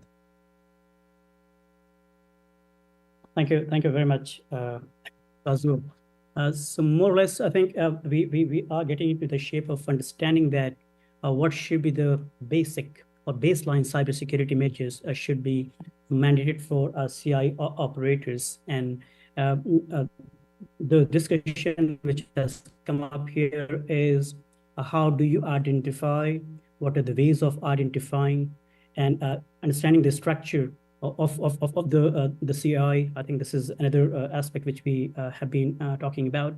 Interdependencies was something, again, we have been discussing that how the interdependencies inbound and outbound, that has to be seen in order for us to look at the complete visibility of the supply chain attacks, in order to identify the CIs and accordingly put cybersecurity measures in place. We also have been talking about the impact analysis, because this is impact analysis is important in order for you to identify whether the CI is critical or not. This is, again, I think what we have been talking about. Another discussion which came up as a time of as a baseline cybersecurity is also the business continuity and even the incident response plans. They're an important aspect of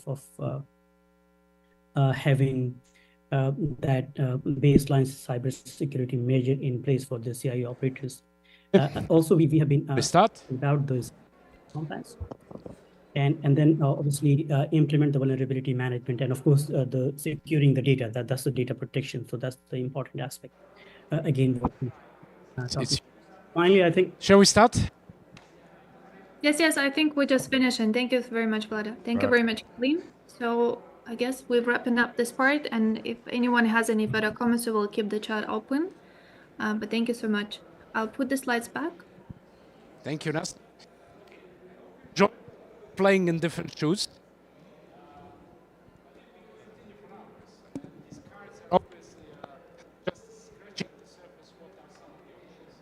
So I joined the next steps to define more of those cards. See how to. Vlada, apologies. I think we can't really hear you properly. You are disappearing from time to time. This one, yeah. I didn't sing enough. You know, if I sang enough, I would know how to microphone. Thank you. Okay, we move to the last part of our session to discuss a little bit, couple of questions that we had for the roundtable. And we start with a question on, well, Nastia, you can probably show the questions. We start with a practical aspect, then we try to connect with cyber norms and confidence building measures. At this point, I'll pass the floor to Melanie to lead, but I invite you to jump at any point, raise a hand. We want to interact, right? Melanie, over to you. Okay, fantastic. So please, now we're starting out with our discussion rounds. And I really invite everyone to also report from their group what they found was most interesting, speaking also a little bit from which perspective you were talking about, and also what your reasoning was. So the first question we want to discuss is how can we effectively protect critical infrastructure, facilities, and assets that do have national, regional, or international impact. So in particular, what practical measures should be implemented? And importantly, which stakeholders need to be engaged in this? Right, so we're trying to kind of go between our online audience and the in-room audience. I would like to start very quickly with our Zoom people. Nicolas, would you start out? Yeah, Melanie, thank you very much. And I'm also reporting a little bit of what we discussed in the group, and we were the researchers group. And interestingly, the first questions, as from the perspective of the researcher, is what is actually critical infrastructure. And so we delved a bit into that topic and seen that, you know, critical infrastructure might be defined differently from jurisdiction to jurisdictions, but essentially what we've seen important is that there is some sort of a baseline that is developed based on the impact that an incident can have. And then we very quickly we started talking about standards as well, which I think we all think it can be very beneficial. And standards, not only being technical standards, yes, that's an important part of it, but also organizational standards, incident response notifications, etc., etc. So it's that kind of broad array. But let me open the discussion again to the group of people as well. Right, fantastic. Someone else, what practical measures do you think are really important? Anyone in the room who would like to give it a go? Yes? Volunteers? Dr. Bushra, go ahead. Thank you so much first of all for the invitation and for the very nice interactive session that we had so far.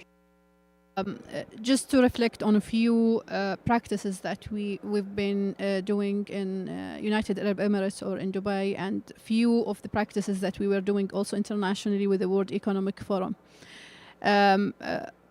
Reaching to an agreement what is critical infrastructure and reaching to a common agreement at the regional level or national level might be challenging, but reaching to unified agreement to the policies, regulations that we can all deploy on our service providers, whether those service providers are cloud providers, software providers, or even the critical infrastructure operators themselves. I think we are all doing common things, but we need just to come together in order to say, okay, those are common things, let's agree on them internationally. And we published a report with the World Economic Forum in 2021, where we were calling for harmonized certification for individuals, professionals, service providers, and even products.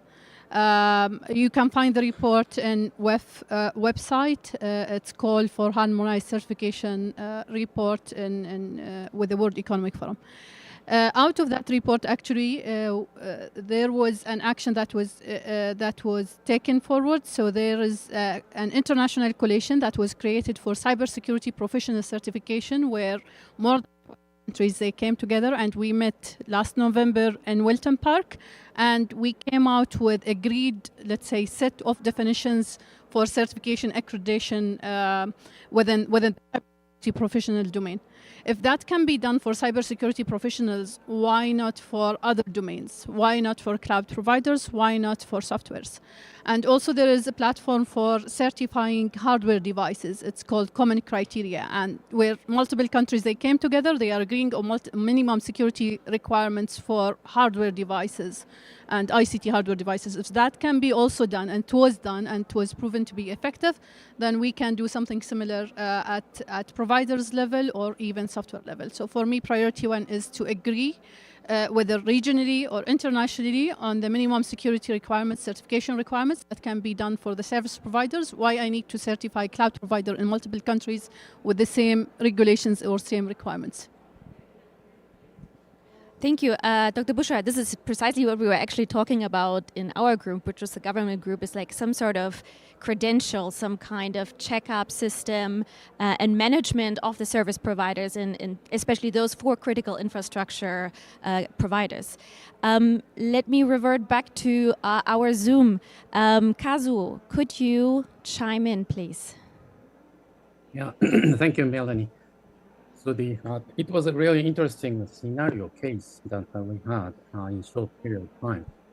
To remind myself for the question that Vlad mentioned, how to make it better before it happens.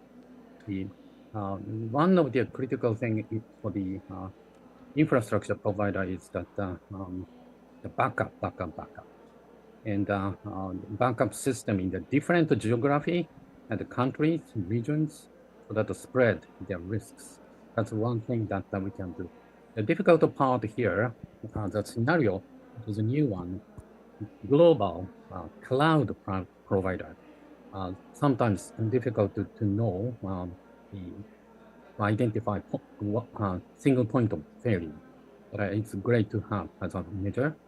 And the data perspectives for the supply chain, including people, sometimes happening, how to make the measure so that the data integrity, also the hardware, software, supply chains integrity should be made properly. And the zero trust architecture is coming up. For instance, the development, also the good for security by design and the default for the users. So risk scenario, we talked in this the online discussions, how to make the good consequences, risk assessment, and all interdependent to the business as well as people, how to make that impact analysis to clarify how critical it is. And to based on those critical infrastructures level, how to make the prepared investment and prepare not to happen, and for the resilience perspective, although cloud may be not working, but there are maybe the way to get around. And for the United Nations GGE and OEWG 11 norms, those are great starting point for the operationalization.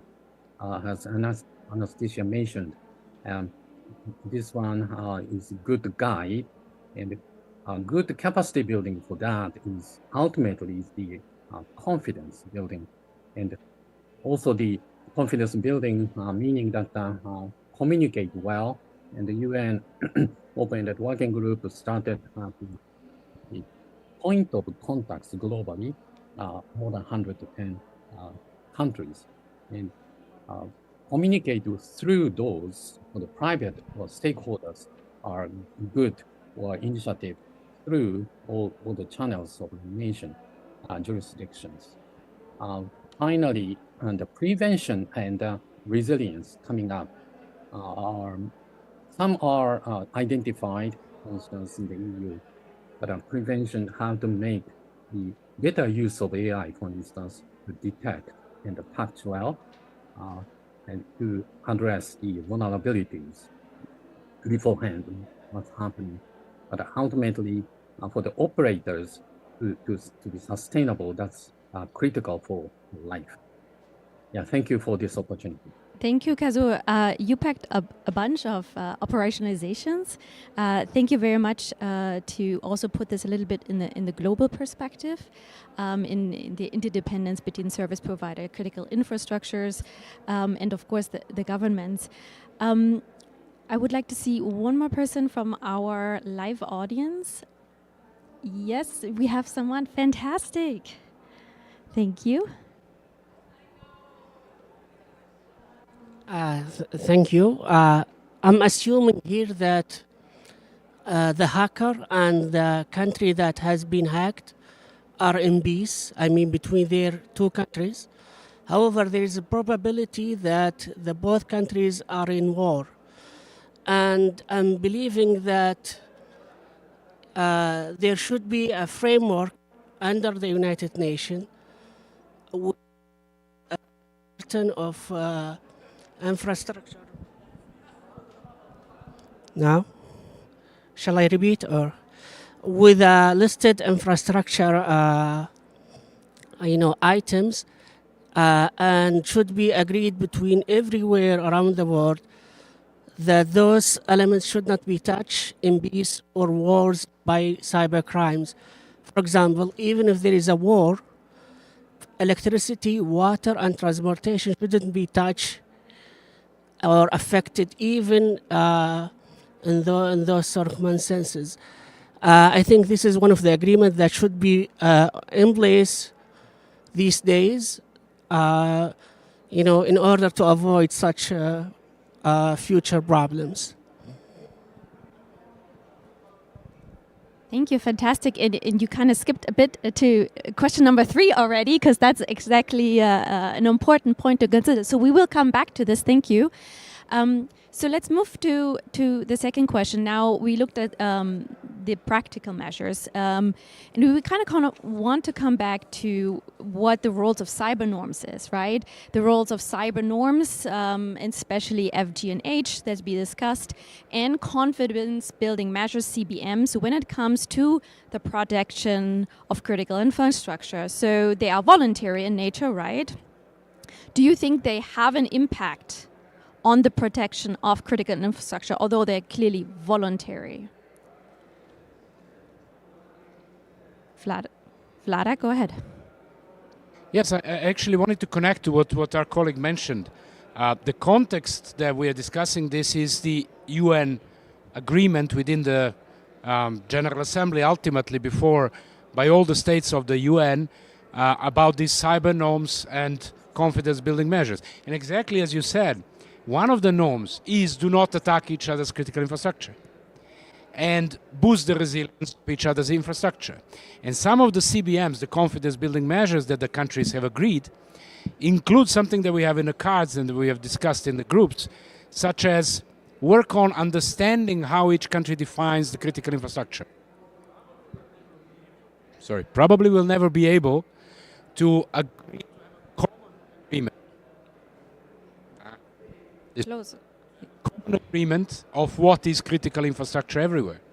But this is one of the CBMs to try to exchange it and understand. And then the other one is capacity building, which we mentioned in our group, I guess in ours, in others, capacity building across the board of the governments, but also, for instance, there was a good point of training of the suppliers towards their customers in critical infrastructure. What are the risks? So what I want to say is, even if these norms are voluntary, all the states have agreed. Even if they would be binding, it's a good question if states would be adhering to them. We see breaking the international law every day. But I think the measures that we discussed are very practical ones which directly contribute to implementing the norms and CBMs. My question maybe back is to what extent the governments, which made the agreement, understand this, that this is the implementation. Back to you, Melanie. Thank you so much. Kalim, actually, we're calling you as head of CERT in Mauritius. Thank you, Melanie. And I think this is a good question all the way with the role of cyber norms and confidence building measures when it comes to the protection of CI. Does the voluntary nature have an impact on the protection of CI? And I think the answer is very much yes, and this is what Vladimir has been talking about. And there are a few things around quickly, how they're going to help, and being voluntary in nature, all these 11 norms, and especially I think this is what we have been studying. So what they basically do and how they help. And though they are voluntary, first of all, what they do is that they try to reduce the risk of cyber attacks. And I think that's the point what we are talking about, because and why they do that, because they norms establish the prohibition of cyber attacks on critical infrastructure during a peacetime. And examples are like even very much mentioned into the GG report of 2021 and the OEWG report of 2021, as well as what we are talking right now through the OEWG dollar, which is going on currently, and then it will be maturing in July 2025. So yes, and then also one of the component here is that they act as a deterrent, in fact, against state-sponsored threats by encouraging accountability. So I think that's another aspect which, again, where voluntary non-binding norms they help into protecting critical infrastructures, because there are some 3-4 norms are specifically around CIIs. If you look at the all 11 norms, and including the supply chain and the vulnerability, so of course they all connect. Now also they foster international cooperation if we talk on those lines, and especially sharing the threat intelligence component against targeting CIIs. And also the states collaborate under these principles to build a global resilience to cyber threats. That's another aspect. I think that's how the norms, they help into protecting CIIs. And also they enhance the incident reporting mechanism. This is, I think, coming from the technical community.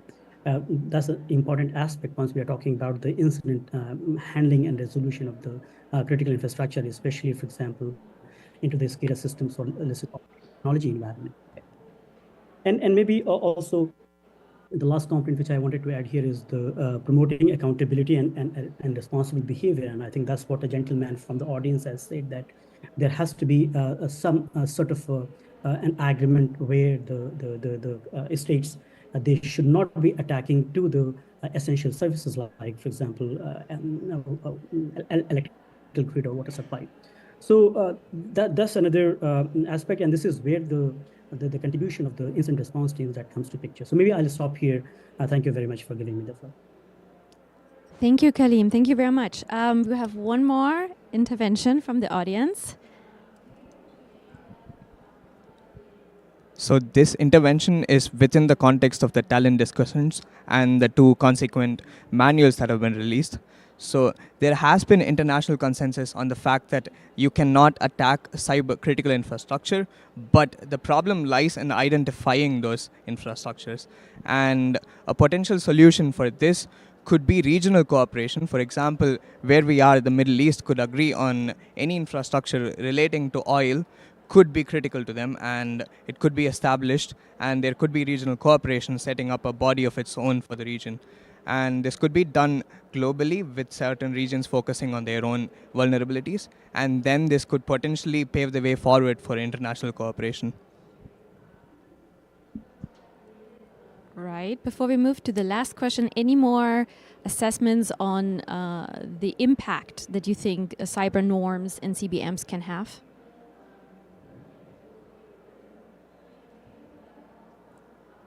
All right, then let's move to the last question. And we kind of had these little nuggets of this conversation already in the previous minutes. So the question is, like, is it reasonable to expect cyber operations to avoid targeting these critical infrastructures?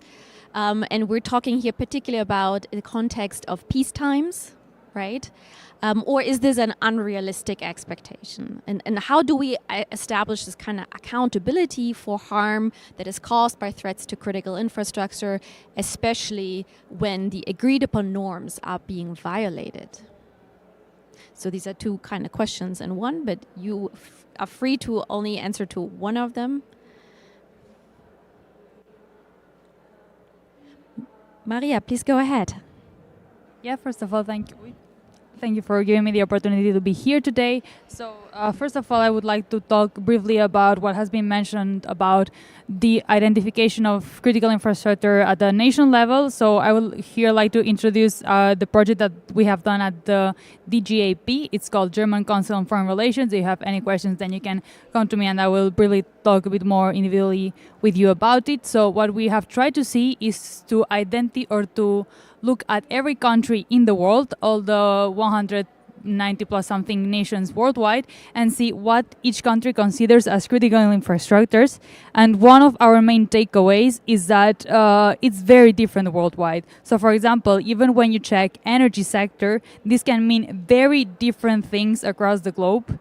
And during our study, we're not trying to see, okay, you should consider this or that as critical, but rather to see how diverse it can be and how complicated it can be. So we're just like acknowledging that this is a huge task. Our second takeaway would be that there are still many, many countries all over the world.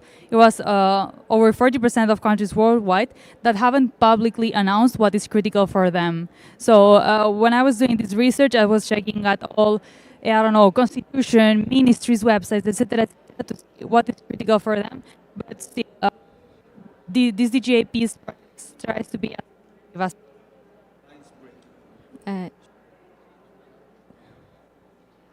otherwise, is it better now?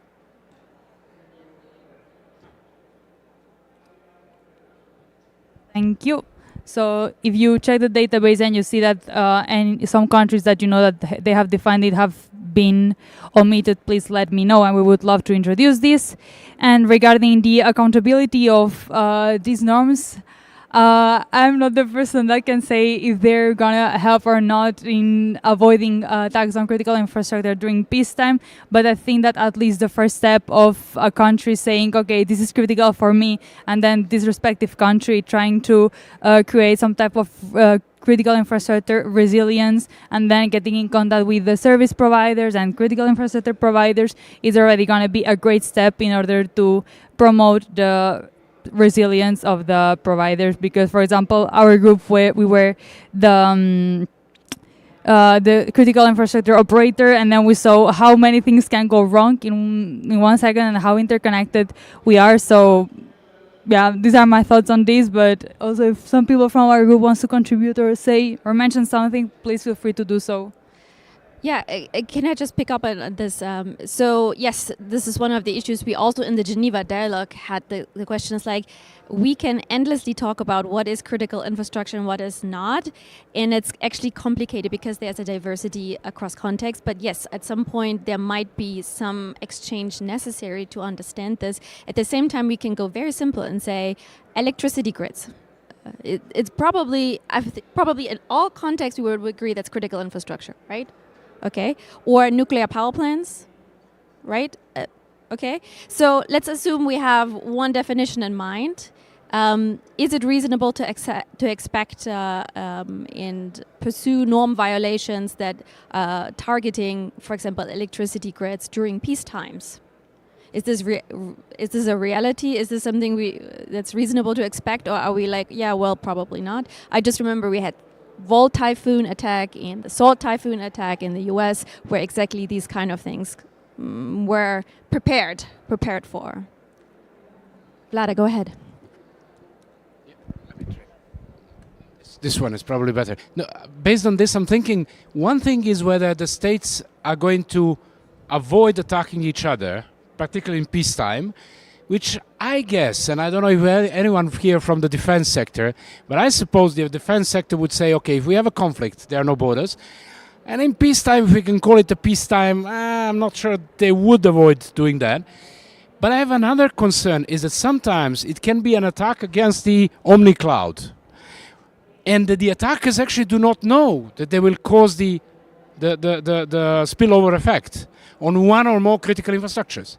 So we are back to that question, not only how we define critical infrastructure, but do we know the dependencies of all those critical infrastructure on the service providers, cloud, software, and so on?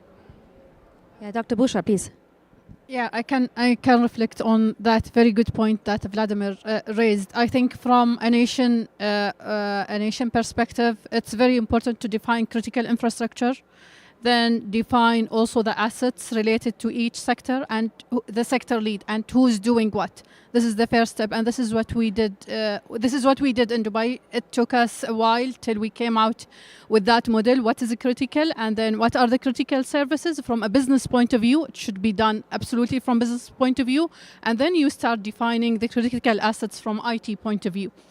Then we also did one more important exercise. What are the interdependencies between those critical infrastructure? What is the interdependency between the power sector and transportation sector? What if the power sector goes down? How the transportation will react? How all other sectors will react? And what are the countermeasures or the agreements that we need to take at the nation level? So I think starting from the national level is very important, and then building up the other types of collaboration at the regional level or international level are considered as next steps. Thank you very much for this good illustration of how to identify these questions and interdependencies. Fantastic. So we're on the finishing line, and I'll hand back to to Nastya to give us our last closing remarks. Yeah, and before that, if you allow it, just probably a quick follow-up question to Dr. Buscher, because that was a really important also aspect for the second chapter of the Geneva Manual. So Dr. Buscher, if you could quickly share, is there also a defined approach? How does Dubai approach the security of those interdependencies and services which are provided by foreign companies and overseas actors? Yeah, just briefly, because for the sake of time, I think we are limited in time here. So we have plans for each interdependency. By the way, our critical infrastructure sectors is already in our website, descdesk.gov.ae.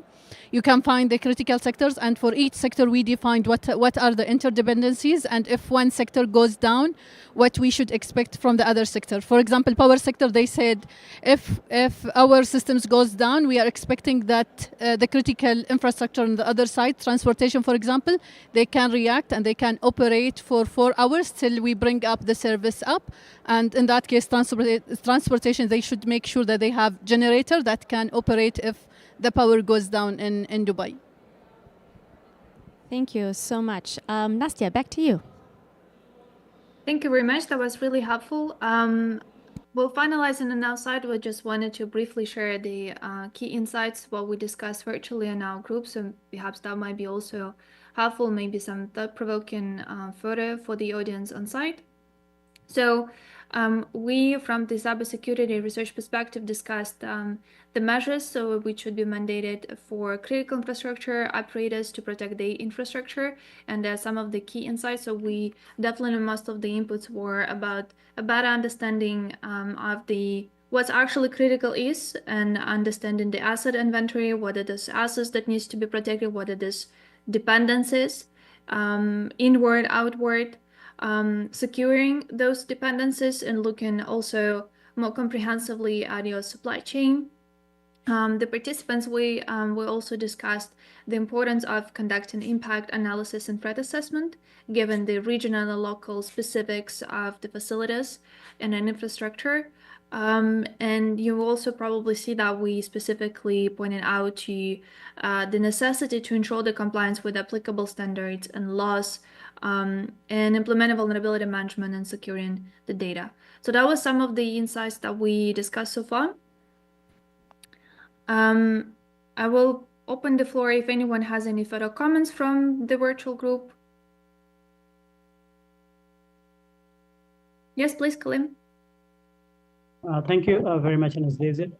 Just the last question, where we have been talking about the interdependencies as Anastasia, you mentioned about that, how the overseas foreign actors, they come into picture. Normally what we did at the level of the country here is that we have a clear guideline which talks about it, that how the interdependencies, they have to be dealt with. So what we did is that we have come up with a full-fledged CIIP framework, and that CIIP framework is connected with the national a critical information infrastructure guideline, and which in a way supports the implementation of the CIIs. And that has a very clear-cut baseline that how both overseas and the local CI operators, they have to interact with each other. So this is what we are basically trying to in way make sure this particular guideline, so that there is a clear cut actions that are required in order for them to carry out their risk assessment and then measure the gap in terms of the vulnerabilities and the weaknesses they have into their system, so that the CII operators, they are in a position to guide their operators in order to implement those. So thank you very much. That's the point which I wanted to make.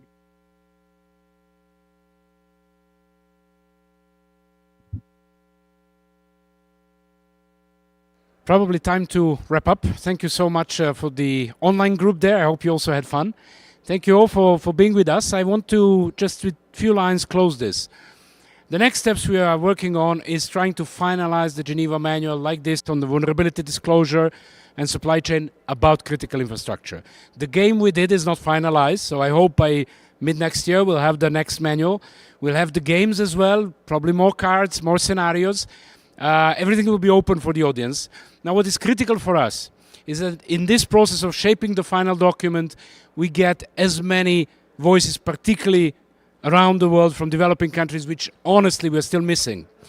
So if any one of you want or know someone of the companies, technical community, civil society, open source community regulators that want to get involved in Geneva Dialogue and provide their feedbacks and experiences, please do. You'll find us around the Diplo booth over there today and tomorrow still. And you can always talk to us. And then with this, we close this discussion. We haven't mentioned much the civil society in this discussion. You'll notice that in discussions about vulnerability disclosure, we did have a particular actor on civil society. We should reflect on that more. But in the meantime, the next session here in this room is connecting to that. And the question is, how do we make sure that the global civil society gets more engaged in these sometimes rather technical discussions about standards, security, internet governance, and so on. So stay in the room for the next session or come back in 10 minutes. With that, I thank you so much and see you around. Thank you very much. Thank you very much for everyone who joined the line. Bye-bye. Thanks a lot. Bye-bye, everyone. Thank you all. Bye-bye. Thanks, everyone.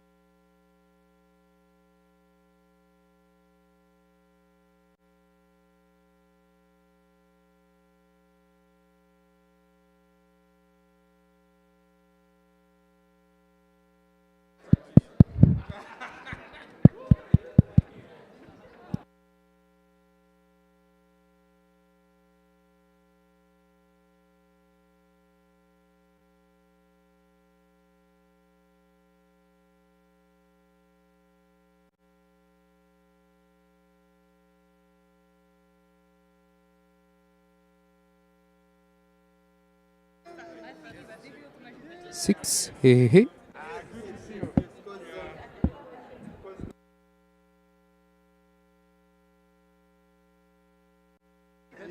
6, 6.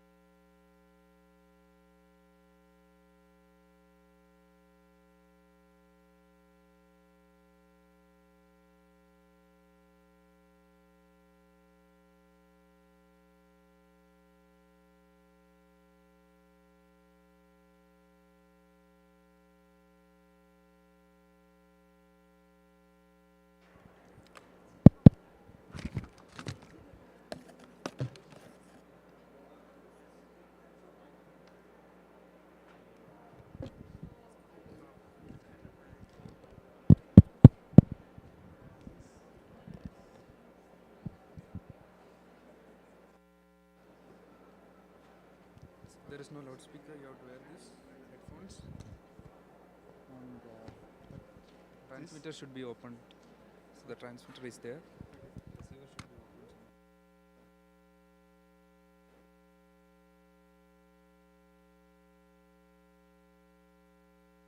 This has to be point to there. Ah, okay. Should I do that? Okay. All right. All right.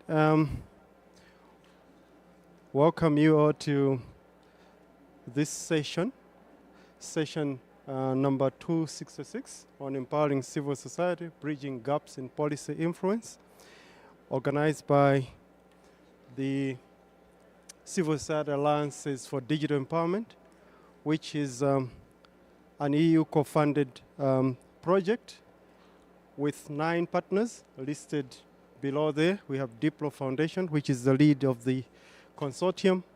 We have CIPESA, European Center for Non-Profit Law, Forus, Foundation Charisma, Kictonet, Fusion, Savodia Fusion, CIMEX, and Pikisoc.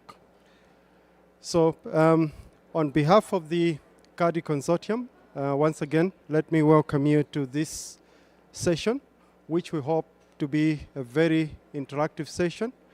We conducted a similar session at the ICANN annual general meeting.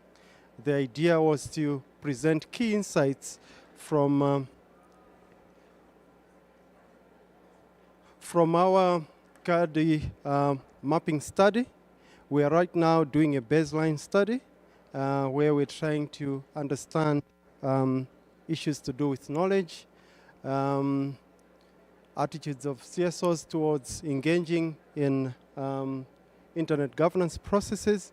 So this afternoon, before we kickstart our discussions, I'll present some of the key insights that we're getting from that particular mapping study. And then I'll request my 2 colleagues, Stefan.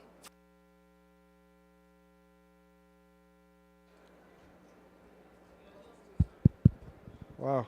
Oh, okay. Maybe it's this. Can you hear me now? All right. My apologies. I'm supposed to hold these ones together. All right. Yeah, so they'll provide some reactions to a few questions that I'll pose to them, but also to indicate that Kictonet is doing a case study for Africa on CSO's participation in internet governance processes. So they will share some insights as well from that particular case study. So in terms of how, as a CADI project, we understand the role of CSOs, we do believe that CSOs do amplify marginalized voices. And I think this is a role that we, as CSOs, are actually occupying at the moment. And through this, we're able to bring to the fore the various perspectives and concerns of the people that we represent. CSOs also do promote digital inclusion. They champion human rights. They also drive innovation and creativity. They do foster transparency and accountability. This is an overview of the internet ecosystem. I may not need to go deeper into this. I think we probably are aware of the key bodies. So I'll quickly go into some of the key internet governance forums, starting with ICANN. So under ICANN, there are quite a number of mechanisms where CSOs can actually engage. For example, the non-commercial stakeholder group, non-commercial users constituency, that large community, not-for-profit operational concerns constituency. These are some of the avenues that CSO in ICANN. But again, we also got to learn about the processes, challenges, and other opportunities. The first one is issue to do with insufficient inclusivity, where, for example, CSOs do account for a meager 12% of the roles within ICANN's leadership structure. ICANN processes do require continuous engagement. There is nothing like, one-time engagement and then you obtain some wins. You need to engage over time, and that requires a lot of resources to sustain. Influence disparity, we also see that within ICANN, the large tech corporations and government are dominant compared to CSOs. Opportunities, ICANN has a fellowship which has enabled activists to understand the work of ICANN, and this is still ongoing. We see that as a good opportunity. Then the non-commercial users constituency supports the participation of CSOs, especially from the Global South, which is also an opportunity. With respect to ITF, I think you would agree with me. This particular body seems to be a little bit closed from the CSOs, and the level of engagement among CSOs in this ITF has been on the lower side. And the use of technical language or the technical jargon also alienates CSOs. Issues to do with financial constraints, and this is linked, one, to the venues where these meetings are held, and also, for CSOs to continuously engage in these processes is quite prohibitive. And just to point out that, in terms of inclusion, no IETF meeting has taken place in Africa, for example. There are also concerns about, male-dominating tendencies.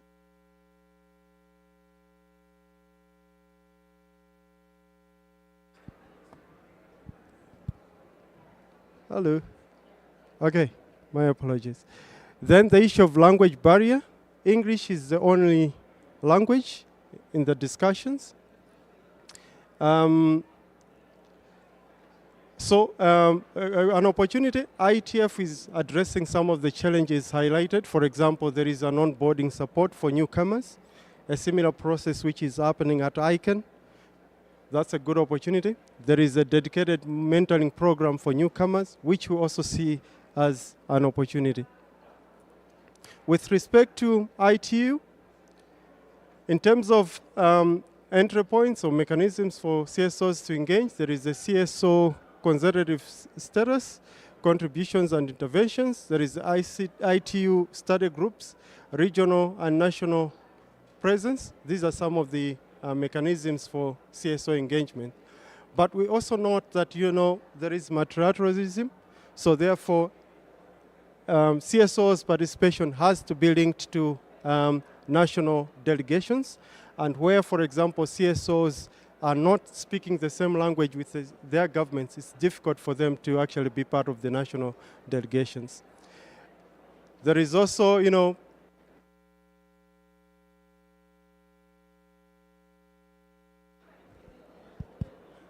my hand? All right. Okay. All right. So because of those financial commitments or constraints linked to being part of delegations from the Global South, very few CSOs from the Global South make their way to these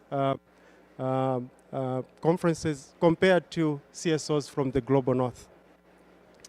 Prohibitive costs associated with participation, accreditation fees, and venues for meetings. Usually the venue is Geneva, which is quite expensive.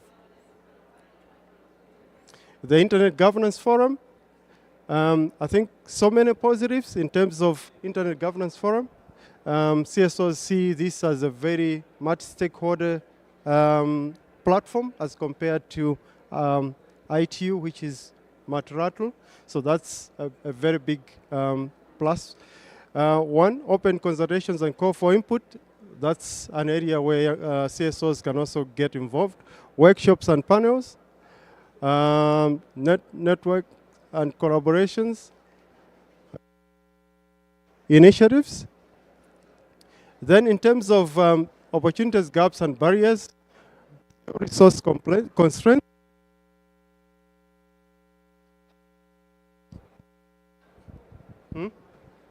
No, I think it's the mic.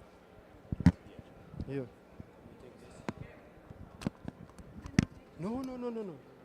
This is transmitting. This has to point there. Oh.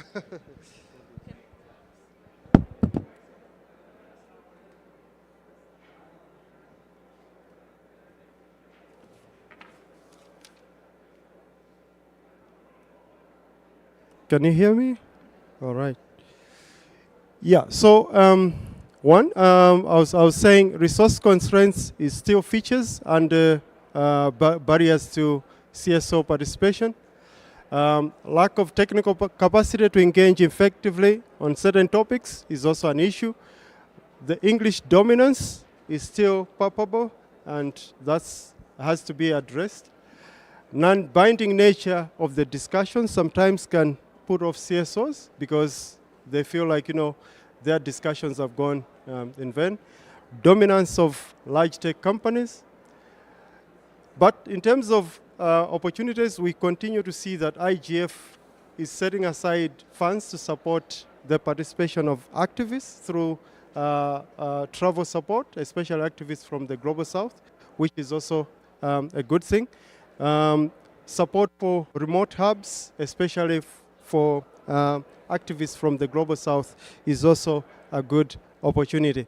So wanted to highlight, but in terms of structuring the issues that we were talking about, one, I think would look at financial issues to do with capacities, issues to do with shifting the power from the dominant players to civil society organizations. And then,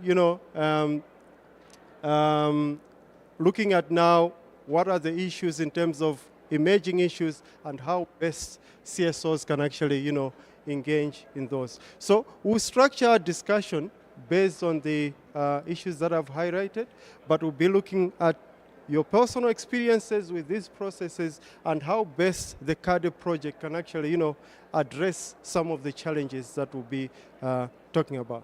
So to kickstart the discussion, I'll pose a few questions to Rosemary and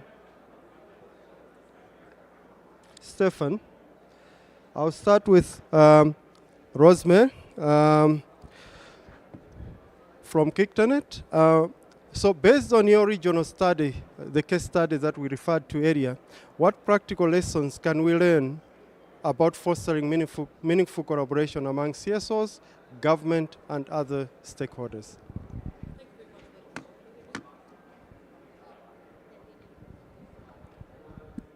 I thought I was loud enough, just with my normal voice. But anyway, can you hear me? Great. I think the meaningful lesson is the maintenance of the multi-stakeholder approach. I think the key issue is to have real traction in these sessions, in order to have real policy interventions, in order to have real practical outcomes from the sessions, there's a need to have all stakeholders within a room. And I think for me, that's one of the key lessons. How then do you engage, if it's subject matter experts, if it's academia, if it's government, how then do you become a convener? And it's actually, the key skill there becomes a convener that can be trusted, a convener that is able to go the several miles ahead in order to build an ecosystem that then creates a flow of information that is useful, right from the grassroots level up to the global level. I think for me the key thing is relook at how do you do convening, and not just at, say, country level, then moving forward with the issues that you get at the country level, how then do you move them now to the regional level? And to have real policy traction that responds to the needs of the various stakeholders. Because we all come to these meetings to find solutions. So it's important that at any one step, to be very targeted. How then are you engaging in convenings that solve problems for the various stakeholders that are there? Thank you.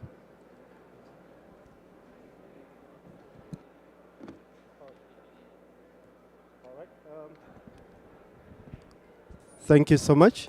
Let me go to Stefan.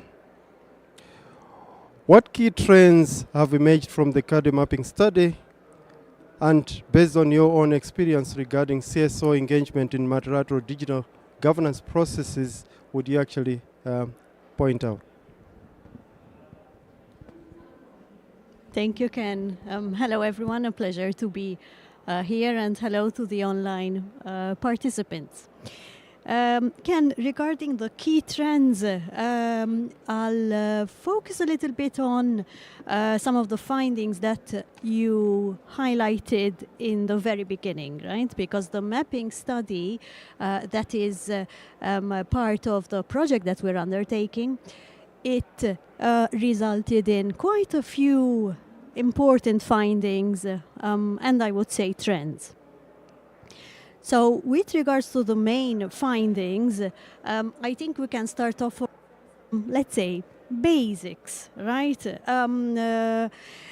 For instance, the reconfirmation from previous findings that CSOs are still the least influential stakeholder, multi-stakeholder internet governance, despite the equal billing in the WSIS definition. So the WSIS definition might place everyone around the table. But the reality is that there are power imbalances that sometimes still prevent civil society to get around that same table. So that emerged very, very clearly in the mapping that was undertaken as part of the project and in the baseline survey and interviews with experts. Obviously, there is a limited participation in CSOs, especially from the Global South. And as a result, the policies that are being shaped, they do not take into account the needs of the Global South in as much way as they should. Now, in our study, we focused mostly on standard-setting organizations, with a particular focus on, as Kenneth was saying, 3 standard-setting organizations. So when you look at the barriers for civil society engagement in these 3 standard-setting organizations, and here I'm referring to the IETF, ITU, and ICANN, the main trend is that there are few trends actually that come out of the modalities in which civil society engages in each of the fora. In fact, there is a mix of barriers that is inviting us to go beyond the generalization of barriers of issues that CSOs face. And I'll zoom into the specific settings of each, and I'll explain. A little bit of, I'll repeat emphasize some of the things that Kenneth said, just to bring out these specificities and the barriers that CSOs face in these fora. Right? So let me start off with ICANN, and I think it's also alphabetical order, ICANN, IETF, and ITU. So no preferences there. So within the ICANN structure, if you look at the leadership, there is at least half of the leadership roles are taken up by the private sector, right? So this is a problem, obviously. But not only that, the baseline study that we carried out, the interviews with the experts, the respondents also felt that there are silos within the ICANN structure that is a recurring problem. And this is mainly due to the insufficient cross-community engagement. So this is quite specific to ICANN.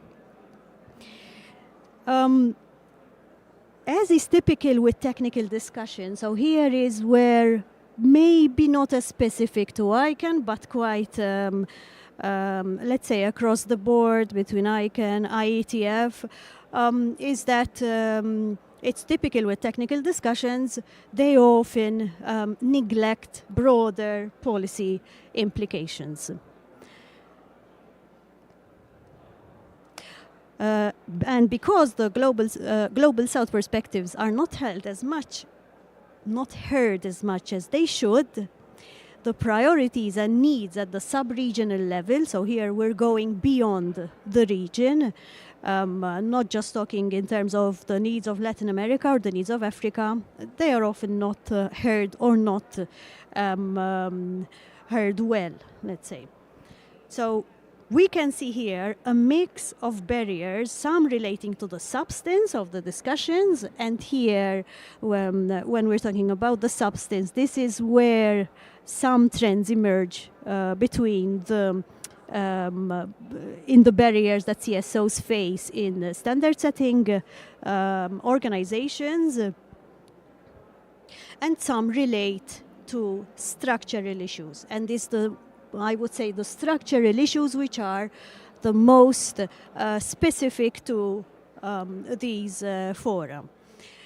At the IETF, if we had to zoom into the IETF, one of the biggest barriers is language. Why? Because the discussions are held exclusively in English, right? And we're not saying here, hey, let us not use English, far from it, but there are so many tools, so many, interpretation, translation tools that can be added to the discussions. All right. Today's technology, it enables this in a very easy way. Another example is the fact that the meetings, the IETF meetings, the 3 main meetings every year, they take place in North America, Europe, Asia. Right? It's always the same regions.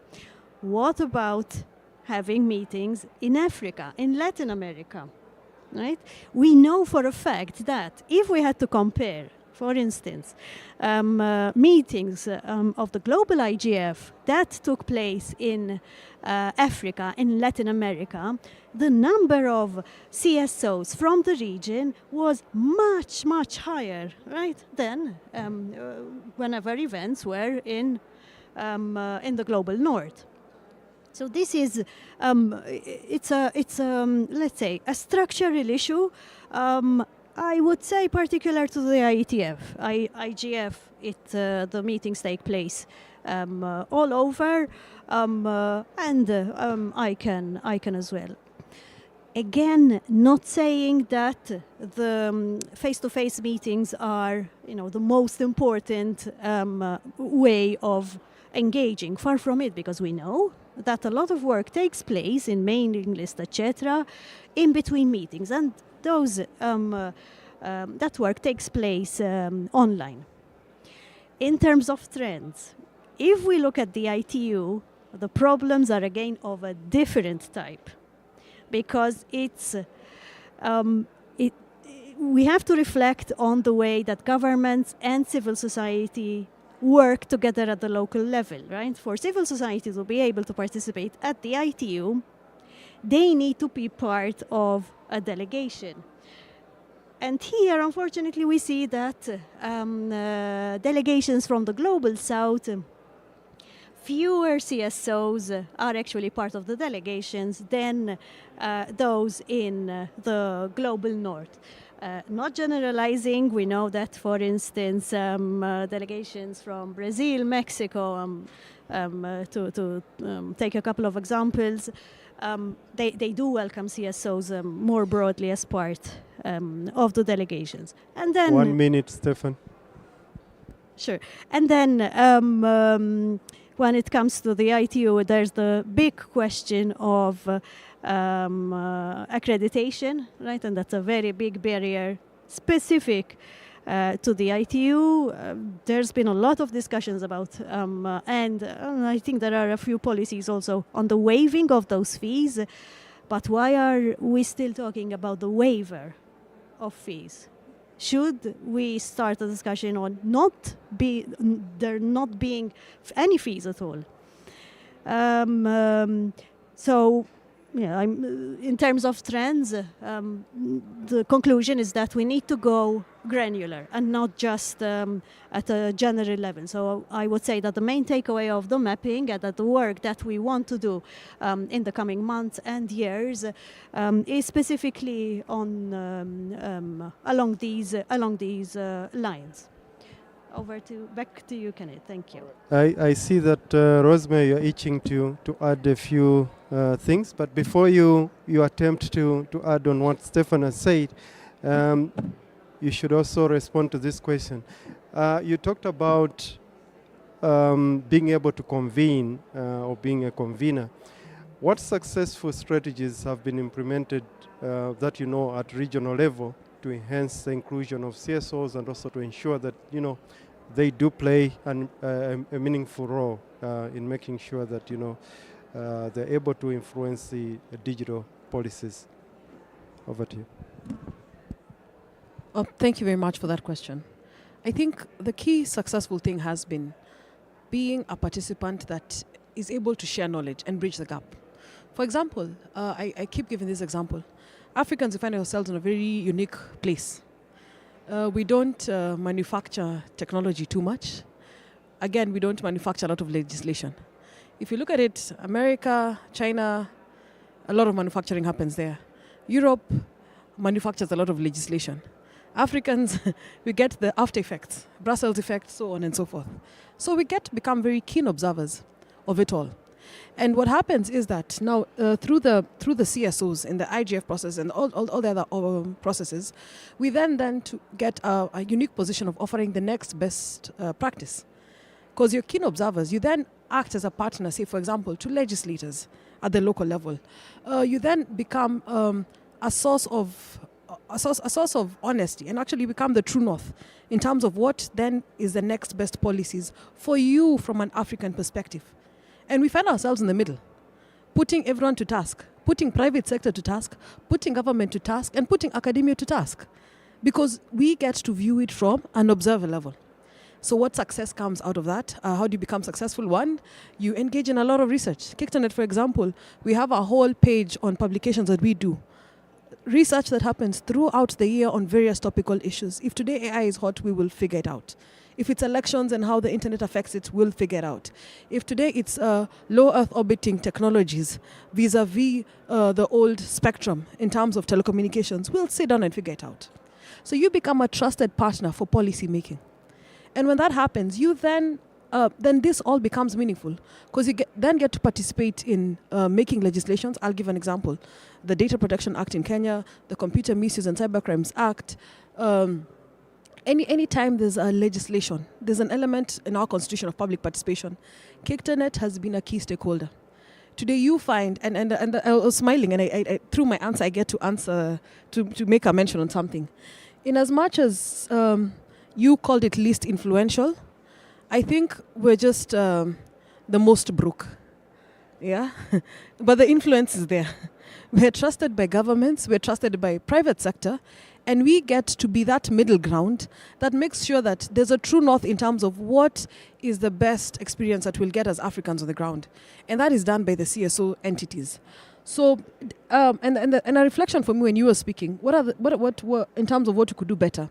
I think it's a reflection of what have we done with the little that we have so far, what influence have we made, and then now what capacity is going to be added to these CSOs that have been doing this work for several years, that have been part of the whole track, IGF, IETF, WSIS, over the years. They've built particular skills. So what then should happen to capacity build those entities in order to help them make greater influence moving forward? Because at the end of the day, private sector has got what they want. Government has got its own interest. CSOs come to create a balance. And a lot of support is required at that level. Yeah? Because he who pays the piper calls the tune. So we need to make sure that we have, to maintain that element of balance and to build the next best practice as Africans.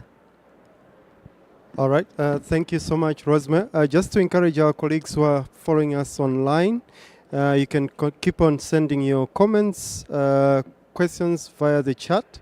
My apologies, you may not be able to speak during this session, but we'll accommodate your comments and questions through the chat. Imad is asking, and I'll pause this, you can reflect on this. I'll come back to you later on, you too. Imad is saying, besides costs and language barriers, isn't there an additional barrier for cooperation, which is the diversity of interests of CSOs? He thinks this is also a barrier. For example, he's saying priorities would be, for example, in other countries, basic human rights or safety or corruption. So these differences do also affect, the participation. Now, to the audience, I have two questions that we should think about. How do you see the multi-stakeholder processes evolving to better integrate civil society voices, particularly those from the underrepresented regions or the global south?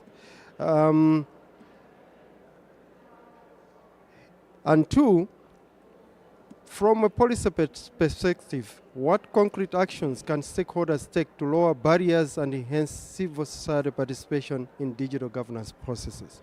Those are my two questions. You are free to react to anything that has been discussed, but just bear in mind, I need answers to these two questions. So who wants to speak? Oh, Nana. Good morning or good afternoon, everyone. My name is Nana Wachiko. Regarding the lowering of barriers, one thing that has stood out consistently in all the conversations I've been in for the past couple of days has been about the technical capacity of civil society organizations to engage in very highly technical conversations around digital governance, internet governance. And I was wondering, the primary source of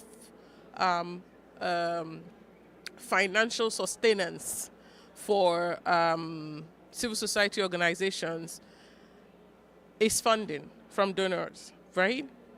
And more often than not, what is most common is that those funds are tied to particular projects, right? So we might have diversity of interest, but donors have diversity of interest as well, right? And to be able to engage in research, for instance, you have to have money for research. To be able to engage in capacity building, you have to have money for that to happen.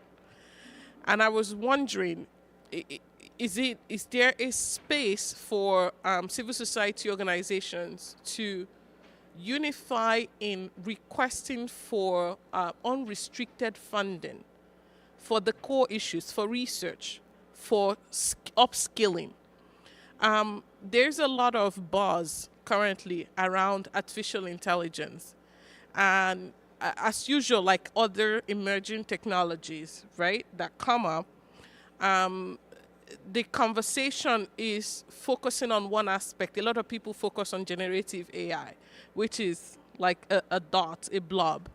And I have sensed from all of these conversations that focus often is driven rather by capacity to engage. Civil society is the least positioned to hire people who have high technical expertise. Look at the money that big tech is paying and compare it to the money that civil society organizations will pay. I mean, in my country, I'm Nigerian. There are people who offer, CSOs will offer you maybe $100 a month as salary. Not because they want to shortchange you, but because that is the capacity, that's the amount they can offer you. Now compare that to what other people in the same country in the private sector are paying. So is it possible that we start, when we say we want to fund civil society organizations, when we say we want to do projects, is it possible that there's a space to engage with the donor to say, look, if you are really focused on this, there has to be money for research. We need to build in funding for research into projects, right? We build in money for evaluation. We build in money for baseline studies. But there are other forms of research that's not just evaluating the project. That's very critical. It's understanding the key principles. It's understanding the fundamental aspects that relate to what you want to work on. So that, in my opinion, is something that might be helpful to start moving the needle a little bit. Thank you.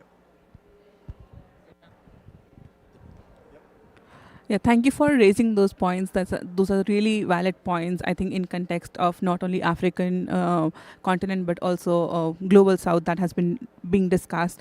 I want to reflect upon one point that, the, uh, generally on the on your discussion, that civil society organizations do the most impactful work, but the recognition is very less to the fact that we are bringing out the voices from the grassroots. We are the ones who are bringing out what the big tech wants in terms of their products, in terms of their policies, the change that they want, the demand that they look forward to. But then again, when it comes to monetary gains or losses, we are the ones who are losing it, right? We are the ones who are being put into a corner that, okay, you have done this small job for us. Okay, there is some petty amount of money for you.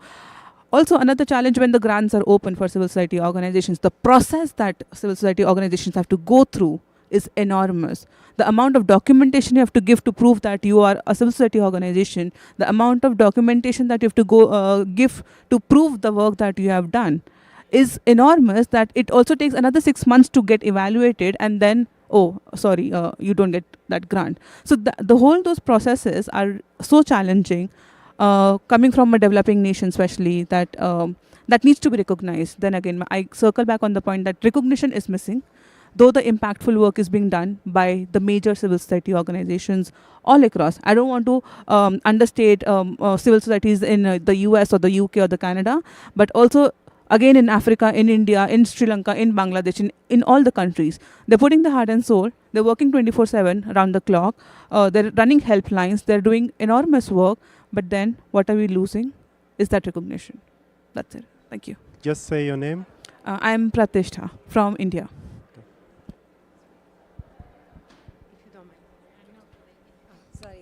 Thank you. That's been a very interesting conversation. Just on the first one, which was the question, I suppose it's more on, I think this was touched upon earlier, but on regional collaborations and whether bringing together certain segments. Again, Africa is a very large continent, so bringing together more regional cooperation and collaboration, whether perhaps that might increase, say, voting power and capacity to influence policy on an international level.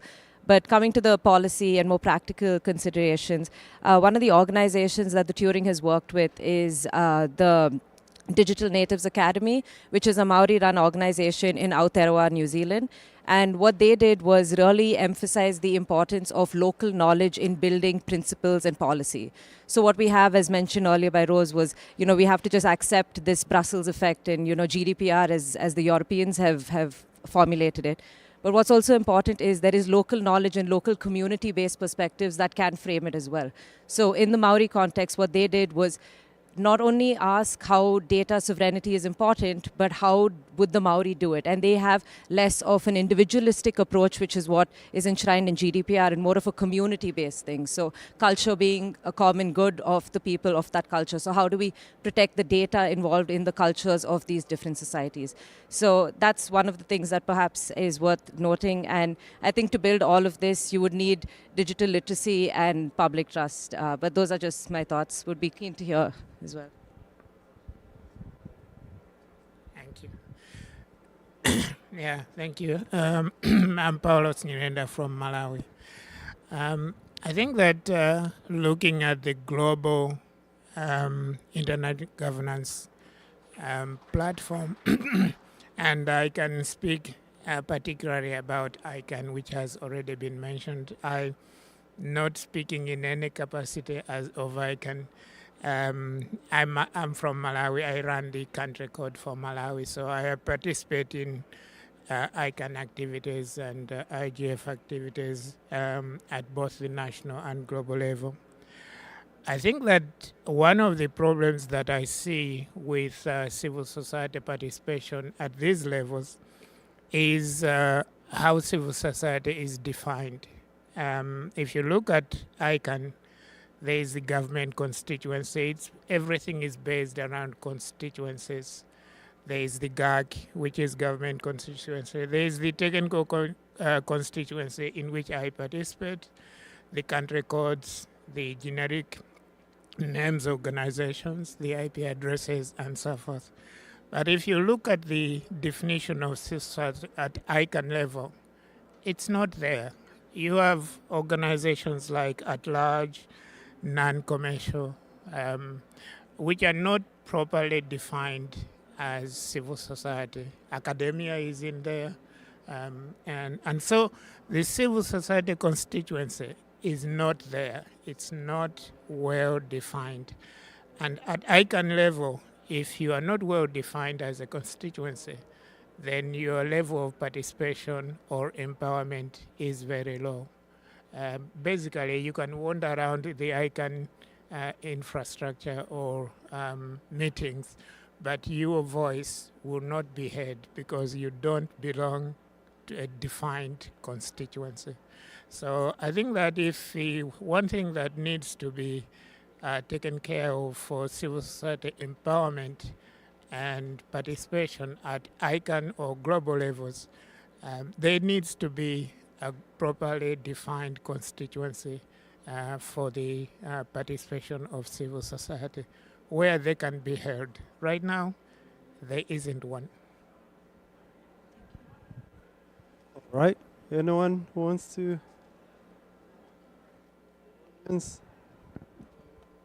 Okay. I come back to our two speakers. There is an additional one from Michael from OHCHR. First of all, I think he's congratulating the Cardio Alliance for the studies and also the presentation, but he's also looking ahead in terms of the Global Digital Compact. And he's saying, this is the next thing that CSOs has to participate, as well as the WSIS Plus 20 review. What lessons could be learned from the study to help civil society participate and follow these processes? What would be the minimum in terms of civil society participation in these processes? So you can give it the first shot, and then I'll also pass it around for others to have. Thank you. As I said earlier, if civil society views itself the way traditionally it's been positioned as a true north, then they then need to take the lead in finding out what are the key initiatives, what are the key outcomes, and then being the ones who hold the creative tensions between all stakeholders and helping to manage that. I think it's a very short answer, but that's basically it. Civil society play a role in these systems. Yeah. The same way we have built, and I keep calling it, the multi-stakeholder DNA sits in CSOs. To tap into that in the next problem and the next problem and the next problem. They've already built the muscles for this. They know how to convene. They know how to analyze issues. So whether today it's Global Digital Compact, next time it'll be AI, something. These are the people with the skills. Let's build their capacity. Because they're the only teams that can give you a true feeling of what is it that happens on the ground. And then reflect that into a truly global perspective. And that is my short response to that.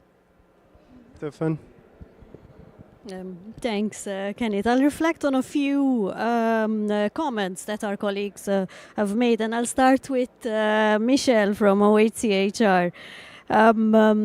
Something basic, I think, that CSOs need to engage is to understand what is really going on, especially with the parallel processes that we see in terms of GDC, WSIS, and all the bodies that are being created, the new processes.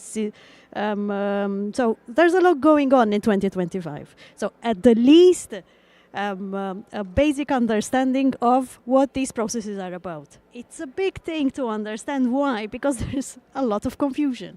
And not many people are able to really see what is, what is happening and what the aim is, and whether things will run in parallel or will converge at some point. But at least following and using tools out there to understand that's I would say, a basic premise. I'm going in reverse order to the gentleman from Malawi. You made a good regarding definitions of CSOs, and I would say definition even of the technical community has changed, right? Because In the past, the so-called techies were, you know, the guys with the ponytails. Today, who is the technical community, right? Swallowed up by the private sector.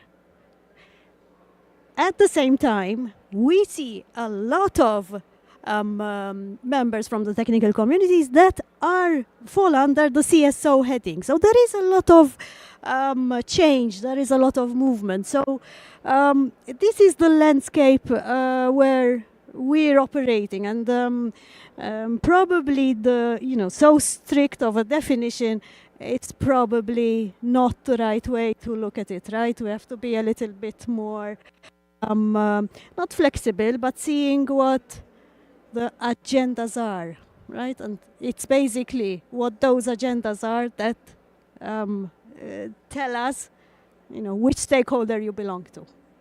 So I would invite to see it. I would invite to see things from this perspective. The lady also mentioned a good point regarding recognition. This is precisely the aim of the work that we are doing, right? At the end of the work here, and now this is in the context of the project, this is what I can talk about.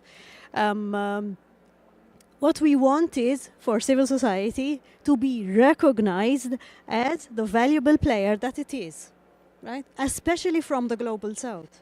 In terms of the funding, I can only talk insofar as the funding for this project. It's co-funded by the European Union. And the reason why there was a mapping was precisely to understand the landscape. What was the definition of CSOs? Do we need a definition there? What is the landscape, right? I can, compliment the EU for the way that it has, let's say, put the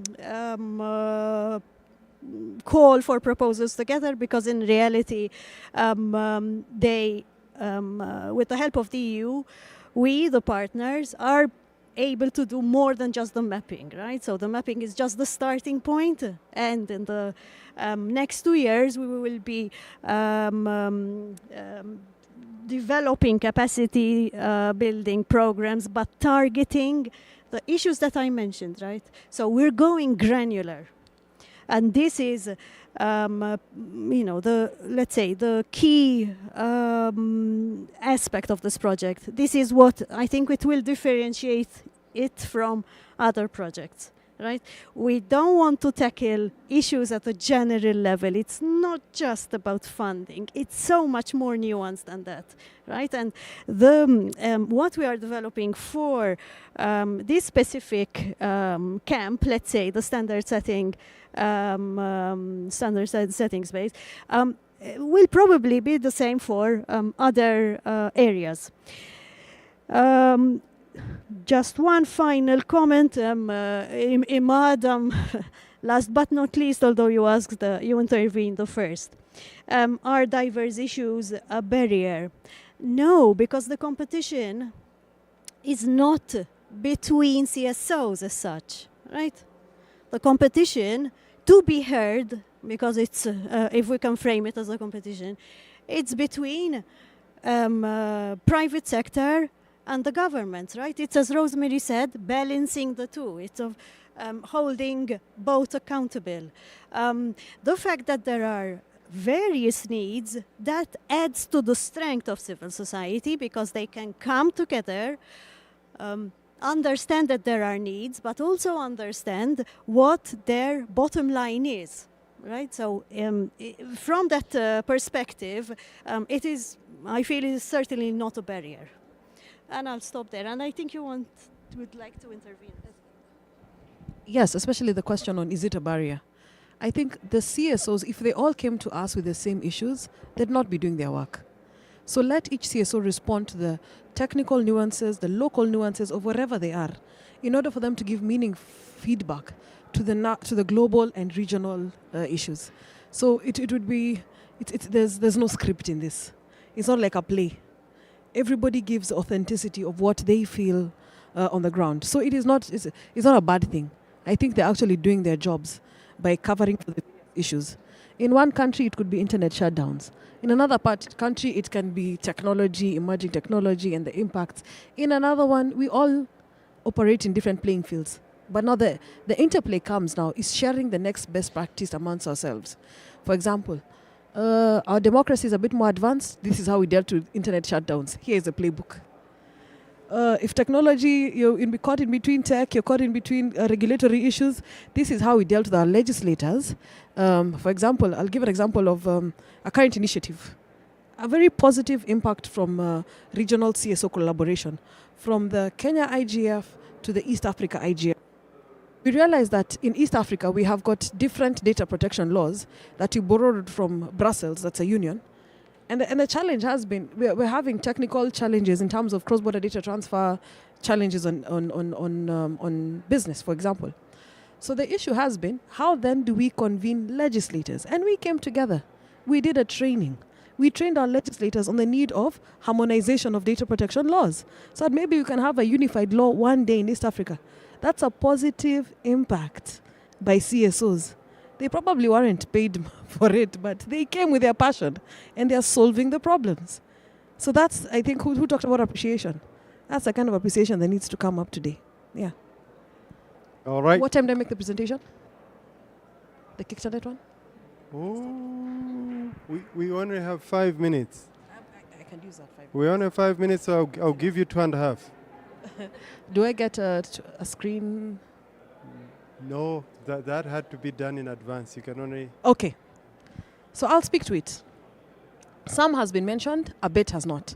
What does the face of African participation look like? It looks like complexity. And that is very honest. You mentioned it, we mentioned it, but you realize that there's a complex interplay of both opportunities, challenges, and outcomes. And the research that we did with KADE actually just showed a few things. First and foremost is that there's an uneven playing field. For example, as an African, try apply for a visa if you're going physically to go somewhere, compared to somebody maybe in the States who wakes up and the next day they can book a flight. It's not like that in my country. For example, if it's in Spain, I need a few months to plan. So you can't call me tomorrow and say there's a meeting next week, come to Spain, unless I had a Schengen visa before. Those are some of the complexities that are there. So it's actually an uneven playing field, both in terms of best practice forums, policy networks, dynamic coalitions, yeah. But we have shown significant engagement, especially in regional and national initiatives, where we've had 36 national and 7 regional initiatives that exist across Africa. And I think kudos, yeah. But global participation remains uneven, and and accessibility is a key issue. However, there's some light at the end of the tunnel. I guess post-COVID, we learned to work with what we have, hybrid. Today, some of us are here, many of us are online. That has been a great win. Hi, guys. Yeah, we're in the same meeting. Yeah, so that post-COVID, that has been good. We also learned lessons on youth initiatives. For example, we had youth representation from all over East Africa at the East Africa IGF, where we sponsored young people to come, and we put them in buses. We couldn't do flights, but we put them in buses, and you accommodate one thing. And they're so excited to participate. We engaged in sideline meetings, teaching them about the IGF process, what it means for them. And an amazing thing is that we've seen that the best tech policy talent comes from these CSOs. Whether they work for GIZ, Access Kenya, and sometimes we almost feel like we're a pipeline for talent. Yeah, our biggest issue is retention. Because after 2 years, we can't afford them. Yeah? Speak to them, even in private sector. The heads of data protection in the largest corporation, where did they come from? The CSOs. Yeah? We're building so my 2 minutes are done. Almost done. Yeah? Yeah, 30 seconds. And of course, post-COVID was hybrid. And then, of course, I've mentioned the barriers. And of course, participation is necessary. So what are the recommendations? We need to strengthen institutional support, increase funding for them. Capacity, if it's travel, if it's digital, whatever, which way it goes. Enhance capacity building. Expand youth-focused initiatives, promote inclusivity, and we leverage on digital tools. But importantly, I'll challenge back. How much investment is happening to build the capacity of these CSOs to respond to the future? They came in very low economies, and the power imbalances are increasing. As big tech grows stronger in those markets, as governments become more powerful, there's a need to continue supporting those CSOs. And there's only so far passion can take you, and we need to build frameworks. And we can't have a situation where we have new entities coming into the IGF space and receiving most of the funding, and you complain that these small CSOs are still who they are. They've done this for 20 plus years. They have the DNA. Let's support them and let's grow them. Thank you. All right. So just a quick recap. I've been shown the time. It's we have 2 minutes. So I think things that actually garnered traction here. We need to use the convening power. There is need for research and also for the funders to actually accommodate that so that our advocacy is evidence-based. Then we also need to strengthen regional collaborations among CSOs so that we're able to move as a bloc. But there is also need to define CSOs within these platforms that we engage with, especially at ICANN. Then I think there is also an agreement to say multi-stakeholderism DNA resides in the CSOs, and there is need to actually, make sure that we maximize this. But we must also, as CSOs, we must also be proactive to invite ourselves to the table when we are not invited. I think these are some of the issues that I can quickly summarize.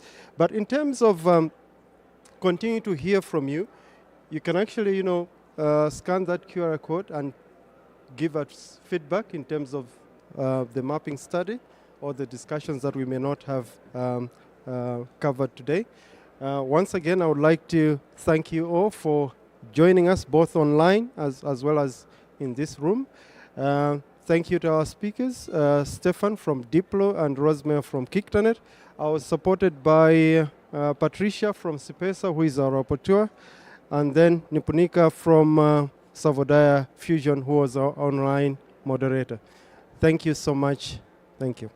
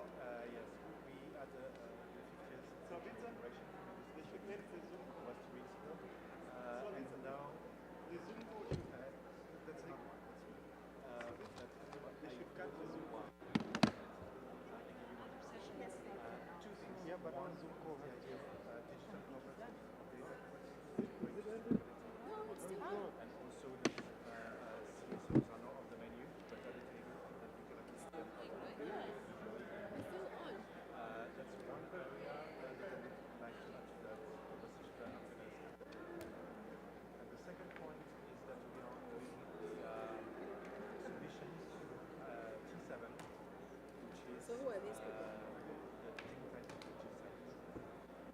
It's showing the next session, but so this remains on.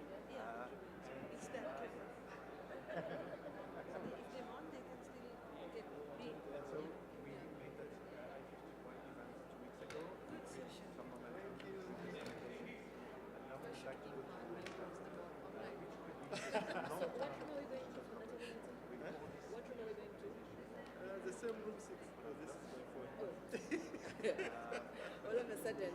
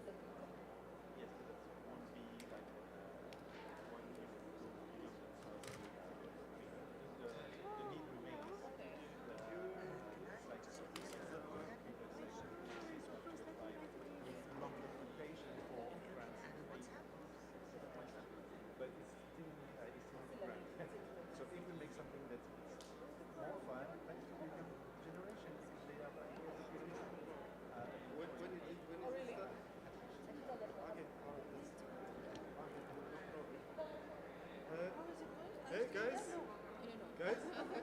there is another session in 10 minutes, so we need to. Yeah. Continue the conversation also.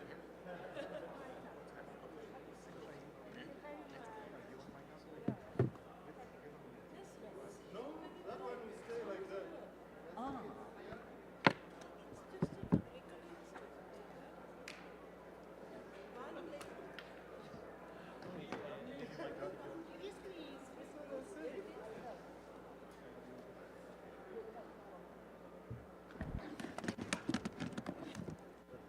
Thank you.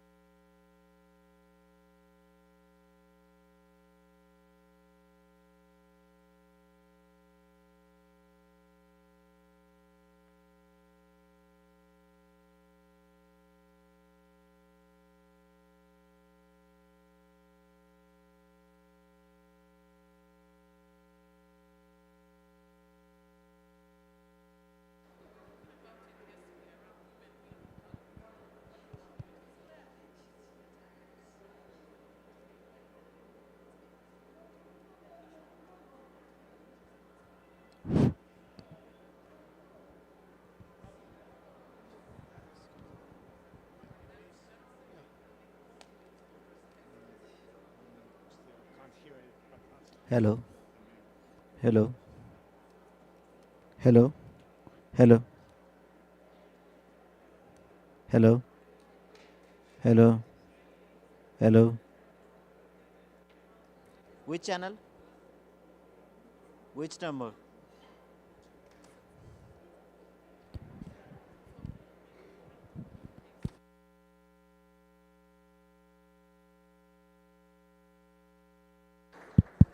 Hello. Yeah. Okay.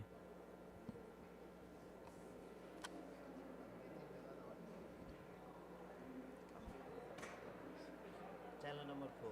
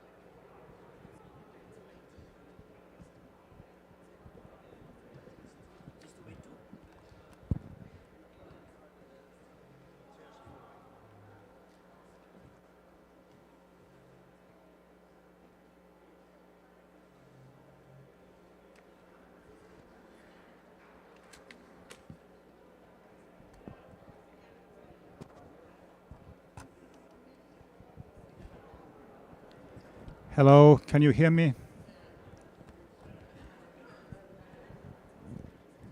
So apparently sound works. Let's get started. Welcome everybody. We have a session here on AI and disinformation, safeguarding elections. I have two panelists on site here and one online as well as. Is there a problem? Can we have a...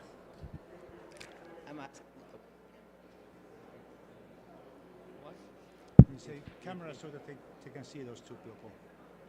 You may set it because The camera is up there, so if you want to be seen, you go here. Okay, let's move over here.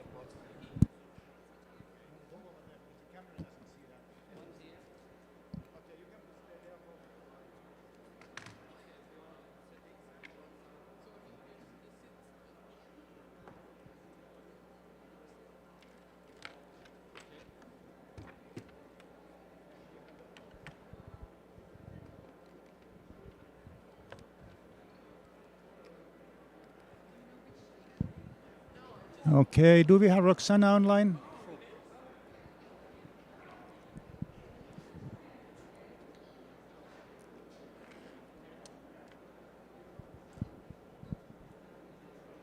I can't see her anyway. Okay.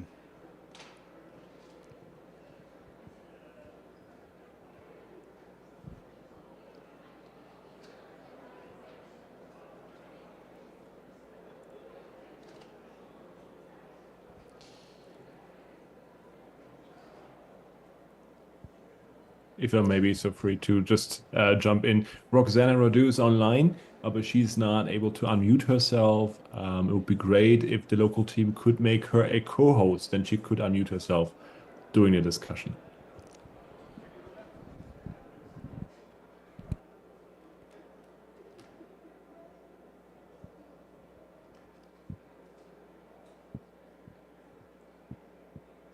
Okay, sorry about this little confusion here. So we have three distinguished panelists.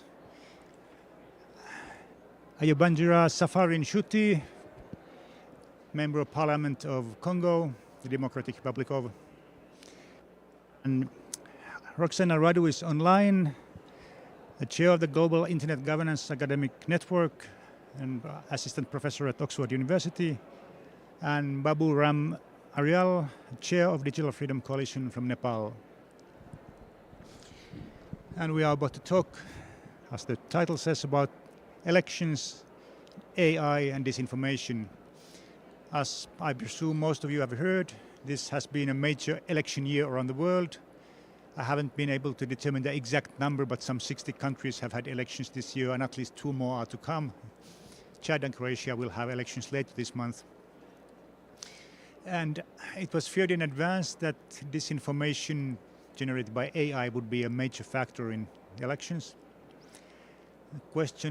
One question we have to talk about is, did that actually happen? And if so, what should be done about it? Now, you may have noticed that there have been some less than perfectly fair elections even before AI and the internet. All kinds of election campaign meddling has happened in the past. Governments, people in power have, let's say, creatively used their power to influence the outcome of elections. So how big difference does AI, the internet, make on that? Maybe we'll start with that. Have your view on, did the fears about AI messing up all elections come to true? Let's start with Mr. Safari. Is that okay? You go first. Okay, it's okay. What I can say, as you say, in 2024, this year, there was a lot of election, and there was a lot of concern about having AI used or used by some of the actors to gain more a result on election. But I think we had a lot of fear. It doesn't happen as we was fear, and it's like maybe people was also prepared to face the AI, to take some measure against the AI. But on our side, as a legislative people, we didn't done really a work on that. It's like only people themselves, the politician actors in that field, have either take some measure to fight by themselves, by their team, the use of AI by the opponent, and also those who was planning to use it, maybe they didn't use it as much as they would like to use, because the community was already prepared to see the use of AI. And I think we had a lot of fear compared on how really happened on the ground. Okay, so you think it was more a scare that did not come to reality as yet anyway. Maybe I'll try to reach Roxana next. Perhaps you might want to comment on what's happened in Romanian elections, and did AI have anything to do with that? Yes, absolutely. First of all, apologies for not being able to join you physically this year at the IGF, but thank you for the invitation to join online. So I wanted to bring in the example of Romania. I think for the first part of the year, we've heard quite a bit of comments about AI, and as we're approaching the end of the year, people started to feel that AI is just another tool in the toolbox of technologies that we have available around the election. But the case of Romania changes the narrative completely. As you might have seen, about 2 weeks ago, the Constitutional Court of Romania decided to cancel the results of the first round of presidential elections. So it's the first time it has happened in the Romanian history. It's also the first time it has happened since we've introduced AI. And of course, there are several reasons behind this decision, but it's very clearly linked to electoral interference from foreign states, in particular one, Russia, as it was revealed by the intelligence reports. It was very clearly linked also to algorithmic treatment, in particular preferential treatment of one of the 13 candidates in the elections. And the decision of the court cited the illegal use of digital technologies, including artificial intelligence. So this is a case that tells us, in a way, it's a wake-up call, right? It's just the fact that all of this can be abused massively, and it hasn't happened in other presidential elections, it hasn't happened in other parliamentary elections, but it doesn't mean it's not something we should have on our radar. I wrote a report earlier this year with a colleague of mine looking into some positive uses of AI during elections. So we took the Indian case and we concluded, in fact, in India, we could see some very creative uses of AI, both to motivate people to go out and vote, but also to promote campaigns in ways that were fair, and also to promote inclusivity, translating in real time some of the politicians' speeches, some really useful ways to reach out to a larger voter base. At that point, it didn't look, so this was May, June, right, the Indian elections. At that point, it didn't look like there was a lot to worry about. So by the time we entered the American elections, there was quite a bit of attention paid to the use of AI. And yet it happened in a country that was not in the media spotlight. And I think that's something that we should also bring into the discussions. All elections have their own stakes, but I think it's useful to think about this experimental use of AI for both some of the good uses and some of the really bad outcomes. I'll stop here, but happy to jump in later in the conversation. Roxana, so very nice to observe that AI is a double-edged sword that can be used for good and bad, also in election contexts. But maybe I'll hand over to Babu now on your notion of what happened, what could have happened, what should have happened. Thank you very much. It's my pleasure to be here and talk about this very interesting topic.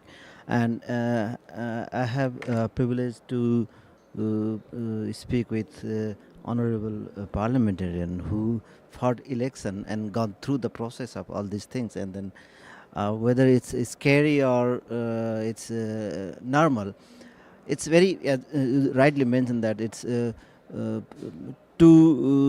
it has two sides. It has bad side as well. So benefit is that it has become very easy to make political advertisement for candidates, especially using their campaign and developing some contents, and it has become very easy for them. But simultaneously, there is a big risk that opposition or some other stakeholders may influence their election campaign using similar content, which could be detrimental to their characters and all these things. So one of the major issue in the political campaign is the advertisement of political campaign, and this is one issue. And another issue is the transparency of the campaign. Now we can see that various platform providers they have their own regulations inside internally. Platform providers have also their own provision about what kind of advertisement limitation could be there, and their own filtering some content using AI as well. If I recall, various platform providers, including Facebook or Twitter, they or TikTok as well, they themselves removed many political contents, their campaigns, and then later on there were contest or challenge by the politicians themselves. So there is another risk of using AI in election process by the platform providers themselves on the filtering of their content. And another issue was, as I mentioned, that the development of content which could be useful and which could be detrimental, and deepfake contents are also there that are damaging immediately the campaign of election. But when intervening on that content, it could be a very late. A content can damage a politician in few seconds or few minutes. Even if it is removed in a few hours, that could be not sufficient to repair the damage of the political campaign. So that is another issue that could be seen in the field of election during the election. And another thing is When we are talking about uh, we are talking from campaign perspective, content perspective. Also, the major issue is coming from, like Roxana just mentioned, that foreign influence in the election process, or election day, like intervening on data, intervening on system of ballot papers, or ballot process. So this is a very significant part. And another thing is, like when this comes to the remedy process, whether we have sufficient regulatory approach or not, whether our courts, election courts, are also need to be very clear on this kind of recognition, or identifying these contents or effects. So these issues are evolving around the election, and disinformation and misinformation. So if we have a proper regulatory framework or understanding, or digital literacy as well, so we can manage the risk of AI, and using from a positive perspective. Thank you. You made some very keen observations there, notably that in elections, time is everything. And also, if an AI system were to, say, try to remove misinformation or whatever, and then accidentally remove somebody's political advertisement, and it takes days before it comes back online, and they lose election because of that, that's also a problem. So it can cut both ways. So the question... Excuse me, Tabani, maybe I can jump in very quickly here. Please do. I definitely want to talk a little bit more about the question of transparency, because that has been part of the regulatory agenda for a while, not necessarily in the context of election, but platform transparencies with regard to their algorithmic practices has been on the mind of policymakers for a while now. And in the EU, we do have a framework for that. It's the Digital Services Act. And right now, the European Commission has decided to open an investigation, a formal investigation, in the case of TikTok with regards to the Romanian elections. So this was the platform that was scrutinized for this illegal use of AI. It turns out the transparency prerogative was not really working in this case. One of the candidates received preferential treatment without ever having their electoral content labeled as such. So it would appear in all sorts of feeds without ever mentioning that this was in fact part of the campaign. And this is obviously in breach of the laws in place in Romania, which is why the court had to issue the decision. But we also saw now that the European Commission looking at this case, so Romania is one of the members of the European Union, there is a framework in place at the EU level. And the Commission has asked for a couple of things. First of all, already on the 5th of December, it asked TikTok to retain all the information that had to do with the elections for a particular period of time. I think it was between end of November and going all the way to March 2025.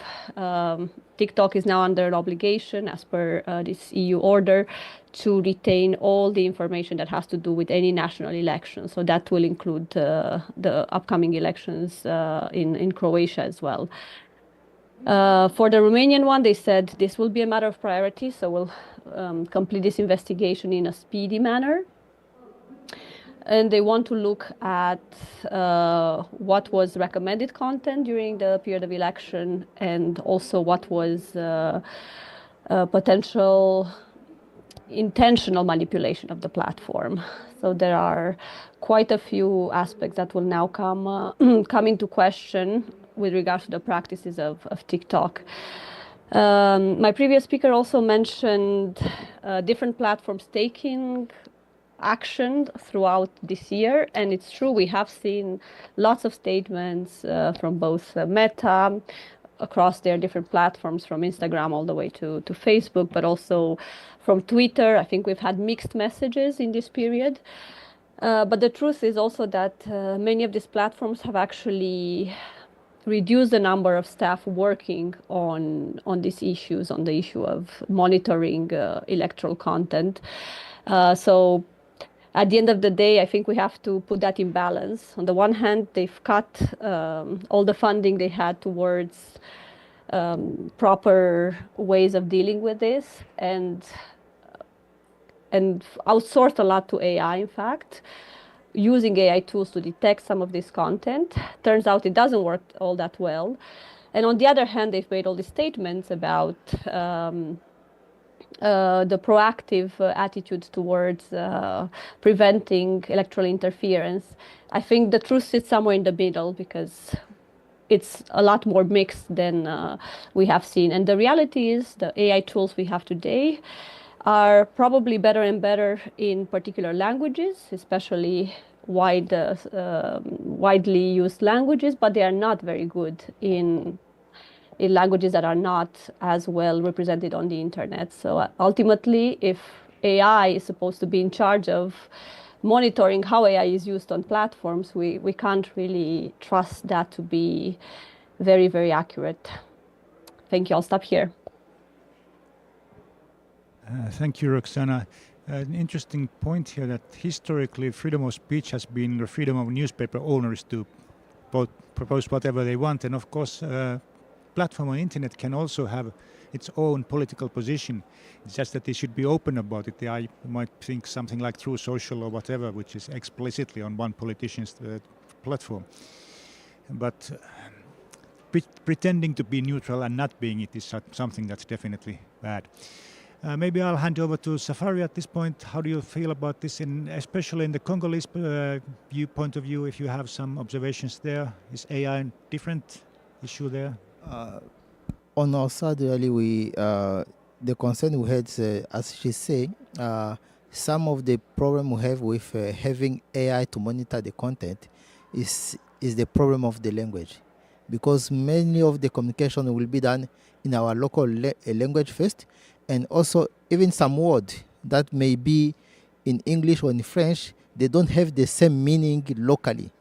We used to call some of the political party using one name which is a common name in English, but that means really a different things. We have like in our country some part of the political side that we can use to call them to identify them regarding the some word like a Taliban. When you say Taliban in English, you may think it's someone in Taliban, but on our side it's another. It is another meaning. It's member of the majority. You see, so the AI will not see that context. Will not. That's why we need really to have someone, some men, some real people in the background, and who know the local context. If I come back on the use of AI, what I was saying is not to say that AI was not used in the election, but it was not on the way people was expecting it. Everyone was looking on the US election on deepfake, but as you say, it happened in Romania, but people was looking on the US, and also even the US. AI was used not mainly to make deepfake, but to promote themselves. Like people who were using deep AI to make some chatbot to respond to email, to respond to phone call automatically. There was even in Pakistan, I heard that one of the candidates, the former prime minister, used the AI to make speech because it was in prison, but was able to make speech, live speech using AI by cloning his voice. So there was a use of AI, but because many people was waiting to see it on deepfake site, I think people have shifted. Instead of attacking their opponent, they start to promote themselves. They start to use the AI to reinforce their own campaign team. So mainly in the US, it was to respond to email, to make call, to make speech, to make some advertising, to make some nice video for themselves, some nice picture from themselves. In Congo, we had election just before the end of 23. We are not on 24. We are not concerned, but it was at the end. On the last day of 23. So we was also part of that big the big game of the election on 24. On our side, before election, we had a meeting. We had even a team from Meta who came to see our election committee, and they agreed to work with us and to help us to put in place a team to monitor all that content. And we can say that it worked partially because in the 23 election last year, we didn't have so much deep fake that it was like it was before. Because before the election, we had a team from Meta who came in the country and put in place a strategy and work together with our election a commission to see how they can fight against the deepfake and the misinformation. Okay, thank you, Safari, for that.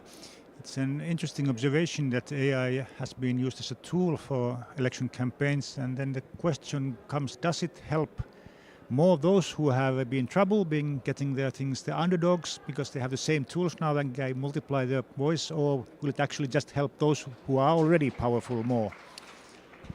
It helped, as the report I saw, it helped mostly those small candidates who was under the table, because they was able to put much effort on AI.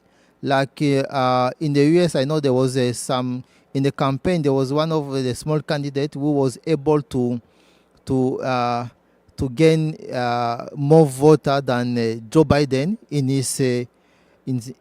his state by using just the AI. He didn't have the budget like the Joe Biden budget, but putting much effort on AI. It also happened for a small candidate in Japan, also putting much effort on AI. So it really helped those who was seen as small candidate. It gives them the same tool like those powerful candidate. That's interesting. So it turns out that it can be a force. Well,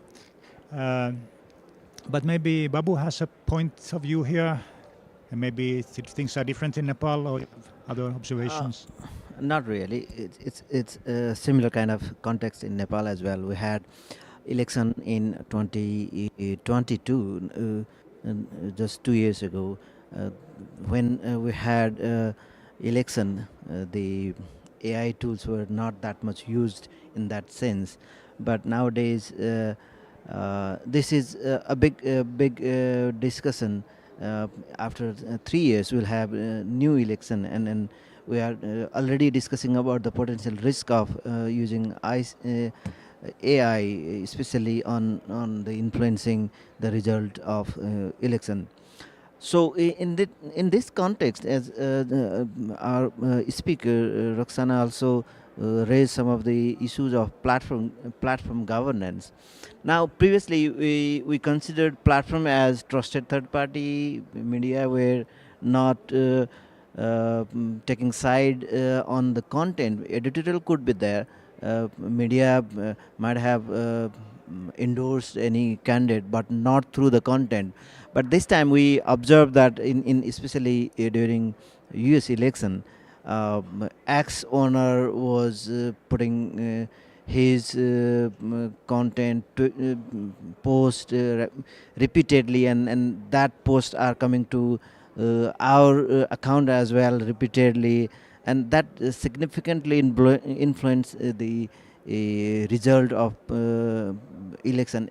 This is said. So in this point, what I'm talking about, that now if platform owners are using platforms for their personal desired candidates, then it's a big risk. And if they use AI-based content and the process, then that is more dangerous thing in democratic process and democratic. This is not the standard that we expect in the democracy. So in that perspective, how we make more accountable to these platforms is one thing. Then another thing is very significant. Previously, there were in Nepal as well, in Nepalese election conducts as well. These business platform operators, they wish to have their business, and if election commission also work with them, or election commission also influenced by them, then there will be more risky. In 2022 in Nepal, some of the candidates, they had some problem with the election commission, and then they were complaining that their contents were asked by the commission to remove to the platform providers. So that is another very big risk on platform governance and the institutional mechanism of election election commission as well. So these are the very significant issues. If these are influenced using AI, then there could be a more risk. Thank you. At this point, I understand we have some online questions. Maybe Dennis would like to read out some questions for us from I'm happy to do so. This is a fantastic discussion, and we have some questions in the chat. So I thought there were some public and one privately reached me. So I thought I'm going to share those with you, and thank you all for the speakers so far. The first question by Ahmed is only identified with the first name here or last name. Asked what is the role of e-voting in this, and this is maybe something that where you think this might be a different conversation, but maybe it isn't, because maybe this is also about trust, and e-voting and AI are both matters of trust when it comes to elections. And it would be certainly something that is interesting perhaps for some of the speakers to pick up on. So how does that combine? So having AI power disinformation online, and then also providing you vote online, potentially, how does that play together?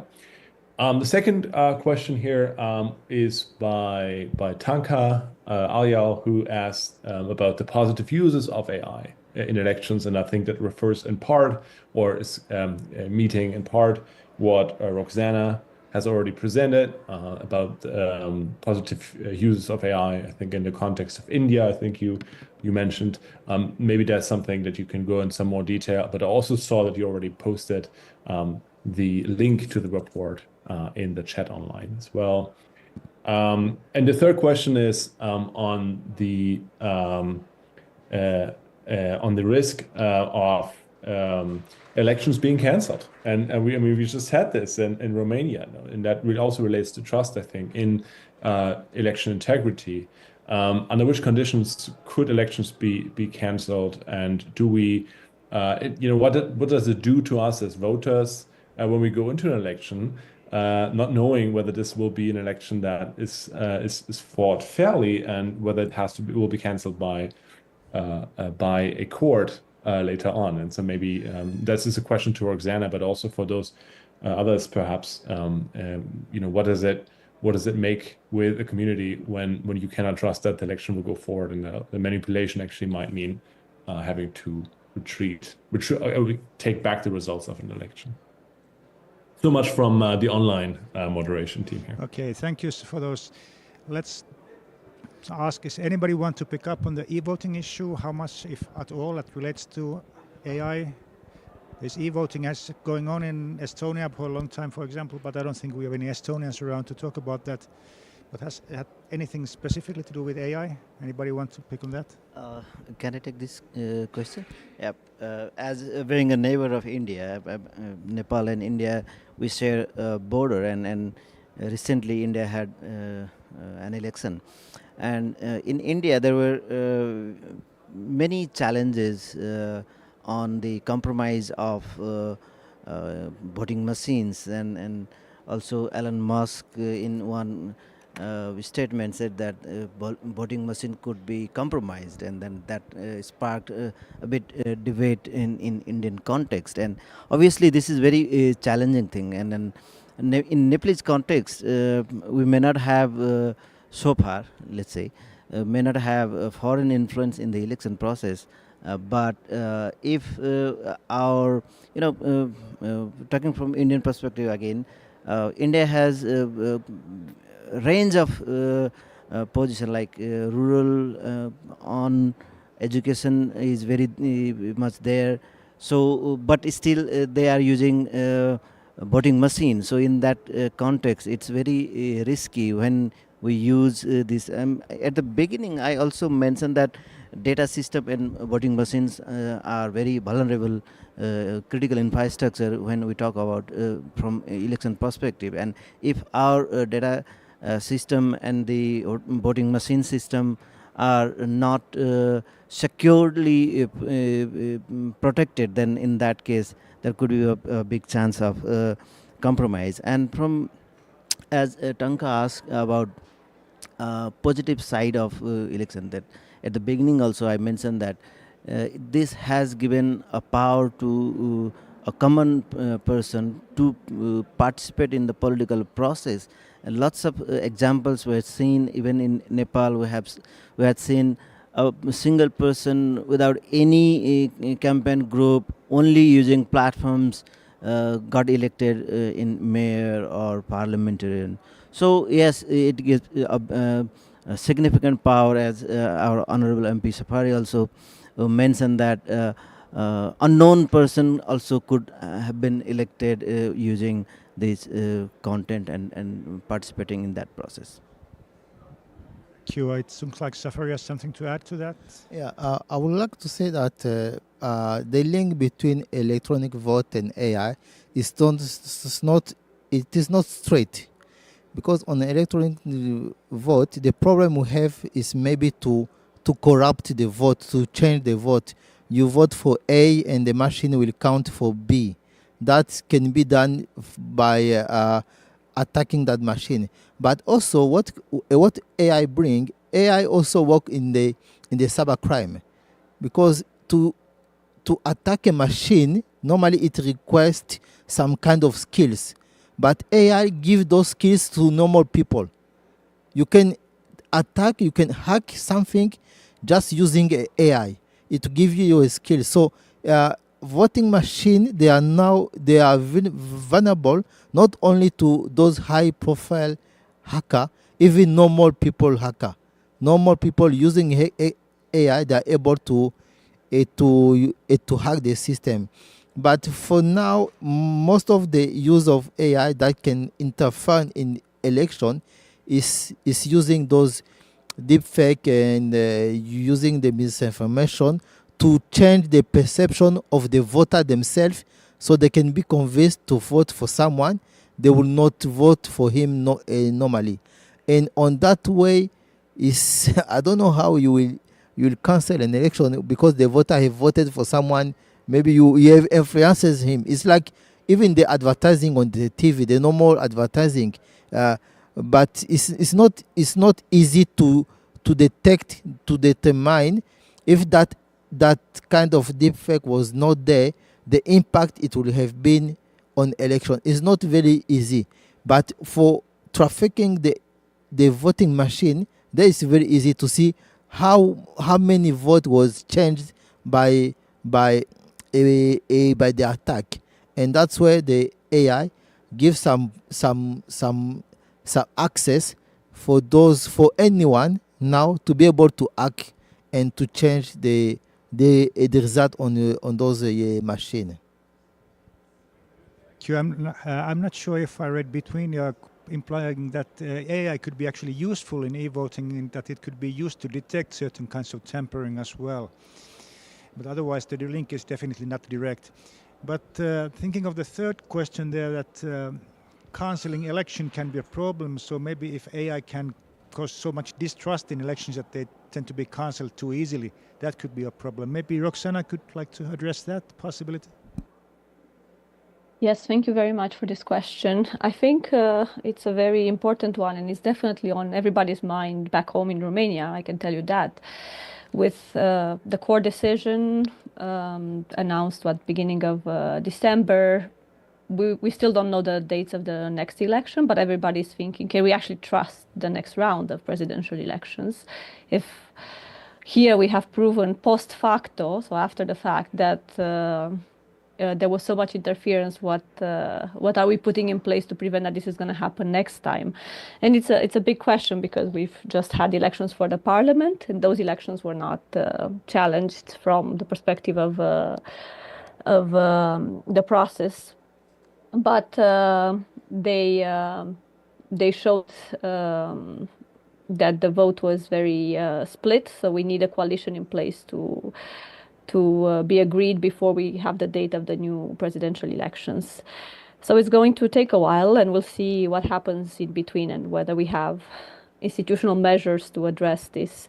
But just on the question of trust, right now, there's also an indirect undermining of the democratic process through the cancellation of elections, right? On the one hand, yes, we had this in reaction to what has happened, but also for most people, this decision is perceived as a violation in some respect of the democratic process itself, that there is a core decision that comes in and annuls the vote of 52% of eligible voters.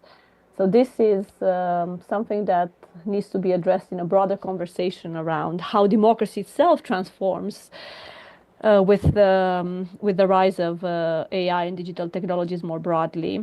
In a way, the processes we've had in place for so long, including some of the institutions that are overseeing the democratic process, were created in an era that had very little technology around. Right now, we're talking about transforming these processes altogether, and we probably have to rethink a little bit the relationship between the forms of democracy we have and the technology that is available. And just on very briefly, if I may jump in on the question of e-voting, I'll just say very briefly that if we look at the data on this, it's actually very few countries around the world that have opted for e-voting. We have obviously very good examples in that category, Estonia being one of them. We have a couple of examples from outside of the Western world as well. But altogether, many countries have stayed away from that, because the feeling is that we are not able to prevent any sort of manipulation that might happen with e-voting. So most democracies, at least in Europe, have had that conversation, and most have decided to not move their voting processes online, which ultimately may or may not mean it makes a big difference, because in the case of Romania, we had paper ballots, and yet the whole integrity of the process had been compromised. So before you go to that final stage of, whether the vote is casted online or on paper, we need to think about those other intermediary stages, whether that's electoral registration, whether that's the campaigning you might have for the elections, the vote counting itself, and the verification and reporting. And it seems that in the Romanian case, there were cyber attacks happening at the time of the vote counting, and those paper ballots being introduced into the system, as well as post-election audit, right? This is another very important part of the democratic process, and we have to have safeguards in place across the whole cycle of the electoral process, not just at the time of counting the vote or casting the vote. Thank you. It does occur to me that somebody might want to set up deliberately pretending to be attacking the election so as to get the vote cancelled in order to undermine trust on the system. So even instead of actually trying to affect the election, just make the impression of that so that people don't trust the system anymore. And AI may also make that easier, or even just impossible without it maybe to do effectively. And another interesting observation here that in some countries the incumbent have so much power in the situation that they tend to win that actually foreign interference might be good for the democratic process here. But that's also something that's very difficult to, let's say, assess in any useful way. But maybe you want to carry on from that, or if not, I might suggest that you'd consider what kind of power AI actually does for the specific issue of disinformation spreading. A question is there. A question inside? Okay, hands up. Who's first? Sorry for not noticing.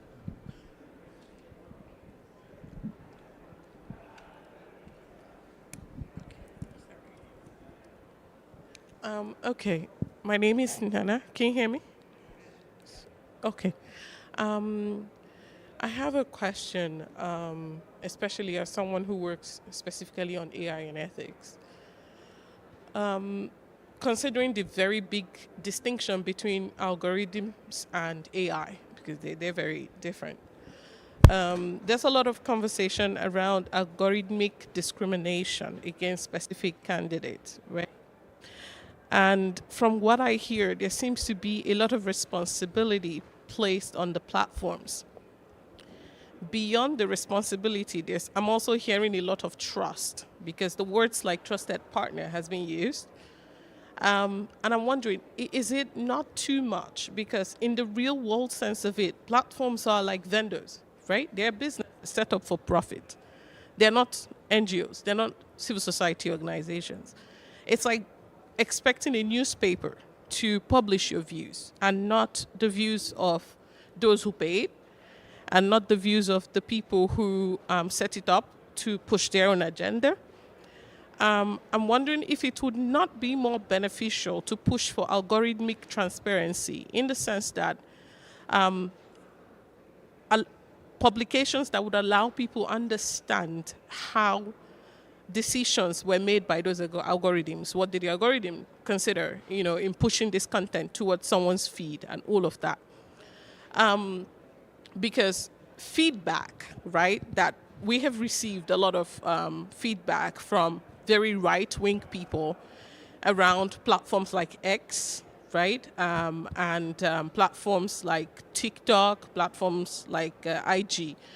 And that feedback says that previously, these platforms used to be very left-wing agenda, right? Very liberal, very, this is what we want to see, this is how the world should be run. It was run like an alternate universe to the actual real life. But there's like a push or a shift in agenda, and now that they feel like some sort of balance has been achieved. I disagree with this, but that's different. But this is the conversation. And I'm wondering that in demanding certain things from the platforms, are we not, one, trying to curb free speech, and because the free speech doesn't look like the speech that we're used to or the speech that we like? And two, why do we trust these platforms? Why do we expect these platforms to comply to other things other than regulatory requirements? Why do we trust these platforms so much? That's like my big question. Why do we trust these platforms so much? Thank you.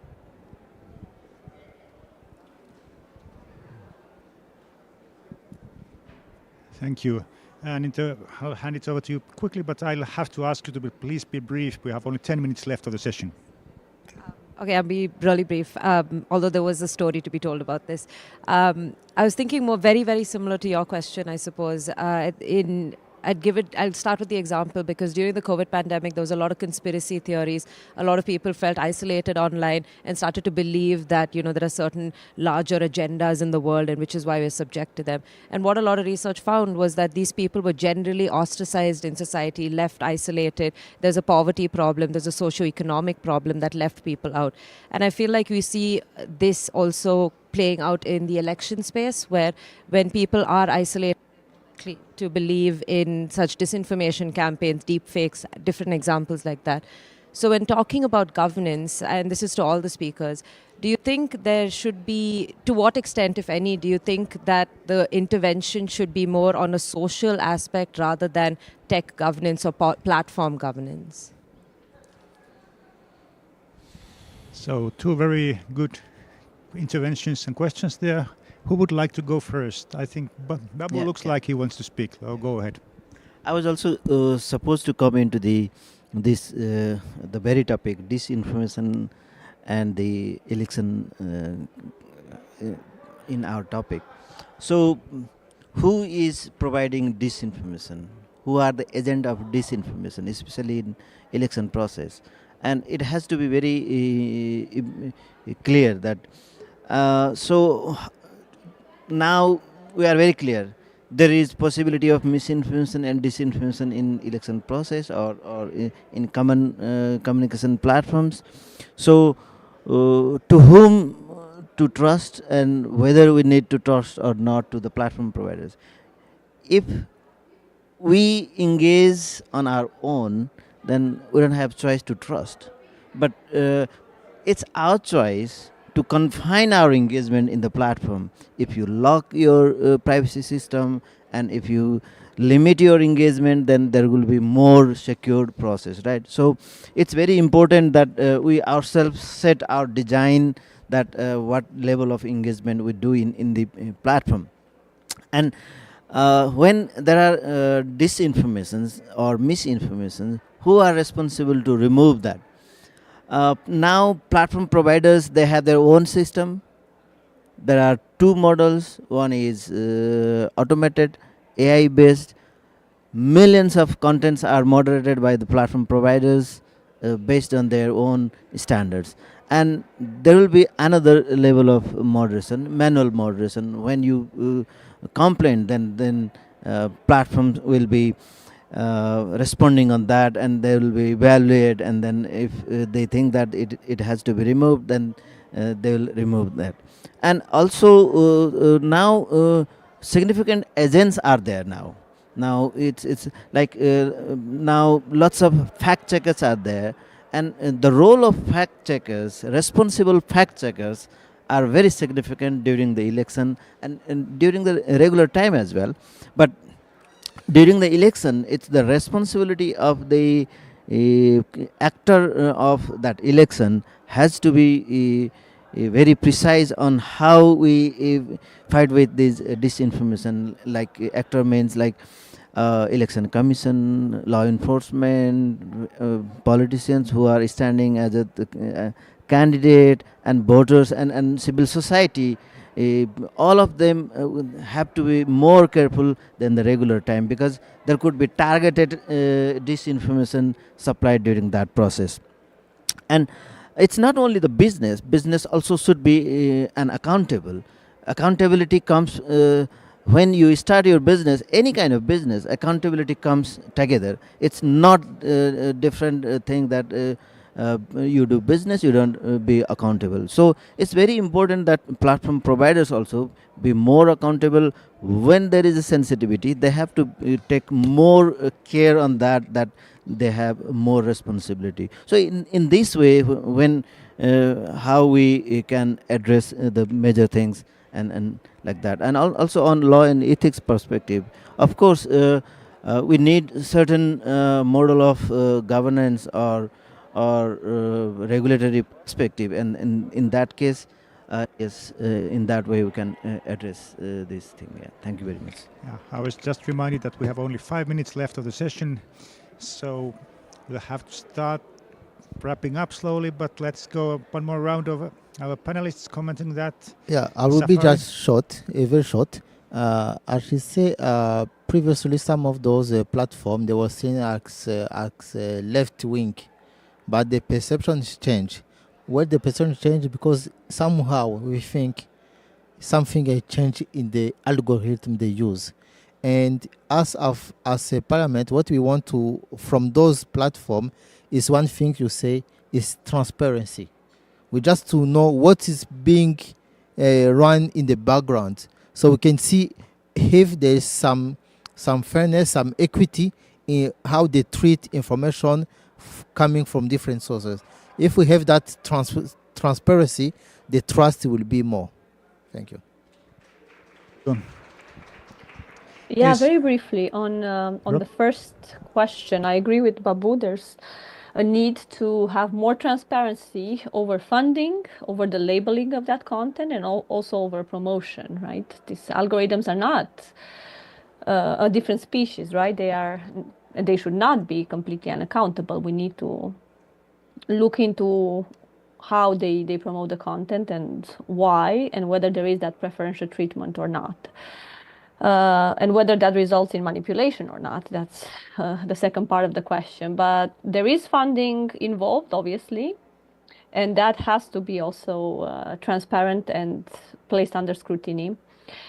Since platforms have become the new public sphere, they are not just businesses. They are more than businesses. They are the new public sphere. That's where communication actually happens. People might not turn on the TV anymore, but they will receive their news from encrypted groups, from different platforms, and so on and so forth. So they provide that public channel for communication during elections. And most countries have rules in place for how you promote yourself during the elections.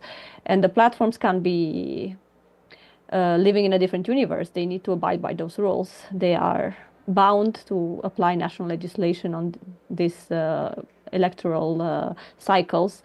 So this is something that it's only a question of respecting existing legislation. And on the second question, very briefly, should the intervention be broader than just tech governance? Should we look at social aspects as well? And absolutely, I agree with you. I think we need to work on multiple levels. And so far, we've given quite a bit of attention to technology, albeit imperfectly. We have not found the right solution to all of these problems, but we haven't really looked at what could be done on a social level beyond just saying more digital literacy and just having a level of awareness that is better. I think we need to work on issues of poverty, on issues of connectivity. We need to work on many other aspects, including welfare and so on, to be able to give people equal chances in society. And that's going to make democracy a better place for everybody.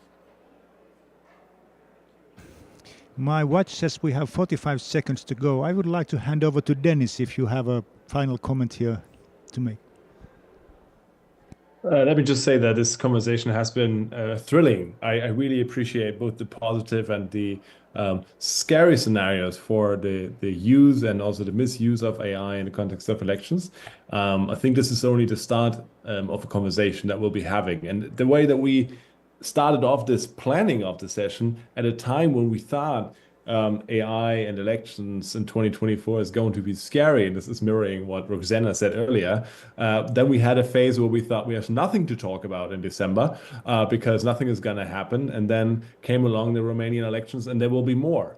And there'll be more things that we have to deal with. So I think this is start of a conversation and also start toward more regulation and more transparency in that field.